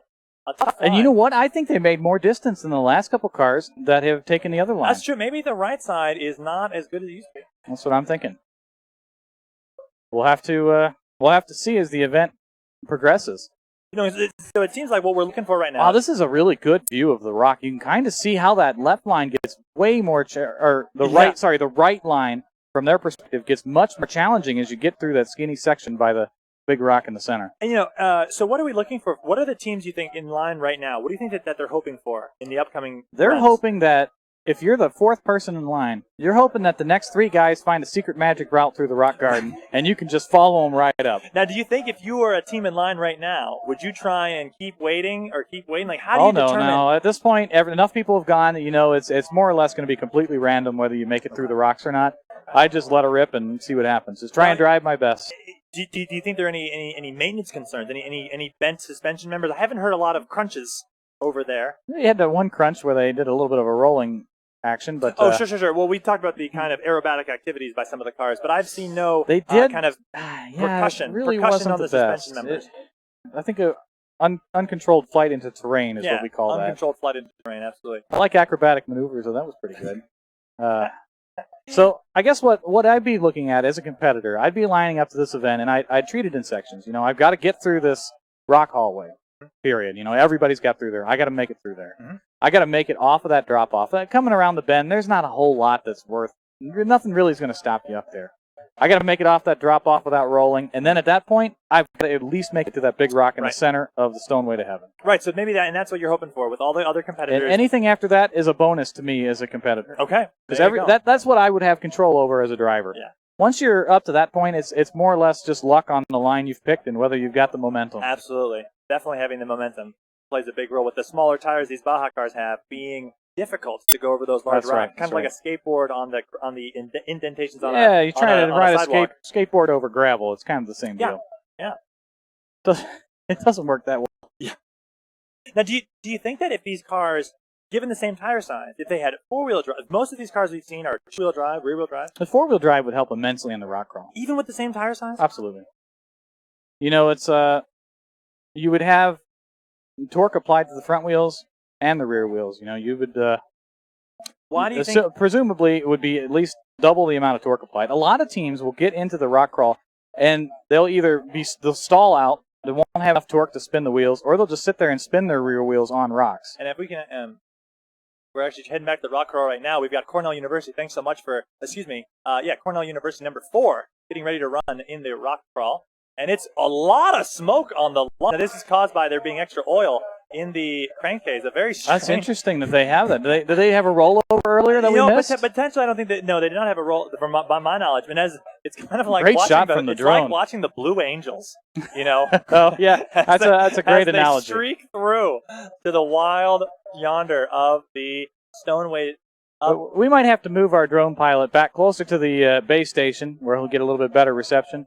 Yeah, but that's all right. It does seem like it's working now. Maybe we could radio in to have them just not maybe stand in one spot. Cornell University, top team, one of the impressive runs of maneuverability, getting the same distance as most of the other teams. Actually, it even looks like a little bit less distance, but we are at a different angle, so I can't really judge too closely. But what do you make of that? I mean, in terms of design characteristics, we've seen Michigan, struggle on maneuverability. We've seen Cornell, do great in maneuverability, but then reach the same point in this design. And SDSU, what I would make of that? Mold.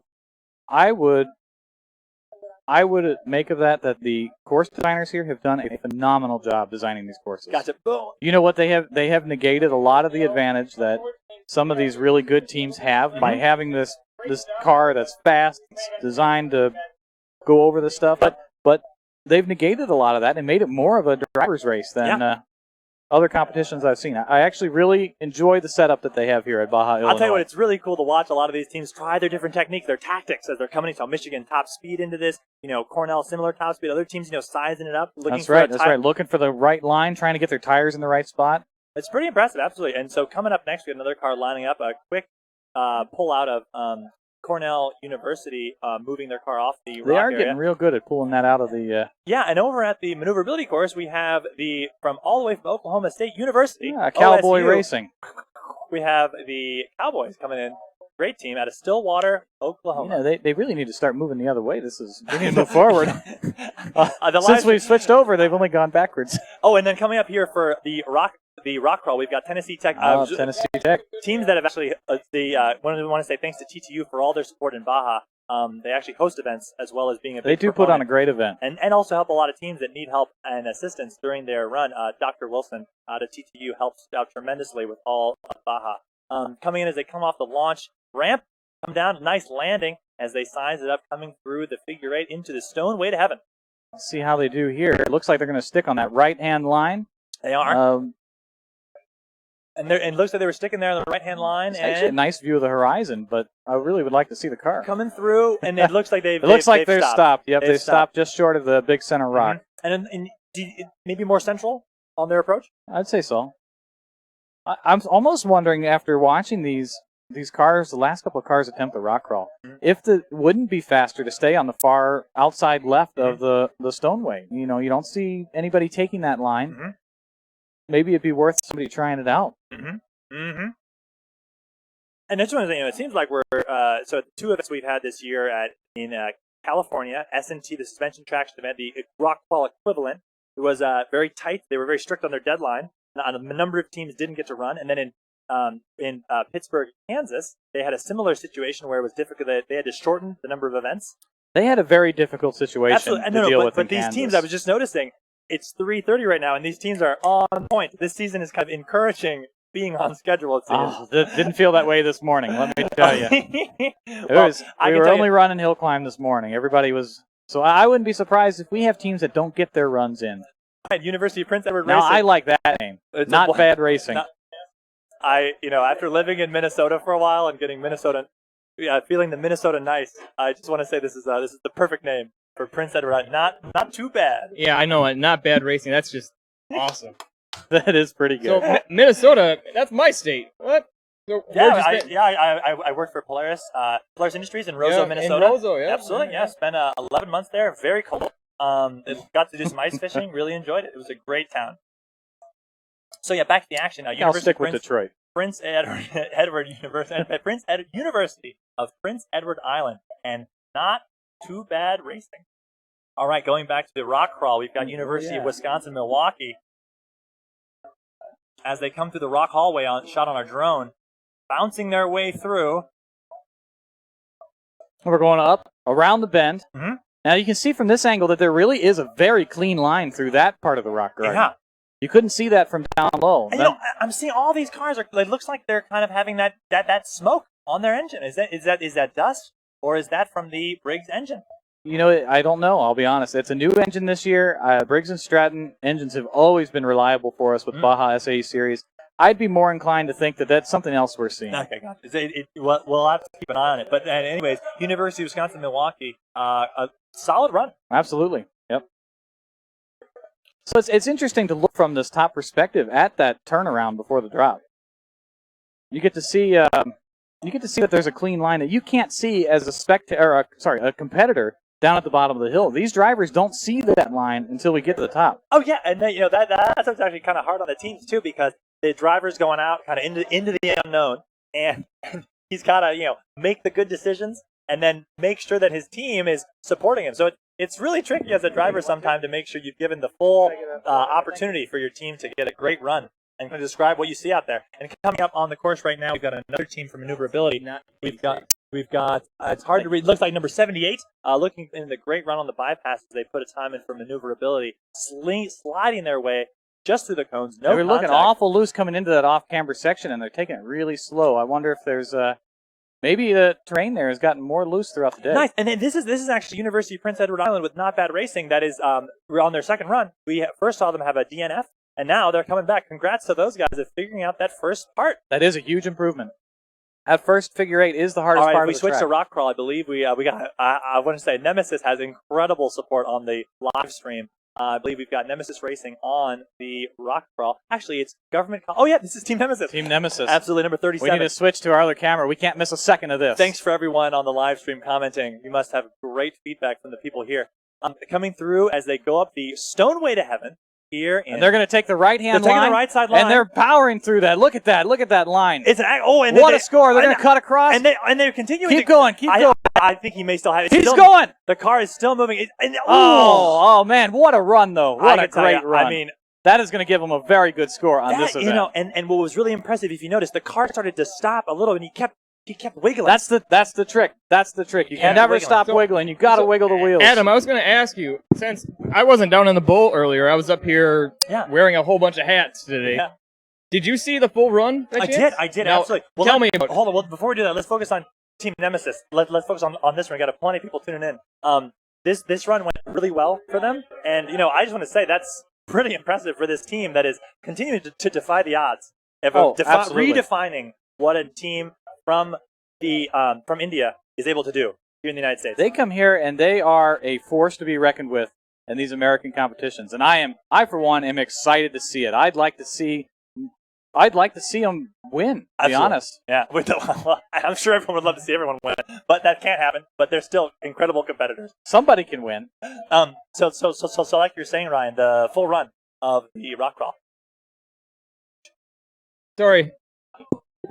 I missed your question. That's all right. You were asking about the rock crawl. Yeah. We want to talk more about Team Nemesis. We changed up. Yeah, sorry. I was watching SUNY Buffalo, car number 57 on a maneuverability course right now. But yes, back to the full run of rock crawl. Mm-hmm. So they made it through the last rock bed, up through the whoops. Absolutely. And if I was to walk you through it, what happened was they kind of solid run. If we were to switch back to the rock crawl camera, we could get some kind of pace. Oh wait, actually we have a number of the car coming up, number 60.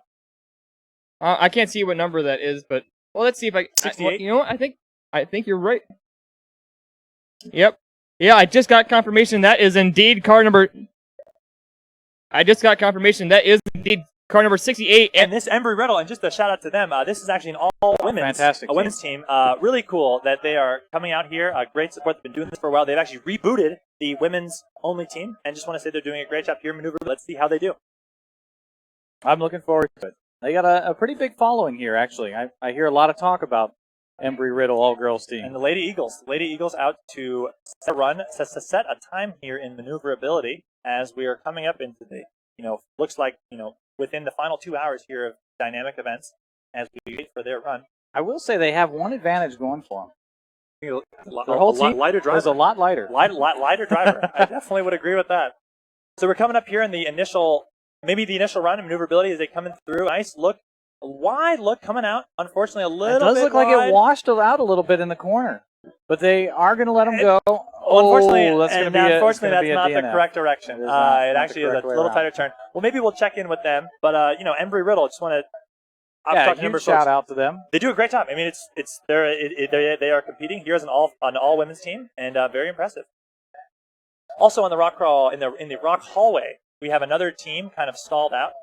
Yeah, I'll get us that team number here. I have not got confirmation yet what team number we're looking at here.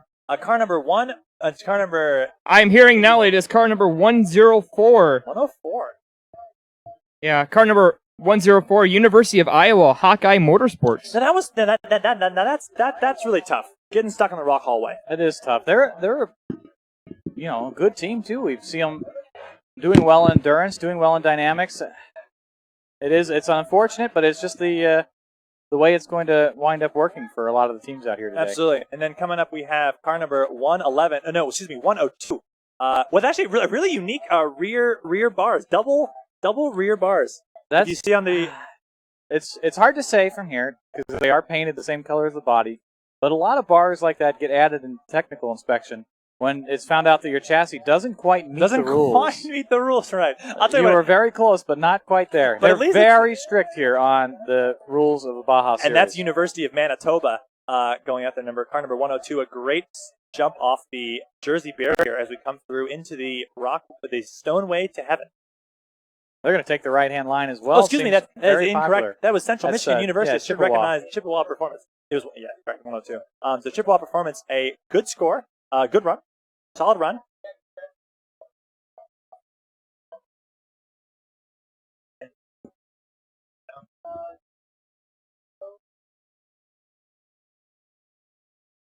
Yeah, Chippewa Performance coming through with another solid run on the rock crawl.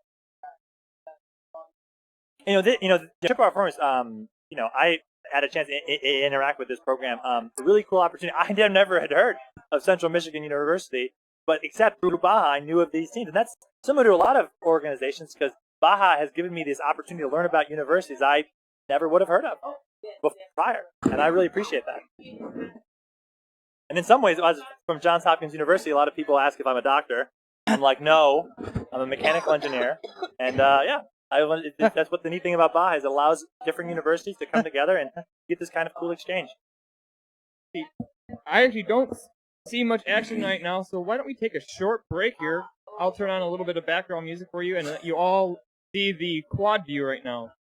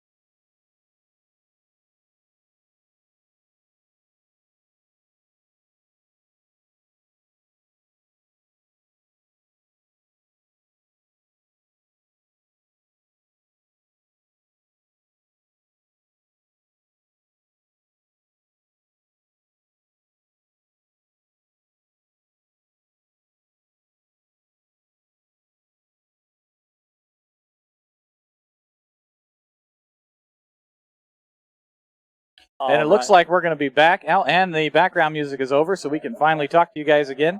We're going to actually give our production crew a little bit of a break here. Us announcers, we're ready to keep rocking and rolling. For the kids back home, absolutely. Yeah, we're not going to leave you out to dry. Not this late in the game, and not this close to some of the best racing we'll see today. Absolutely. So we're going to focus on the rock crawl area. We've got a great view of the numbers, so we'll be able to talk you through what teams are coming up in front of our list and talk you through the action. That's right. So this will be the camera angle we're going to be stuck with for a little bit. Once our production crew comes back, we'll be able to switch. Maybe we'll get another drone shot before the end of the day. But I think this is going to be where all the action is and where we need to focus. And it's where the miracle moment, if you will, the team that breaks through. That's this right. Is where That's it's going right. to be. And we'll be able to see it right on this camera. Man, I love that excavator. That's so much fun. It is. Definitely get some really cool shots. To people wondering what has been going on, seeing his car being cherry-picked in the air like a professional team. And coming up, we have car number 12, Laurentine University, out of the great state of Canada. What's the LUVRC? Our production crew doesn't know how to take a break. So we're still able going. to actually, they're still working. But a great launch. All right, here and we're off. by number 12. A nice, gentle beginning as it kind of Now this is a rock crawl. goes its way over the rocks. This is an actually very interesting strategy. Appears to be working for them quite well. Well, especially since they're getting I stuck hope on distance. they don't go too slow on the drop. That's right. That's right. Now remember, there's a clean line through here that they should be able to find. So hopefully we won't have too much trouble until we get to the drop. Looks like they'll take the drop very slow. And we made it. No problems at all. This is actually a very clean and well put together run. Seems like everybody else is brute force. Mm-hmm. This is like a precision scalpel. Now, this is interesting. We're going backwards now, but no, but it looks like they. Oh, and we've stopped forward. No, momentum. unfortunately, it didn't line up. He didn't quite get around the corner right. Oh, really? It seemed as if he was coming in too wide. It looks like he's almost. You're right. It does look eight. like he's almost right into the sponsor sign. Our sponsor for this event is Volvo. Yeah, and it really would have been a shame to run that sign over. Yeah, absolutely. But as they figure out what's going on, kind of walk me through, Brad. What do you what do they typically for the endurance race tomorrow? What can the competitors expect? Oh, well, they can expect a lot of. You're not allowed to use the word anymore, but carnage is what we used to say. Right. It's definitely a lot of opportunities for mechanical improvement. Mechanical improvement is the new politically correct term for that. Yes.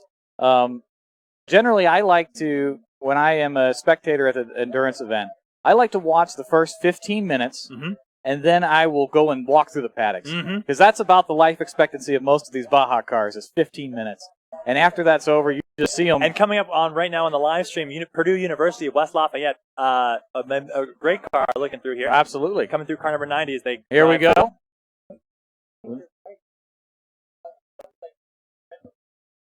All right, Purdue University dialing up a lot of speed.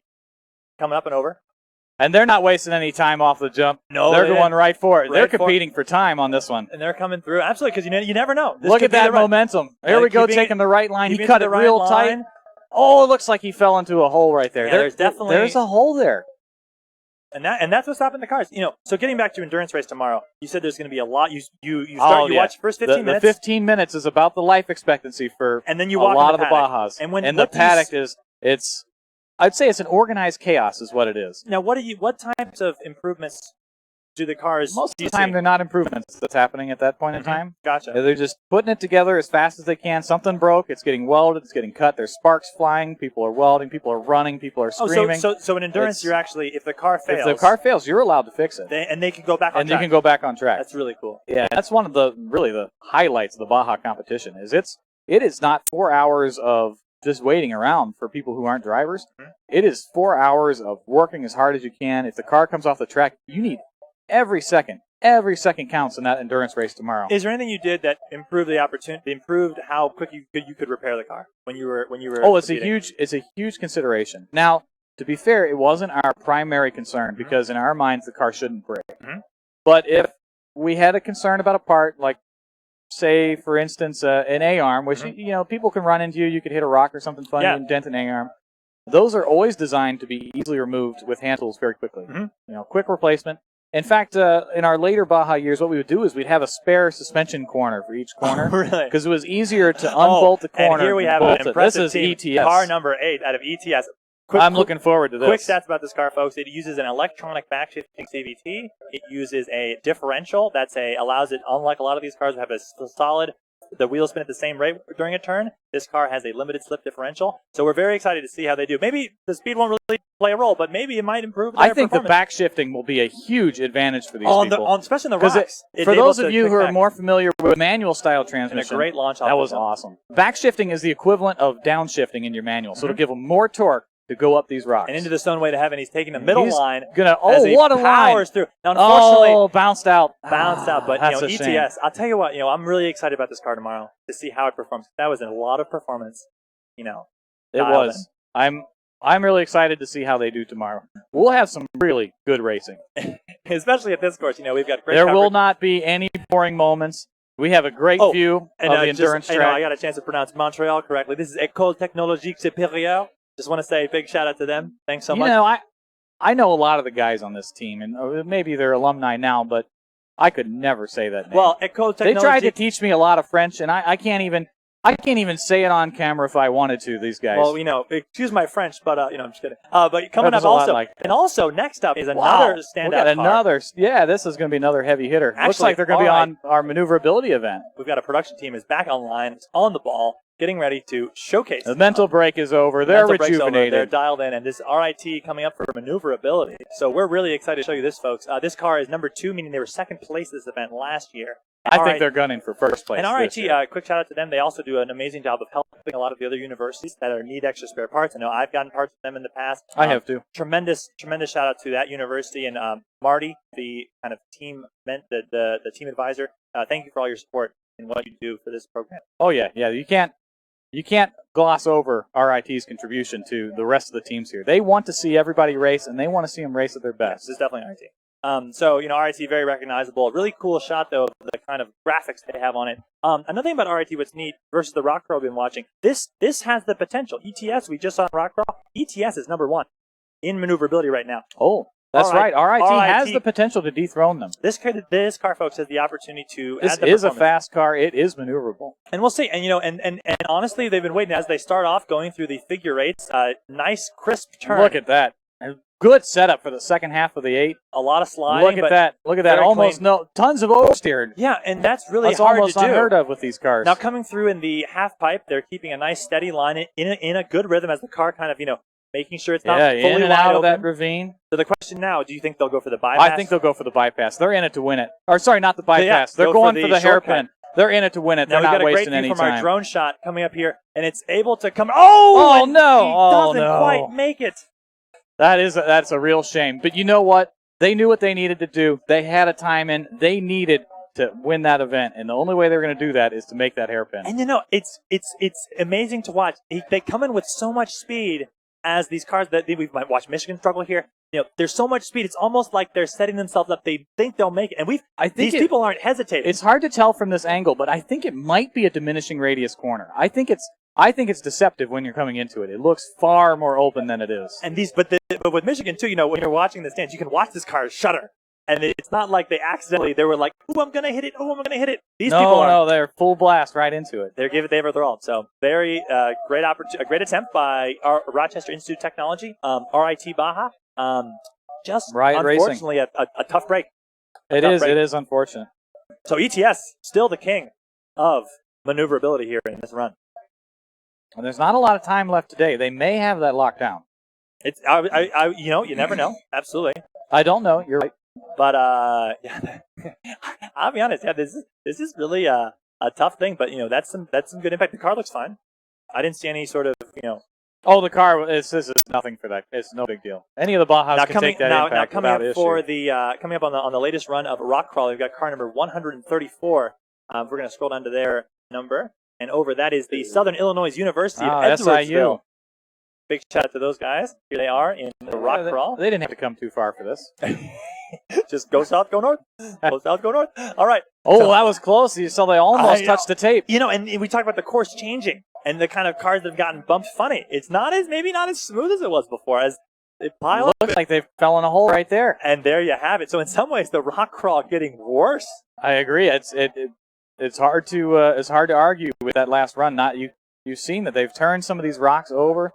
There's holes that they've put into the, and I think it's from the cross traffic right over that hallway right there. Yeah, right that over they're digging a groove in that if you don't have enough momentum, you're not going to be able to get over it. Yeah, that's tough. And when you're on the sidelines watching, it's hard to even second guess this. It's pretty easy for us to sit here and be bench racing, but I know once you're out there, it's a totally different story. It is a totally different story. Things come at you real fast when you're driving at them in those Bajas. Absolutely, and you're even looking to the hill. You're dialing, and all of a That's sudden, right. Yep. All of a sudden, you find yourself not moving. It's a challenge. Absolutely. It's extremely challenging. If you ever talk to people that have driven these cars, do they feel that they are nice and smooth, or what are the comments about the ride quality? It varies car to car. Mm-hmm. Some of the cars really focus on the ergonomics and the ride quality. Those cars are very smooth. Even over these rocks, they're not a big deal. And coming up, car number 65, Yeah, I did the same thing. Let me drive here. I believe this is Queen's University. So if you're watching, I'm going off the cuff on that one. Car number 65. You weren't. Right. I was not right. That's Cal Poly. Cal Poly. Slow. Hmm? Yeah, that's right. Yep. Cal Poly coming through coming their way through the rock hallway. There's nothing slow about this. Look at them power through. There are a lot of bumps out there. I mean, that is. I know it's definitely getting a little bit rougher. Absolutely. And he comes over it. Wow, what a nice blast over that. Mm-hmm. Fantastic. Through the hallway again, back up to the Stone Way to Heaven. And now they're going to take the right line too. It looks like, like everybody else. Well, there must be something about that right-hand line. Oh, and they're crossing over left. Have you noticed the teams? What they'll do is they'll take that right-hand line and they'll zigzag once they get over past that big rock. Trying to get that zig. And we're going to be measuring in, I think, in inches, the difference between the top teams in this event. Everybody is finishing so close to that point. Yeah. So kind of walking through the experience of watching San Diego State University clear this event, it was quite impressive. One thing that was really neat is they had about the same pace that we're watching cars right now, but all of a sudden, it just refused to stop. And what was very impressive is after the car reached the end of the rocks, there are 5 moguls. I don't know if we can... Very deep. These moguls are deep enough that the vehicle can basically fall into, and you can't get back out. And what was so impressive is that it continued to go and make those moguls. What a run. Really incredible. So I have to interrupt you guys here. You're on. I am getting word that we have a car with rubber duckies on the frame. Oh, yes, we do. Yes, we do. I saw these guys out in Pittsburgh, around. Kansas. Big shout out to Kettering University with the diffuser-inducing rubber duckies. So just want to say these guys are incredibly cool. That'd be great to get a close-up of that car later. I don't know if it's a styling thing. How good is our drone pilot? Can he land next to the rubber ducks? No need. Make sure you stop by Kettering. Tell them the rubber duck sent you. If you're here on site, absolutely go check that car out. And I think that's the important thing about a Baja team is having that level of comfort with yourself. Like these guys are here to have fun. They're here to learn, but they're here to do their best. And they're here to, keep it loose. Absolutely. And that's really the best way to approach a competition. Because Baja's a little stressful. A lot stressful. Yeah.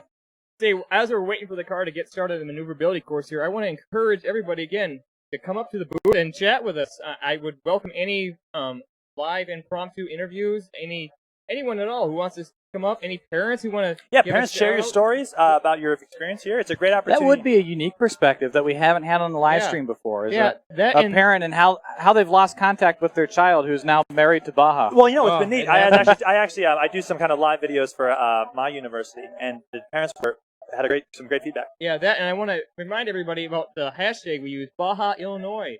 Use it on Facebook, Twitter, Instagram.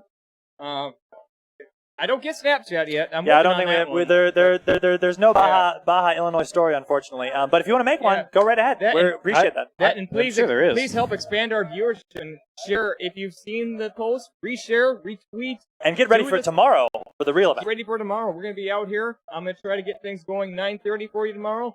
I hope I can get enough sleep. Now coming up with the rubber duck inspired Kettering University Bulldog Racing. Getting ready for the maneuverability. But like our production executive was saying, thanks so much for tuning in and be sure to share all you can for other folks to share what Baja is and talk about what it is all about.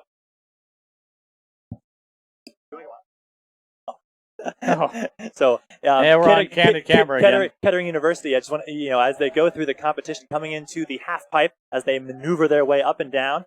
Getting great. This is a pretty good run. And I think it's the rubber ducks. I'll be honest. They can't. Well, they not must be. add some type of aerodynamic advantage. It's very impressive. Look, we all know it's the rubber. So here, Kettering University not taking any punches, going in for the Right. shortcut Going in for the shortcut. as they make the turn. See what they're able to do, and not quite. And unfortunately, the Ducks might not have been enough to make it through, but they. But the thing is, this is where a lot of top teams are getting stuck. It is absolutely. There's something about that corner that's far more challenging in real life. But we've seen teams go through it, and I think it has to do with exactly the decreasing radius. You come through it. It takes a lot of driver training. Yeah, to to be recognize what that is. You need to go in a lot slower than you think you need. You are. And of course, right now, University of Tennessee Chattanooga. I have to interrupt you guys. I just got news that car number 124, University of Tennessee Chattanooga, has done a full roll down the drop-off. They have turned them back on top of their wheels. The driver is safe, and you can see now that they are being picked up, but they did do a complete endo. Yeah, and that's what we're talking about, the wheelbase. Kind of It is too fast, too slow. Yep, what do you think, Brad? It's challenging to go. It's not too fast or too slow. You got to. If you're right in the middle, is where you have trouble. Oh, that's right. If it's too slow, that's right. It's too fast. That's why these types of obstacles are in this event, is because they aren't. Most of the obstacles in Baja are you either go slow over them, or you get a kind of a medium speed. But this one is one of these where you either have to go fast or you have to crawl. Right. You can't go middle speed. You'll just end up endoing. And I think have been really impressed at the cars today and the fact that we've only had 2 rollovers that we've seen so far. Absolutely, yeah. And of course the frame will be inspected. And this is there's negative incentives to do this. We haven't talked about that process on the live stream. Would you mind? So here in Baja, that? safety is a big paramount for the Baja SAE competitors. These frames are overbuilt and overdesigned to be able to safely do these aerobatic activities. But one of the things to penalize teams is if they do roll over, there's a maximum number of rollovers before they are eliminated from competition. And they're also penalized by there's a delay to keep them from getting inspected. So teams are heavily incentivized to not roll, which is I think why we've been seeing a reduction in rolls at this competition. Coming up right now, car number 123, that's San Diego State University coming back again to maybe beat their title of getting a full run on the This should be good. I'm excited to watch this.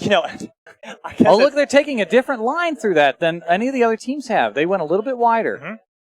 Kind of up and over, coming down. Now this is where it counts as they go stoneway to heaven. This is the car that completed the run earlier today. Can they repeat as they go through? That was a pretty good progress. Although it looks like they got a bit of a jostle there that they didn't want. That's a shame. And you see them get bounced. It doesn't take much. And watching, San Diego State when they did this earlier, it was exactly that same moment, but instead of stopping, it just kept going. Like it's paused a little bit more. A little bit more. And the crowd, as soon as they cleared the rocks, there's those moguls, the crowd started to really get into it because they were like, maybe they'll make it. And it continued to just inch its way forward.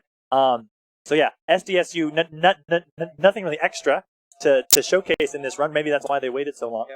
So I am getting word that the rubber duckies are making their way to the rock hall, and my drone is getting back in the sky. All right. Well, that's excellent news. Where is up? All right. So, good run. I mean, it's another solid run by San Diego State. That of all the teams, this is actually a worse score, unlike the other teams that they have completed it earlier today. And coming up right now, Baja University, car number 64, Johns Hopkins University. Out of Baltimore, Maryland. You're about to look that up. I know. I won't tell your guys. I didn't even need to. I knew the color. All right, let's see how they do. All right, here they go. Coming out with a great launch. Coming his way through the rock hallway as it dials its way through. A lot of bumps. You even saw the brake light go off. His foot is tapping it by accident. So much is the. Now that's something the viewers may not know is that you drive these Baja cars with 2 feet, unlike your typical passenger car. A good line. We'll talk about that. Wow, that was a clean Johns line Hopkins through there. University coming through as they enter the Stoneway to Heaven, staying on the right side. Wow, he hit that fast and hard. He might be able to pull it off. Come on. And just right outside the course. Right off course. There's something right there that is bumping the teams just a little bit. And a good aerial shot of how far Johns Hopkins University made it. So a nice run, and just like we've been saying. But getting back to how are the Baja cars controlled? Absolutely, it's a bit unusual. It is, and I mean it's more like I hate to use the term go-kart. Yeah, it's more like driving a go-kart than it is like driving a regular car in the sense that you have their left foot braking and right foot throttle. Mhm. That is something that's very difficult for young drivers to kind of adjust to, is to modulate the brakes with your left foot. And also, most cars don't have a pedal stop, where like if you're in your automatic car, you'll have your clutch, but also there's a place for you to put your foot. That's right. You don't. Your foot's always on the pedal. So we were seeing with Johns Hopkins' car going through there, as it was bouncing, his foot was tapping the brake, so it wasn't actually slowing the car down. You know, he's bouncing so hard, even if he wanted to, he couldn't hold his leg up against that. I mean, you're seeing a lot of acceleration coming over those bumps. So, and again, another solid run from Johns Hopkins University out of Baltimore, Maryland, as they maneuver the car off the rock, the Stoneway to heaven, and get ready for the next team. But, proud alumni myself, and, really happy to see them here competing. Absolutely. It's really great that we have sponsors that donate what they have available to them to allow us to remove the cars from the track so easily. I am really glad. We'd have to have a whole team of people pushing that. And I've seen that before. Other events, that's what you have, is you have volunteers pulling the cars off the rock crawl. And that, believe me, that is wearing throughout the day. Yeah. What a line for this event. Holy cow, you see it stretch this is where it gets all tight. the way And across this is where it the gets tight, bowl. so we're going to continue. Looks like maneuverability has almost dried up in terms of competitors. We're going to continue to bring you coverage here of the rock crawl. We'll bring you coverage until they close the rock crawl. Absolutely. And I don't know if... Coming up, we got another run here as they maneuver through the stone hallway. Kind of Legends of the Hidden Temple as they drive up and over University of Regina, Cougar Racing. Good smooth ride off of that drop-off. These teams are really learning how to take that second of the track. Absolutely. And again, we'll get a good view from the top of the rock garden as it goes up the Stoneway to heaven. And he's making, and then just kind of stalls out. That is a real shame.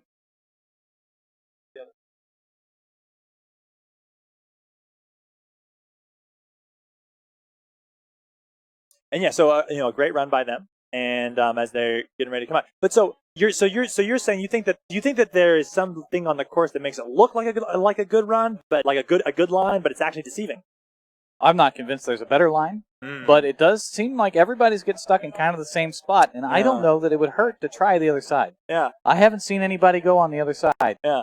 It's interesting. I mean, it's interesting too. I mean, that's the line you take. That's you're there first. To get to the other side, you'd have to cross over the track, and then you'd lose all your speed. But we've seen the teams that go and do the diagonal zigzag. The ones that are able to get the car turned around and go back the other way, they're the ones who are making the little bit further distance. Mm-hmm. So I don't know if there's some merit to that or not. I know that I'd be seriously considering trying it if I were waiting in that line. Yeah. Now, speaking of waiting in that line. That is something I do not miss from Baja SAE. Oh man, yeah. Well, and it gets the tough hot part in that driver gear. We've got one remaining hour, for these guys to make it through, and I don't think they're going to hold the dynamic event open for people who are in line. I think at 5 o'clock they'll just close it down. And it is tough for the competitors to rationalize this, but the event was open earlier, and it is the kind of responsibility of the teams to get through these events. They know that this is not unusual. This happens at every race. It's the team's conscious decision to wait until the end. I understand why they do it, but sometimes it backfires. All right, and coming up right now, number 93, Pennsylvania College of Technology. This car, a really cool opportunity. They're using titanium on their drive shafts. Oh, that's an interesting way to do that. So that sounds very expensive. It is very well. It's sponsored. So free 99, as they say. Oh yeah. So coming here. Wow, coming around the bend. Let's see how they do. What line they take here. Mm-hmm. And it looks like they are going to go a little bit to the left, like I said. It must have heard your feedback. Yeah, maybe I should have kept my mouth quiet on that one. It looks like there's a big rock there they kind of high-centered on. Yeah. Just watched all four wheels come up off the ground. And it has been interesting, though. The rocks are not exactly moving in better positions. It seems to be moving in worse positions.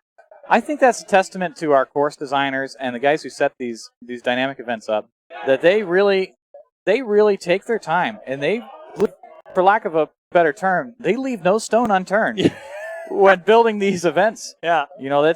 It's well groomed when we start, and it just gets beat up and destroyed throughout the day until it's much more challenging, apparently. Mm-hmm.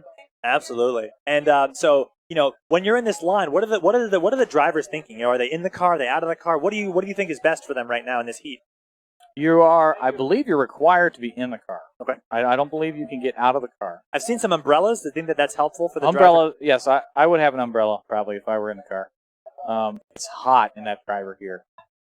I know we used just a one-piece fire suit is what we would wear. The teams are required to wear a fire suit, a racing fire suit.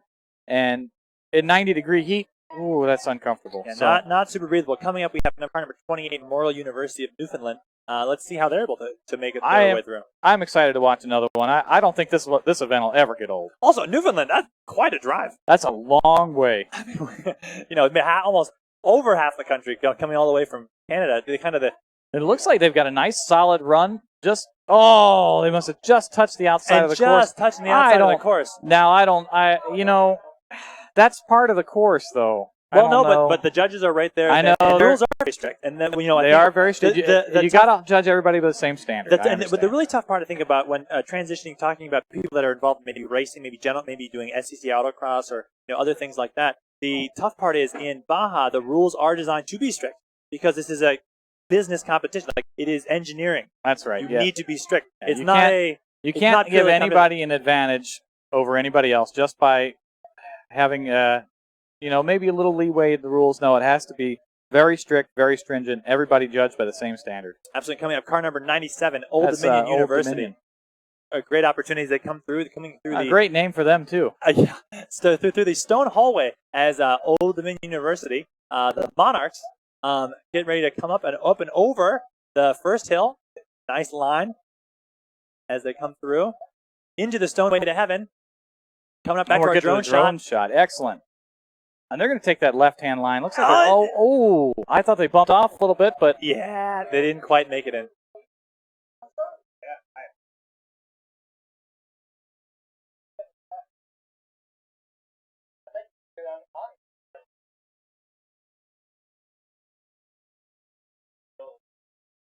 So Old Dominion University looked like I got another solid score. And and the way Brad, the scoring system for rock crawl, we've got one team completed. What happens to the teams that don't fully finish?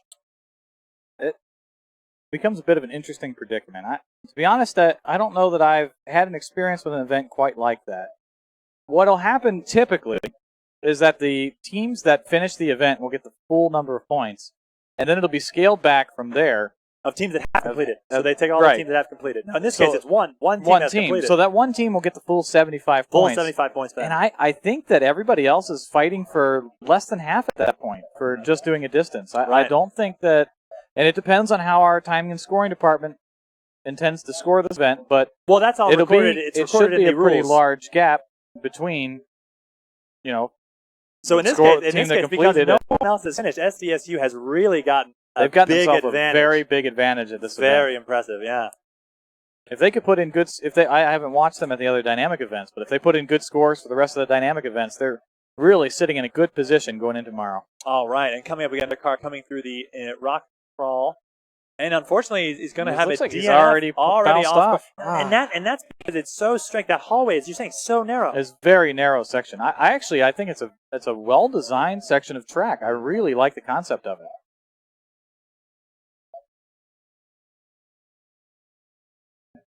We'll have to see. We should be able to reset a little bit faster. Oh yeah, no. I'm sure there's competitors in line that were, kind of happy to see that. Unfortunately, yeah, they're probably getting a little warm out there, ready to get their runs in. Yeah, absolutely.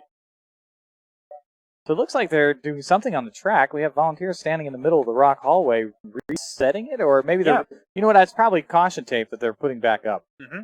That's exactly what that is. Yeah, they want to make sure that it's still lined up. Right. And that team that just went was car number 40. Is this car number coming up? Big shout out to our followers across the ocean. Pimpri Chinchwald College of Engineering, Team Red Baron. So we'll that's see a how great name too. I know. We'll have to see how they do as they, coming all the way over, competing. We got our drone shot here, watching you. The flag drops and the launch is off for the rock crawl, going through the stone hallway as it bounces around. Lot of movement. You can see from the drone how clean the line is. Again, these drivers don't know that until they get up there. Yeah, and that was incredible. Yeah. Wow, what a jump. All the track. Here comes car number 41, Pimper Chitchwald at College of Engineering. Keeps going. Oh, he found a hole real early. Yeah, Team Red Baron finding a hole. What you're seeing, that smoke you're seeing is from the tires. That's not from the engine. That's the tires are spinning on the rocks. They're essentially doing a pretty good burnout on those things. Excellent. And that's because these competitors are doing everything they can to get out. Absolutely. You've seen the last couple runs have all ended in the same spot. They're fighting for every inch right now. Yeah. It's pretty cool. It's pretty cool. So now we've got a huge line of cars that still need to compete to score times. What are the teams doing that are back that have finished? What are they working on right now, Brad? I'm not sure there are any. I guess maybe there are a few teams that probably have finished all their dynamic events. So assuming they have, what would those teams be doing? Right. They're going to be bringing their car back. It'll likely have gotten banged up pretty good on this rock crawl event. I know we usually gave both lower front A-arms to it and maybe one or two of the rears. Yeah. So they're going to take the car back. They're going to strip it down. They're going to check every component on it. They're going to go through that car with a fine-tooth comb to make sure that everything is brand new and nothing is going to fail during tomorrow's endurance race. Oh, and preparation is for key. Race. Yep, they want to make sure that vehicle is like new for tomorrow. And that is really the key, the preparation that goes into the endurance race. All of it for that dialed in for that 4-hour endurance to be able to launch. That's right. On time. If you're well prepared, you need a lot less luck. And coming up, we got another team running, and unfortunately, a huge jarring turn really right got in the stone pushed hallway. by something. And we're bringing the drone shot into you to give you a look at that, and it kind of just pivoted right away, and it was really impressive. Unfortunately, not what you want to see. Yeah, no, not as a spectator and not as a competitor. You really want to see the best runs that everybody can put in is what you want. Right, and it looks like that was number 79 at Binghamton University. That was really kind of not a fluke, but guys were watching. He's been watching the cars all beforehand. All of a sudden, just something was different. He was off by just a little bit. Just even the slightest difference in this event can cause huge issues with being bounced on the rocks. Yeah. Now we switch from the drone view down to our camera on the ground, and you can see him struggling to get that car out of the rock this is hallway. what it would be like without the opportunities from the devices we have here to move the vehicles. Yeah, unfortunately, what we're kind of seeing here is that the CVT is pretty tight, the belt, and they're having trouble rolling the car backwards because it won't fully disengage. No, a lot of teams talk about CV. What are some of the transmission options that teams have when they're here in competition? By far and wide, everybody's favorite transmission option is the continuously variable transmission. And they're using that because they don't have a lot of RPM range to work with on these engines. I mean, we're really only talking about a usable RPM range of about 2,000 RPM between idle and our red line that's set by Briggs & Stratton when we get here. So the reason they'll use the CVT is it's driver independent. Continuously variable transmission. Right. It's continuously variable through a fixed ratio. Yeah. What do you want? So another option that they'll use is a couple of teams are using a manual transmission, like something you'll see in a quad or a dirt bike. It's a sequential manual that they'll shift using a handle. And then really, those are your only two options that you see now. And you'll see variations on that theme from different teams, such as the electronic CVT that we talked about before. That takes it from a mechanical system controlled by springs and centrifugal force of weights to something that's controlled by an electronic motor. Really, actually, a very impressive control over your shifting patterns. I was very impressed by ETS and Cal Poly Pomona and their electronic CVTs that they brought. That's going to be really cool. I need to get off. Yeah. I'm going to take a break. All right, it looks like the rest of the crew is going to be taking a short break. A little bit going on. So I will be taking over. We got car number 26 showing up to the Volvo Rock Crawl. And car number 26 is the University of Nebraska-Lincoln. Well, they're going through the rock hallway. Looks like they're sticking pretty close to the right side. Man, they're getting close to that tape, but they did not quite touch it. And they're across, going up around the bend. Now this part's pretty clear. We'll have to see it in the drop-off. And they are not slowing down. Look at that. Oh, the drop-off coming around the bend, over the rocks. Slowing a bit for that. That's interesting. Let's see what line they take here. That's a pretty unique line. Oh, it looks like they're going to get stuck right... It was an interesting strategy. It looked like they were going to trend a little bit more left than some of the other teams have in the rocks. We'll have to get the excavator out we'll lift that car up and out of the rocks, and then be on to the next one. It looks like my co-announcer, Adam, has got to take off for the day. His ride is leaving. So that will leave me and Chase, when he gets an opportunity, to bring you the rest of Baja, SAE, Illinois.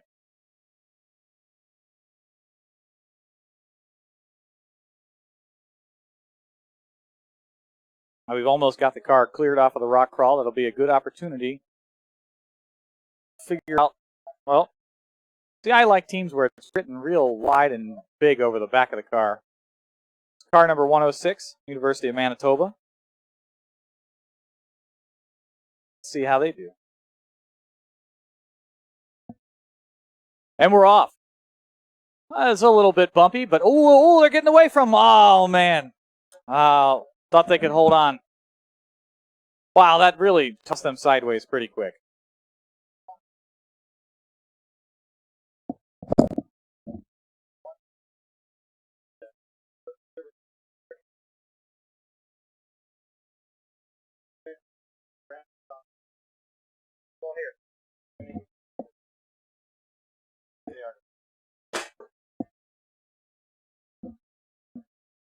You see our volunteers pushing the vehicle out of the rock hallway. You know, without these volunteers, this event would not be possible.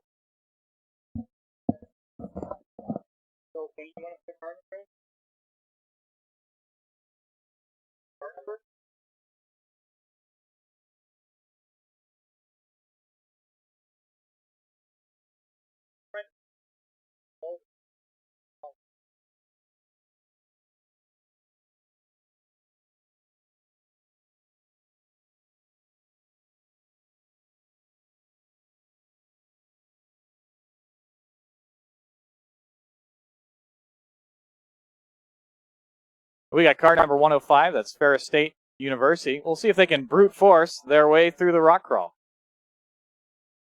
And it looks like they can, really making good progress through the rock hallway. We're going up over the hill.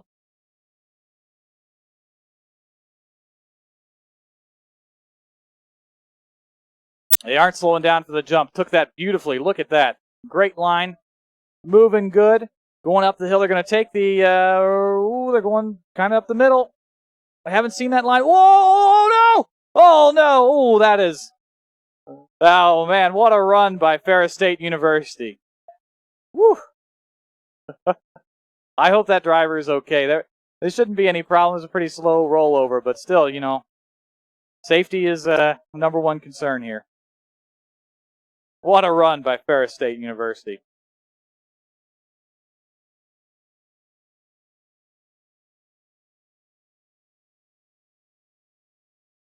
So for those of you still online watching the stream, I thank you guys for sticking with us. Make sure you tell your friends, tell your family, hashtag everything, and let us know that you're on tomorrow. We're going to be starting about 9:30. The race starts from 10, runs until 2. We will give you coverage of the entire event.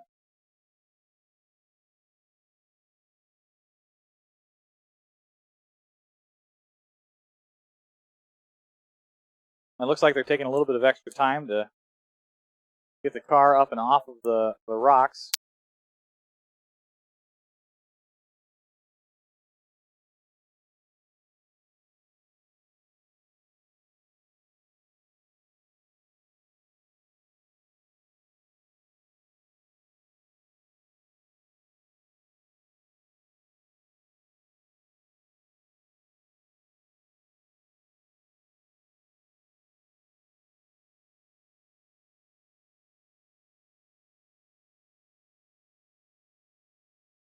And next up, it looks like we're going to have car number 5. That is going to be Polytechnic Montreal, the Poly Mudbees.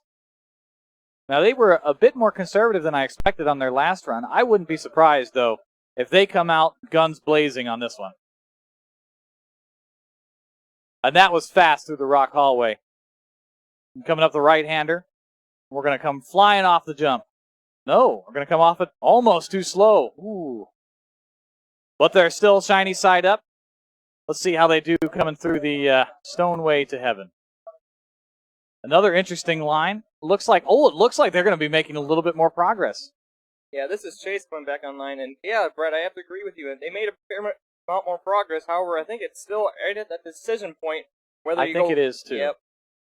I don't see any decisive line yet going up that hill. Yeah, I agree. I'll give another shout out to the pits and the whole site here. We do have an open chair now. If anyone would like to come up to the announcing booth at the Cat 10, Brad and I are up here right now, and we have an open seat. So if any parents, any competitors, anyone with some insight and an opinion of today's events, please come up and share your thoughts with us. We would love to hear from you. Now, I know maybe it's a bit of a stretch with how introverted most engineers are, but I'm sure there's somebody out there who wouldn't mind sitting up here for a very short interview and kind of telling us about their day and their view on this event as a competitor. Yep.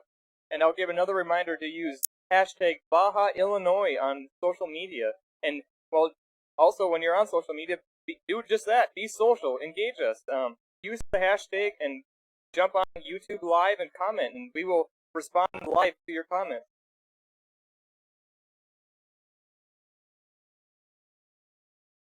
Well, this looks like car number 84, and we're going to be off through the rock hallway. That is UNLV Rebel Racing. And a strong showing so far. Let's see if they can hold it all together.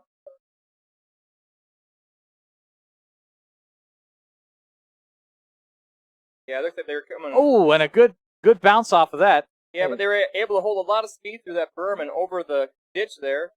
That's true, and momentum we found is key coming through here. Yeah, but and it looks like they're spinning pretty good. Yeah, well, I think they got that right front tire up on that large rock there. Did look like they got into a bit of a tough spot. Yeah, stuck between a rock and a downhill. Yeah. That's kind of what it looked like to me. Yeah, I'm trying to think of how to use their name to play on Rebel here, but I don't know. They were not rebellious. That's why we need Adam. He would have come up with a good rebel and rubble pun, something like that. Yeah, they weren't rebellious enough to get past the rock.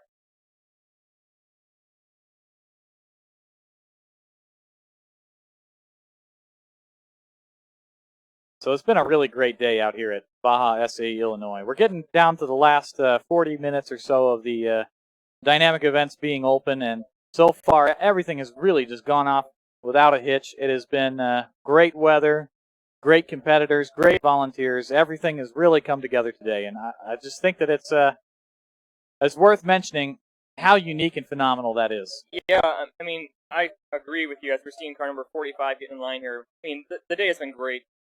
We're still at 86 degrees here in Edwards, Illinois, and the skies are clear. This is a great day for racing, a great day for STEM activities, science, technology, engineering, mathematics, in real life. Oh, absolutely. It doesn't get more real than this as we watch Blue Devil Racing pound their way through the rock hallway, going up around the bend, and they are going to sail off of this jump. I can already tell. Look at them go. Oh, wow, yeah. What a jump. They really pitched off of that drop-off. Great. That's right. They pushed just a little bit through the corner, but they're carrying speed. Oh, here we go. And they're taking the left-hand line. Left-hand line. Crossing over. Uh-oh. It looks like they've seized any forward progress. Red flags are thrown. It does appear that way. It sure is fun to watch these cars go through this rock hallway, come off of that drop-off. Yeah. It's a very fun event this year. Yeah, so University of South, I've actually been up there and met some of these, now alumni. They hosted. I have the same problem. Yeah. Everyone I know is graduating. Yep. Now, okay, I am just getting word from my pilot again that he is going to be taking us on another flight with his drone. So I'll see what kind of footage he can get us here.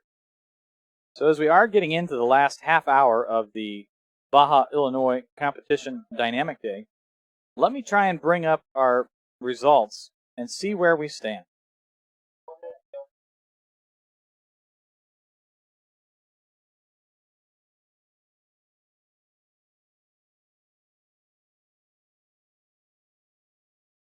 Bring up our results by events. First thing we'll look at here is the acceleration event, which is not sorted yet. There we go. First place acceleration is Team Nemesis Racing. Second place is Michigan Baja Racing. Third is Big Red Racing, Cornell University. Fourth is Team Avishkar. from the National Institute of Tech, Jalandhar. And our rounding out the top 5 is Purdue Baja Racing. Now it looks like we've got Missouri S&T, Minor Baja on the Volvo rock crawl course. We'll get a great drone shot of them coming up the Stoneway to Heaven. It looks like they're carrying great speed, really doing well. Oh, and they've just barely bumped the edge of the track.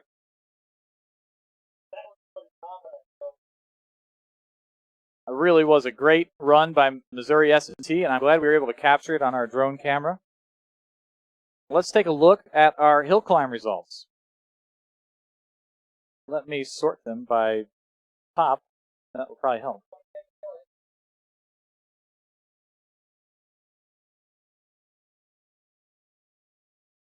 Our first place leader for hill climb is Team Nemesis Racing, followed by University of Michigan Ann Arbor,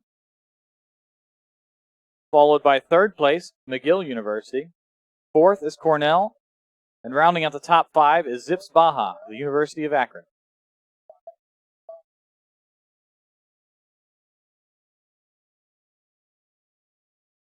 We get a great overhead drone shot of this entire track.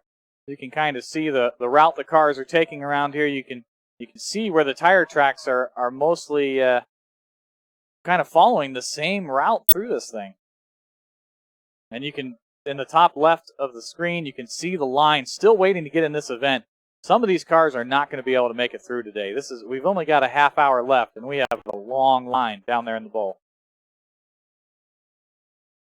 Yeah, I agree. It's unfortunate, but that's part of Baja is working with the scheduling, and it's a reflection of real life, I think. That means. Oh, absolutely. Yeah. Yes, it's basically a microcosm of project planning. You need to be able to get all of your events in before the end of the day, or at least just get a good solid score in each of the dynamic events. Yeah, we were saying that yesterday too. Or no, actually, I say yesterday, but yesterday was this morning. It sure does seem like yesterday. That was a long time ago. Yeah. We got another long day tomorrow. Yes, we do. Tomorrow we'll be showing the endurance race starting at, well, the race starts at about 10 o'clock, but we're going to try to get you coverage starting around 9:30. So please tune in then. And we're off. This is the University of Memphis, Tiger Baja. They're going through the rock. Oh, you can just see them slide down from the right side of the track to the left, but they did not go out, so they are still allowed to race. We get a great view of them going over top of the jump. Ooh, they skid a bit on the front wheels. They probably could have carried a bit more speed through there. Maybe it helped them out. We're going up through the Stoneway to Heaven. And looks like we've stopped at about the same place that we have just about everybody stopping at right now. There must be something in the rock garden. I think there's one larger rock about halfway up the middle there, and that's what I've been calling the decision point. Most teams either decide to go left or right. Maybe in a few brave ones try to go over it, but that's really where you got to choose your line. All right, I have the results for maneuverability up. It looks like our maneuverability event is still being led by ETS Motorsports. They are being followed by Cornell University. Then we've got Rochester Institute of Technology, Oregon State University, and then Marquette rounding out the top 5. I don't know about talking to you. Yeah, come on. Talk to us a little bit. All right, come here, sit right in the middle. Just go under it. Yeah. And then we've got ourselves a guest spot, guest speaker. He, in my opinion, embodies the spirit of the competitors here at Baja SAE. Yeah, right in the center, front and center. This is you. Let's set him up with a headset. You got the microphone in front of you. So tell us a little bit about yourself and the team you're from. You're going to need to talk into this. Yeah, we'll give you a quick sound check real quick. Hello? All right. I can tell you've been busy. Your hands have got a lot of dirt, paint, grease on them. Yeah, today was trying to get through tech and, make it out to the dynamic events and trying to do a good showing for our school. So, tell us, where are you from? What's your name? I'm Alec Voracek, and I'm with Missouri Science and Technology. We actually just were on the course. Well, I just saw you guys. Yeah, we're very proud of our showing, and you know, we look at this event and we're like, this one's going to be a rough one, but we're going to take it full on, and we're very proud of our turnout, especially for our first run. How many Baja competitions have you been to? This is going to be my third, and then I've been to Midnight Mayhem. That Third counts. event. Count that 4? Yeah, go ahead. Keep talking. 4. Yeah, we'll count that as 4. Thank you. So I'm glad to hear that. So what is your opinion of the Illinois event versus the other two that you've attended? This event's great. All the organizers and sponsors, everybody who's been out here has been great. Really helpful around the paddocks with all the water. The water's saving me. You know, it's a out hot here. day today. Yeah, you got to have that water. I'm surprised you're not a little bit more red than you are. Oh, I've been putting on sunscreen every hour on the hour, trying to stay. I'll keep the farmer's tan, but keep it at that. Really, you came in here just to get in the shade. Is that what it is? Well, you guys also got a nice fan, so you got a pretty good setup in here. It's not too bad. So we're watching Team 101. I want to talk about this real quick. We had a lot of Indian followers on our YouTube stream that were really interested in how this team did. So I'm gonna kind of get a good shot of them going into the Stoneway to Heaven. And it looks like there's got to be something in the rock garden right there, stopping all of the cars. You've been out there. Have you seen anything in that Dale, I'm general getting a little area? bit of fragmentation from you again. Have you seen anything in that area of the rock garden that would be stopping the cars? No, I mean, I've had the spectators perspective, and I have no idea what it is. Probably help if we took them off Your mute. shots look great, though. Let me take you off mute. After All right. Now, we do want to talk to you, so stick around. So, what was your favorite event so far at this competition? The best event to watch by far is the rock crawl. It's exciting and interesting. I think you still got him on mute, Chase. His microphone is muted. All right, same thing, but again. Oh, and we just got the 30-minute warning. They will be closing dynamic events in 30 minutes. That line is entirely way too long to get through that in 30 minutes. Well, it's going to be interesting. So tell us again, what was your? Well, the rock crawl is the best event to watch. It's exciting. There's a lot going on, and everybody's taking a different approach, especially with that where everybody's getting hung up. So that's pretty interesting to watch and see how all the teams take it and try and use that for your own advantage. But my favorite one was the rock crawl or the hill climb. I thought that was fun, mainly because I got to drive. I was going to ask you, did you get to drive any events today? Yeah, no, I'm our heavy set driver, so I get to do the sled pulls and brake check. I think I have some phrases for that in here I'm allowed to say. You're not allowed to say heavy set, but you are allowed to say well upholstered. Yeah, the well upholstered. Just like our seat, it's very well upholstered. Well accessoried, yes. Yes. I'd like to throw a shout out to Rachel because she did that and did a phenomenal job. Well, that's good to know. Hey, we're getting ready to put another car up on here. Would you like to talk through one of these cars going around the event? Actually, I was going to ask him, is there any other shout-outs, any sponsors, anyone else that you'd like to... I thought we weren't allowed to do that. He can. Well, he can? Okay, well, I'd like to take a shout out to all our sponsors. They've helped us out. We were in a bind this year with some of our manufacturing, so I'd like to take a shout out to Steelville, Trifecta. Ford helped us out with some stuff. Fastenal did. To our advisor Randall Lewis and Craig Looks like Barnes. University of Michigan Ann Arbor. Sorry to cut you off, but Yeah, I'd like to see if they make it any further past here. Looks like they are going to keep on crawling and forward momentum stops. Well, I thank you for stopping by. Oh, no, thanks for having me on here. You look great. I figure it's hot out. I'm going to do what I can to stay cool, and the nice thing is I don't have to look at myself, so it's really up to you guys for taking the punishment. Well, we appreciate having you. Hey, you know what? If you find some time tomorrow, stop by. We'll have you on again. And next time I'm going to have some Arnold Schwarzenegger sound cues, I think. I think so. We'll do some flexing. I was thinking maybe Randy Savage. Oh, you're better. All right. Well, thank you for stopping by. I appreciate it. Yeah, thank you for having me here, and good luck getting that car together for endurance tomorrow. Yeah. Oh, I'd just like to say thank you to you guys because my folks get to watch this. Weren't able to be here, so it's great for them. You know, we were Baja alums ourselves. Same problem, so that's kind of what we're here to try and fix. Yeah. No, thanks. I didn't get your name. Oh, I'm Alec. Alec. Thank you. Nice to meet you guys. Yeah. Oh, you too. See you tomorrow. Yeah, we'll see Oh, you. hey, no, you can't leave yet. That would be my mother. Yep. Well, she's on there. Say hi. Hey, Ma. Well, that's the beauty of social media. Yeah. All right. Well, Well, thank you. Appreciate it. Well, hold on. Since we have a mother online, let's get a full screenshot here. All right. All right. Yeah, this is, you probably weren't expecting her to see you today, but, I definitely was not. this is what he's up to here. This is really value added in his education. It is really making him a better person. Just wait until we get our full-size screenshot up and just see for yourself at this fine young engineering student. There's our full announcer booth. So we thank Good to see Alec you guys. for coming here today. Absolutely. You know what? I want to see you again tomorrow. I appreciate you stopping by. Well, thank you guys for having me on the show and let my folks see me. Oh, no problem. Thank you for coming by. Thank you.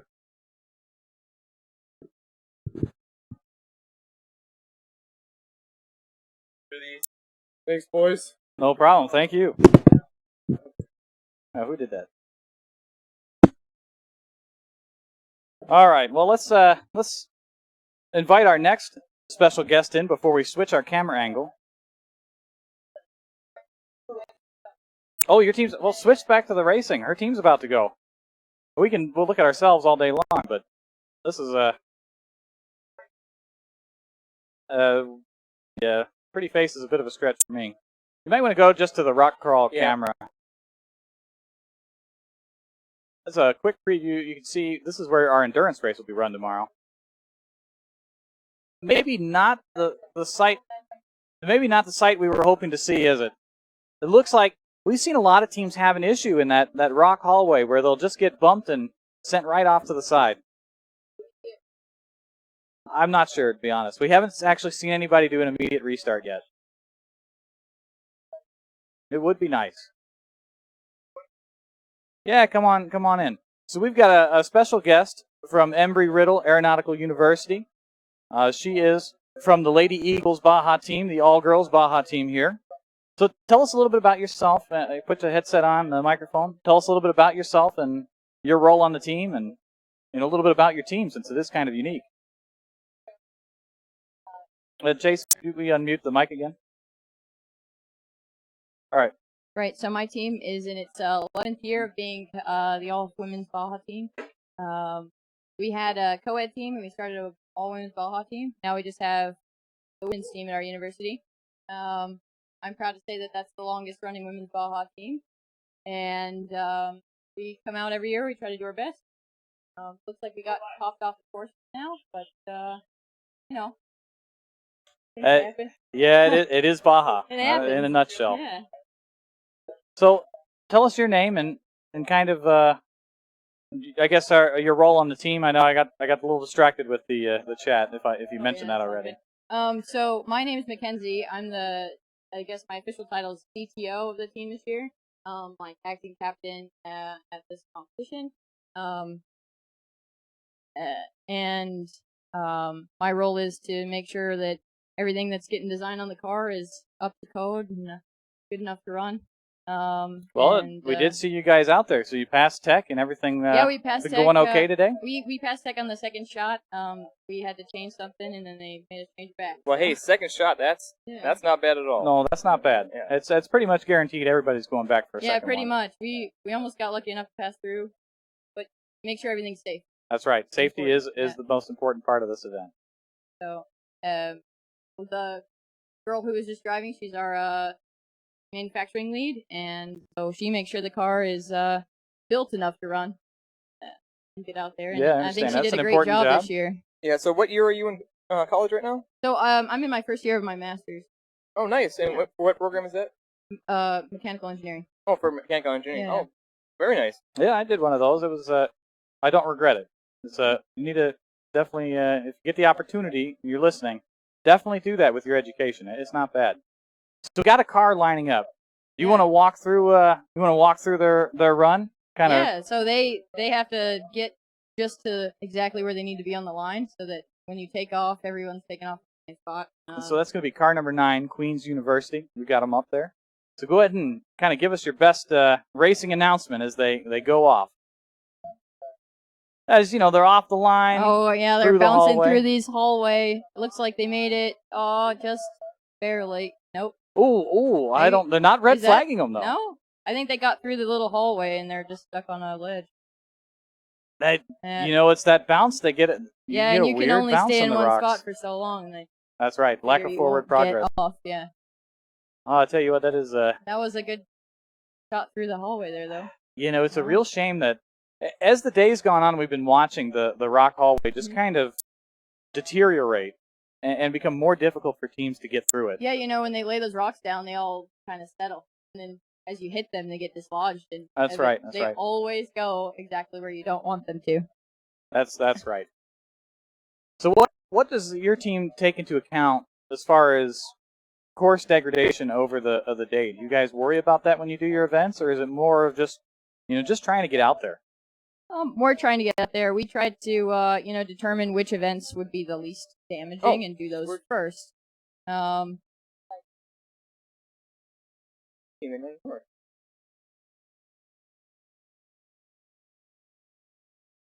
it does, and it looks like they're taking their time through the rock hallway, but they haven't gotten stuck. Speaking just a bit too soon. Yeah, always. Yeah, I need to just keep my mouth shut and not jinx anybody. But you see how much movement they had going through there. They were sliding from one side to the other, and the guy, he was just keeping the wheels straight. Yeah, and it looked like he was going in the lowest CVT engagement there. Right. That'll give him the most torque out of his drivetrain possible. So not a whole lot more he could have done there. I think it's starting to become a case of the deteriorated course. Yeah, so we did like our acceleration run and then the hill climb first because we figured that's not really going to hurt a car much unless we roll it back, which it shouldn't happen. And then judging which one of the two other dynamic events is most damaging and doing that order. Right. That does seem to be the common way teams have done it today. We've noticed that teams have done acceleration and hill climb early this morning. After lunch, they go to maneuverability. And then following maneuverability, they're all in line for this rock crawl. Like LaSalle's doing good. Very fast through this. I wonder how much they're carrying momentum up into the Stoneway to heaven. I wonder if they will. That's right where everyone's getting stuck. There must be something in the track right there. Yeah, maybe one of those big rocks have all the other rocks around it down the way. That's what I'm thinking. That it's just a case of everybody's getting stuck there, and every single car is just digging it out just a bit more.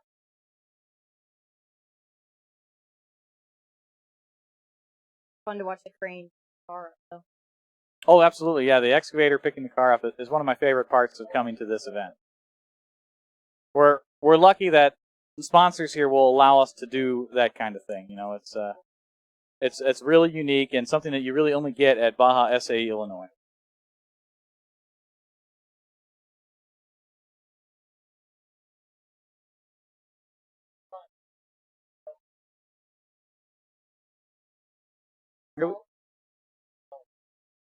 And we've got car number 86 is lining up. And let's watch them go through the rocks. They're off to a good, strong start through the rock hallway. Looks like they're being able to keep it very straight through here. A little bit of jiggling. Let's see how they handle going up the curve. Now remember, one thing that you can see from the drone shot is that these competitors actually have a very clean line where the rocks have been knocked out of the way coming around that bend. Wow, what a smooth sailing he did coming over top of that jump. That was really nice. And he is going to take the left-hand line, looks like crossing over towards the middle. Doesn't look like quite enough momentum. And they're waving the flag. That's going to be where he stops his run. He did a good job with that jump. It's hard to get the right speed to. That's right. That's what we've been talking about that a little bit. But what's your opinion as a competitor on how you would take that drop off? I think it depends on how your car reacts when it comes off. Some cars, their rear suspension pushes them forward, and then they end up rolling over front over or end over front. Right. So it depends on how your car is set up. I think our car we would need to take it at about medium speed, enough to get over, but not too much to really get too much air, start rotating forward too much. Right. It's a bit tricky. We've got car 116 just off. Looks like they're going to be taking it a little bit more slowly through the rock hallway, but still arrow straight. That is really impressive. Let's see if they can make good progress coming up the Stoneway here in a minute. I might be jumping ahead of the gun, assuming they make over the drop off, but we haven't had too much trouble with that today. Looks like we're going to crawl over it. That's a little rough. I'm kind of surprised to see him get caught in that corner there. You know, it's probably the same thing as me getting ahead of myself. They just got ahead of themselves while driving. Yeah, there's lots of room to take it wide, but you don't always know exactly where you're going around the corners there. Right. See everything. Right. That's one of the, I guess, disadvantages from a competitor standpoint of this being, it is sort of on the side of a hill. So you can't really see what's up there until you get up there. Yeah, and that's hard to see from this drone shot, but yeah, it's up on a hill. Right. Yeah, well, talking about drone, I just got word from my pilot that he is starting another flight, so I think we're going to be having some drone footage for us here as we get a view from the sky looking down on rock crawl. I'm not sure who's in line yet. It's not car number 116, I know. Yeah, we just watched car number 116. I'll see if I can get to the start line here and get a better shot of who's at the start there. Looks I like see it's car number 12. All right. Let's look up And car I'll number see if I can 12. follow him around the course as we go That is through. Laurentian University. Now, we've watched them do this event one other time, I believe. Or else maybe that was Maneuverability. Yep, so they're off to start through the first rock garden here. You can see as they move the Coming rocks up with around our- a little bit. That looked quite tight. He did a really good job right there. I know that we've been commenting about how tight that rock hallway really is. You don't have a lot of room to wiggle. Oh no! Oh, just a little bit. Yeah, see, that's the other That's part. the- If you go too slow, you also tip over. That's right. You got to either crawl over it or go just a little different. It did look like he landed on his feet though, and he's driving away. That's really not allowed. He needs to come back in for a frame inspection. The volunteers will be stopping the car. Wow, that was a bit unfortunate. But it is what we're talking about. You know, it's all about getting your speed just right going over that drop off. It's a bit nerve-wracking at this point, too. You only really have one shot at it. Right. The line's too long to make it again. Yes, it is. Yeah, I'm getting word that car number, I think it was 70, I believe I heard. Let me confirm that quick.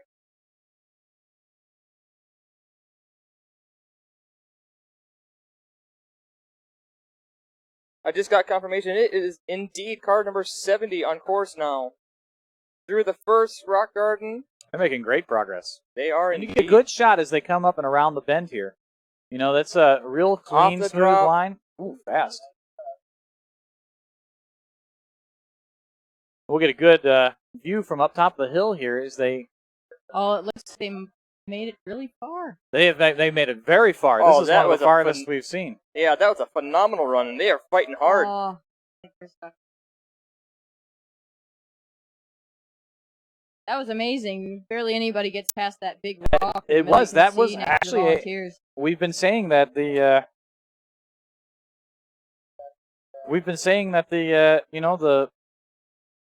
course or the event is going to be judged in inches and feet. There's only been, I believe, one team so far that's completed the event. Two teams have completed I the think event. it's two. You probably know more than us. We're kind of in a tent away from the action a little bit, but one or two teams have completed the event, which really makes it a very interesting event to score because you will get the maximum number of points for completing the event, and then it will drop from there based on distance. So I would be surprised if these other teams were, the teams that completed it weren't many points ahead. Big advantage for them. Yeah, I think that will prove to be valuable in the scoring of the end of the event. We got the University of New Hampshire coming up to the line. Hopefully, University of New Hampshire. hopefully a good showing. Yep. Right here from the United States of America, UNH Baja. You gonna run them through this one? All right. Yeah.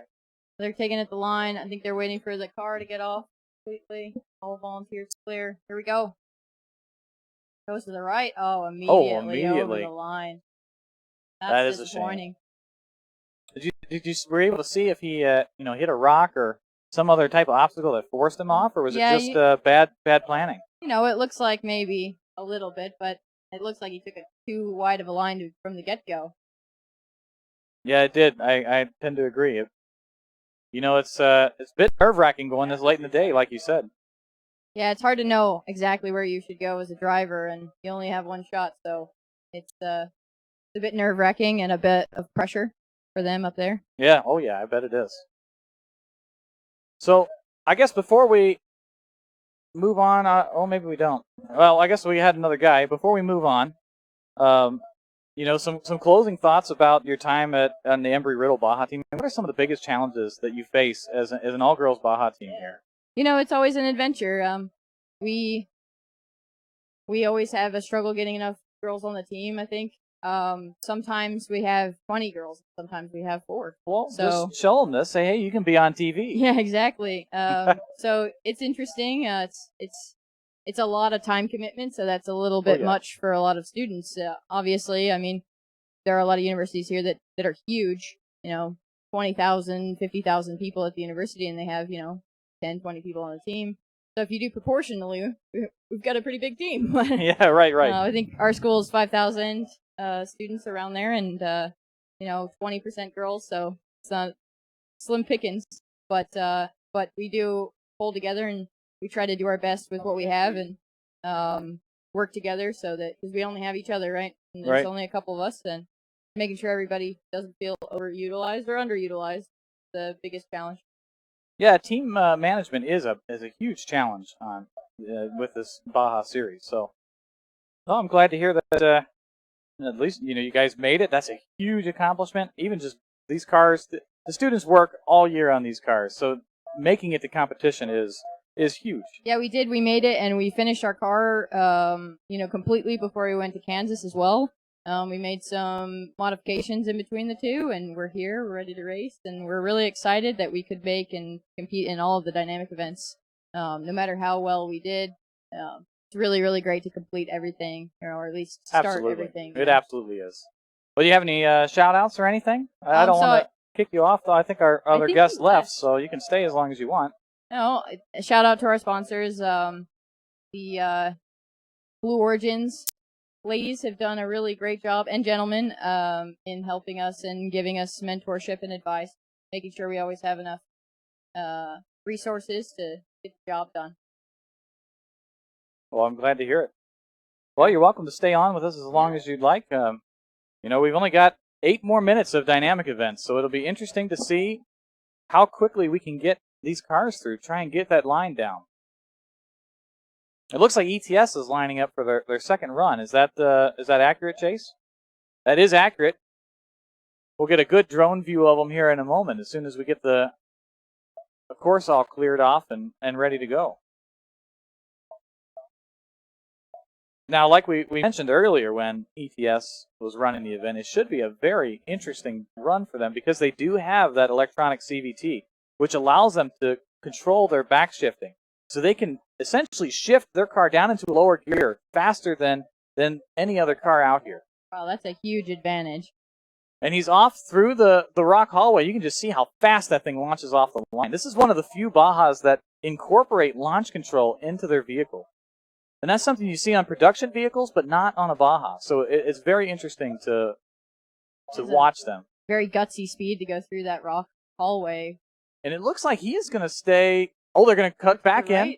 Really good run so far. Let's see if he can keep going, use that CVT. I think he hit the line. Yeah, he must have. I feel like they called it too soon for stop of forward momentum. He was still moving. I think there's a tape around the side if you hit the tape. There is, yes. Any little touch of the tape. And it looked like he nicked the tape a little there. That's a real shame. That was a strong showing by ETS.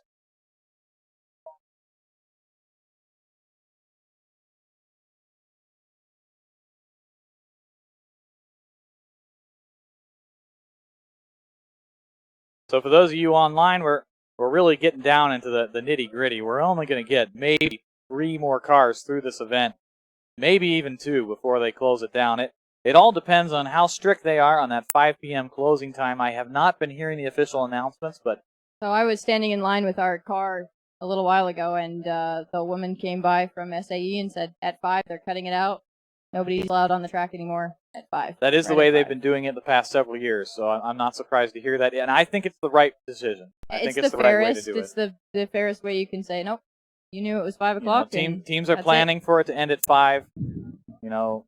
Yeah, and if you let everyone who's waiting in line through, That's right. There could have been more cars in line. We have Team Nemesis going again. Now, they are really doing well in our other dynamic events out here today. If they have a strong showing on this rock crawl run, there's a distinct possibility that they could win the dynamic day. Let's watch them as they take the same line ETS did. Oh, it looks like they just got stuck on the right side there. It sure does. It looks like that front tire. Same spot. I think from the drone we can kind of see that there is a little bit. It might just be shadows, but it does look like there is a little bit of a dip there that the cars are getting stuck in. Yeah, it looks like his front right tire just went into a rut. Stopped all forward momentum. That's kind of what I'm thinking as well. Still a strong showing. That's roughly the same as where the majority of teams are going to be, so they will not be behind any. Yeah, if you've never done a rock crawl before, you really have to keep going and bounce off the rocks. That's why that hallway is so hard, trying to control where you bounce. That's right. And trying to bounce where you need.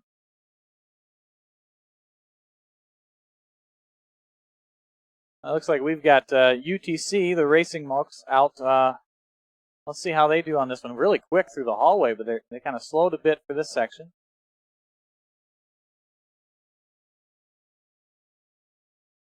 Sailing off the jump, that went smooth. Now let's see how they take the Stoneway to heaven here. And it doesn't look like they made it too far. It's really getting torn up. Yeah, the problem is all of the dirt around the rocks gets torn out of place. It gets and pushed then out of place by the spinning tires. Even bigger ruts as you go along the day.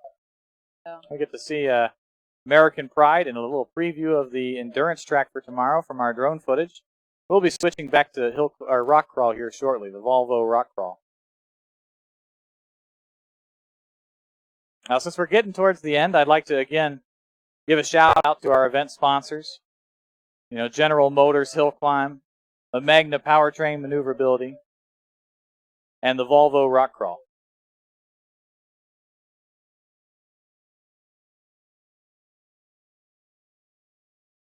We got Memorial Baja giving it a go. Let's see if they I'll give it their best shot, and maybe they'll have a bit of luck with them when they go up the Stoneway here. Yeah, you just never know.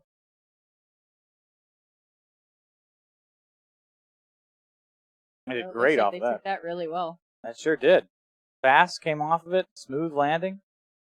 Really test the front suspension on these cars when they go over that jump. It really does. Landing on one or two You can tires really see the vehicles that have the suspension design figured out.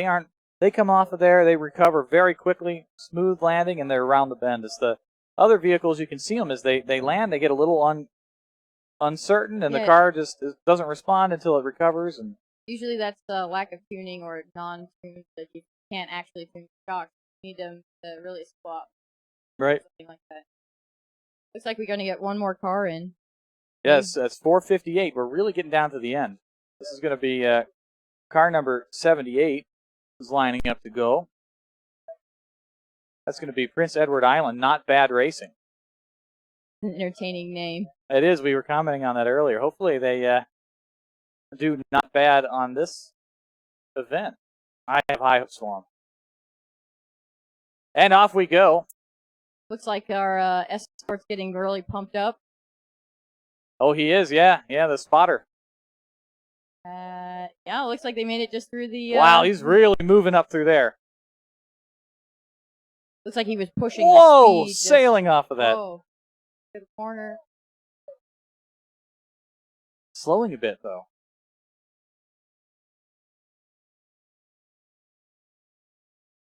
Oh man! Whoa, man! You know what? It's a bold line to try and make it up through there. That big rock he just tried to go over is really... I know, that's a tough one. Yeah. Yeah, they're going to have some work to do tonight, I think, getting their car ready for the race tomorrow. Let's see if we can get... I don't know them rolling over like that, if we'll be able to get another car in today. Maybe that was their strategy all along. I doubt it, but No.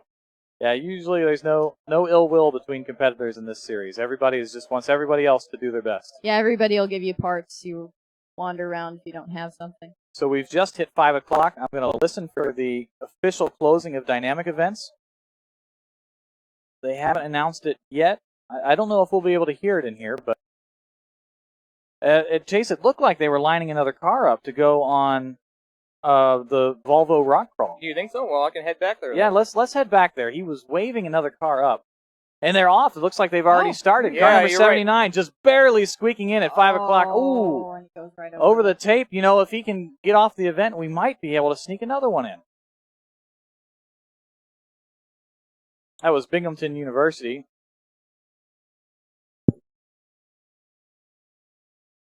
Now it looks like they're going to try. Nope. They're calling it. They're sending them around. That is the end of dynamic events for the day, folks. We thank you for watching. And man, what a day it was. We saw some pretty interesting rollovers. We saw some fantastic maneuverability runs from some of these teams. We saw a completed rock crawl at Baja, Illinois for the first time ever. And maybe even 2 teams have completed it. Really, that is incredible. Yeah, well, that's what I'm trying to remember if it's truly the first time. I thought there was one person in the previous event. In 2014, Oregon State University made it into the moguls. They never made it to the top of the hill. Okay. All right. So they didn't make it through what we're calling the Stoneway to Heaven. They made it through that section, but they didn't quite make it to the top of the hill. All right. Interesting. Well, somebody defeated it, so that's good. Yep. They'll probably make it harder next time. I hope so. You know, it was a fun event to watch, and I can't wait to see what we do next time we're out here at Baja, Illinois. Yeah, well, it's been a great day out here. It's been great weather, great competition. I don't know if we can ever more, really. Oh, absolutely not. No, this is about as good as it gets for Baja. Listen, folks, please make sure you tune in tomorrow. Thank you for sticking with us all day. We're going to start pretty promptly around 9:30 tomorrow so that we can cover all of the endurance race, which runs from 10 until 2. And let me tell you, that is going to be some fantastic racing. There are a lot of teams out here that are going to try their best to bring home a first-place trophy tomorrow. All right. In the meantime, remember Baja, Illinois is our hashtag, and I will be scheduling the live stream, so go to the same YouTube channel for tomorrow morning. Have a good night.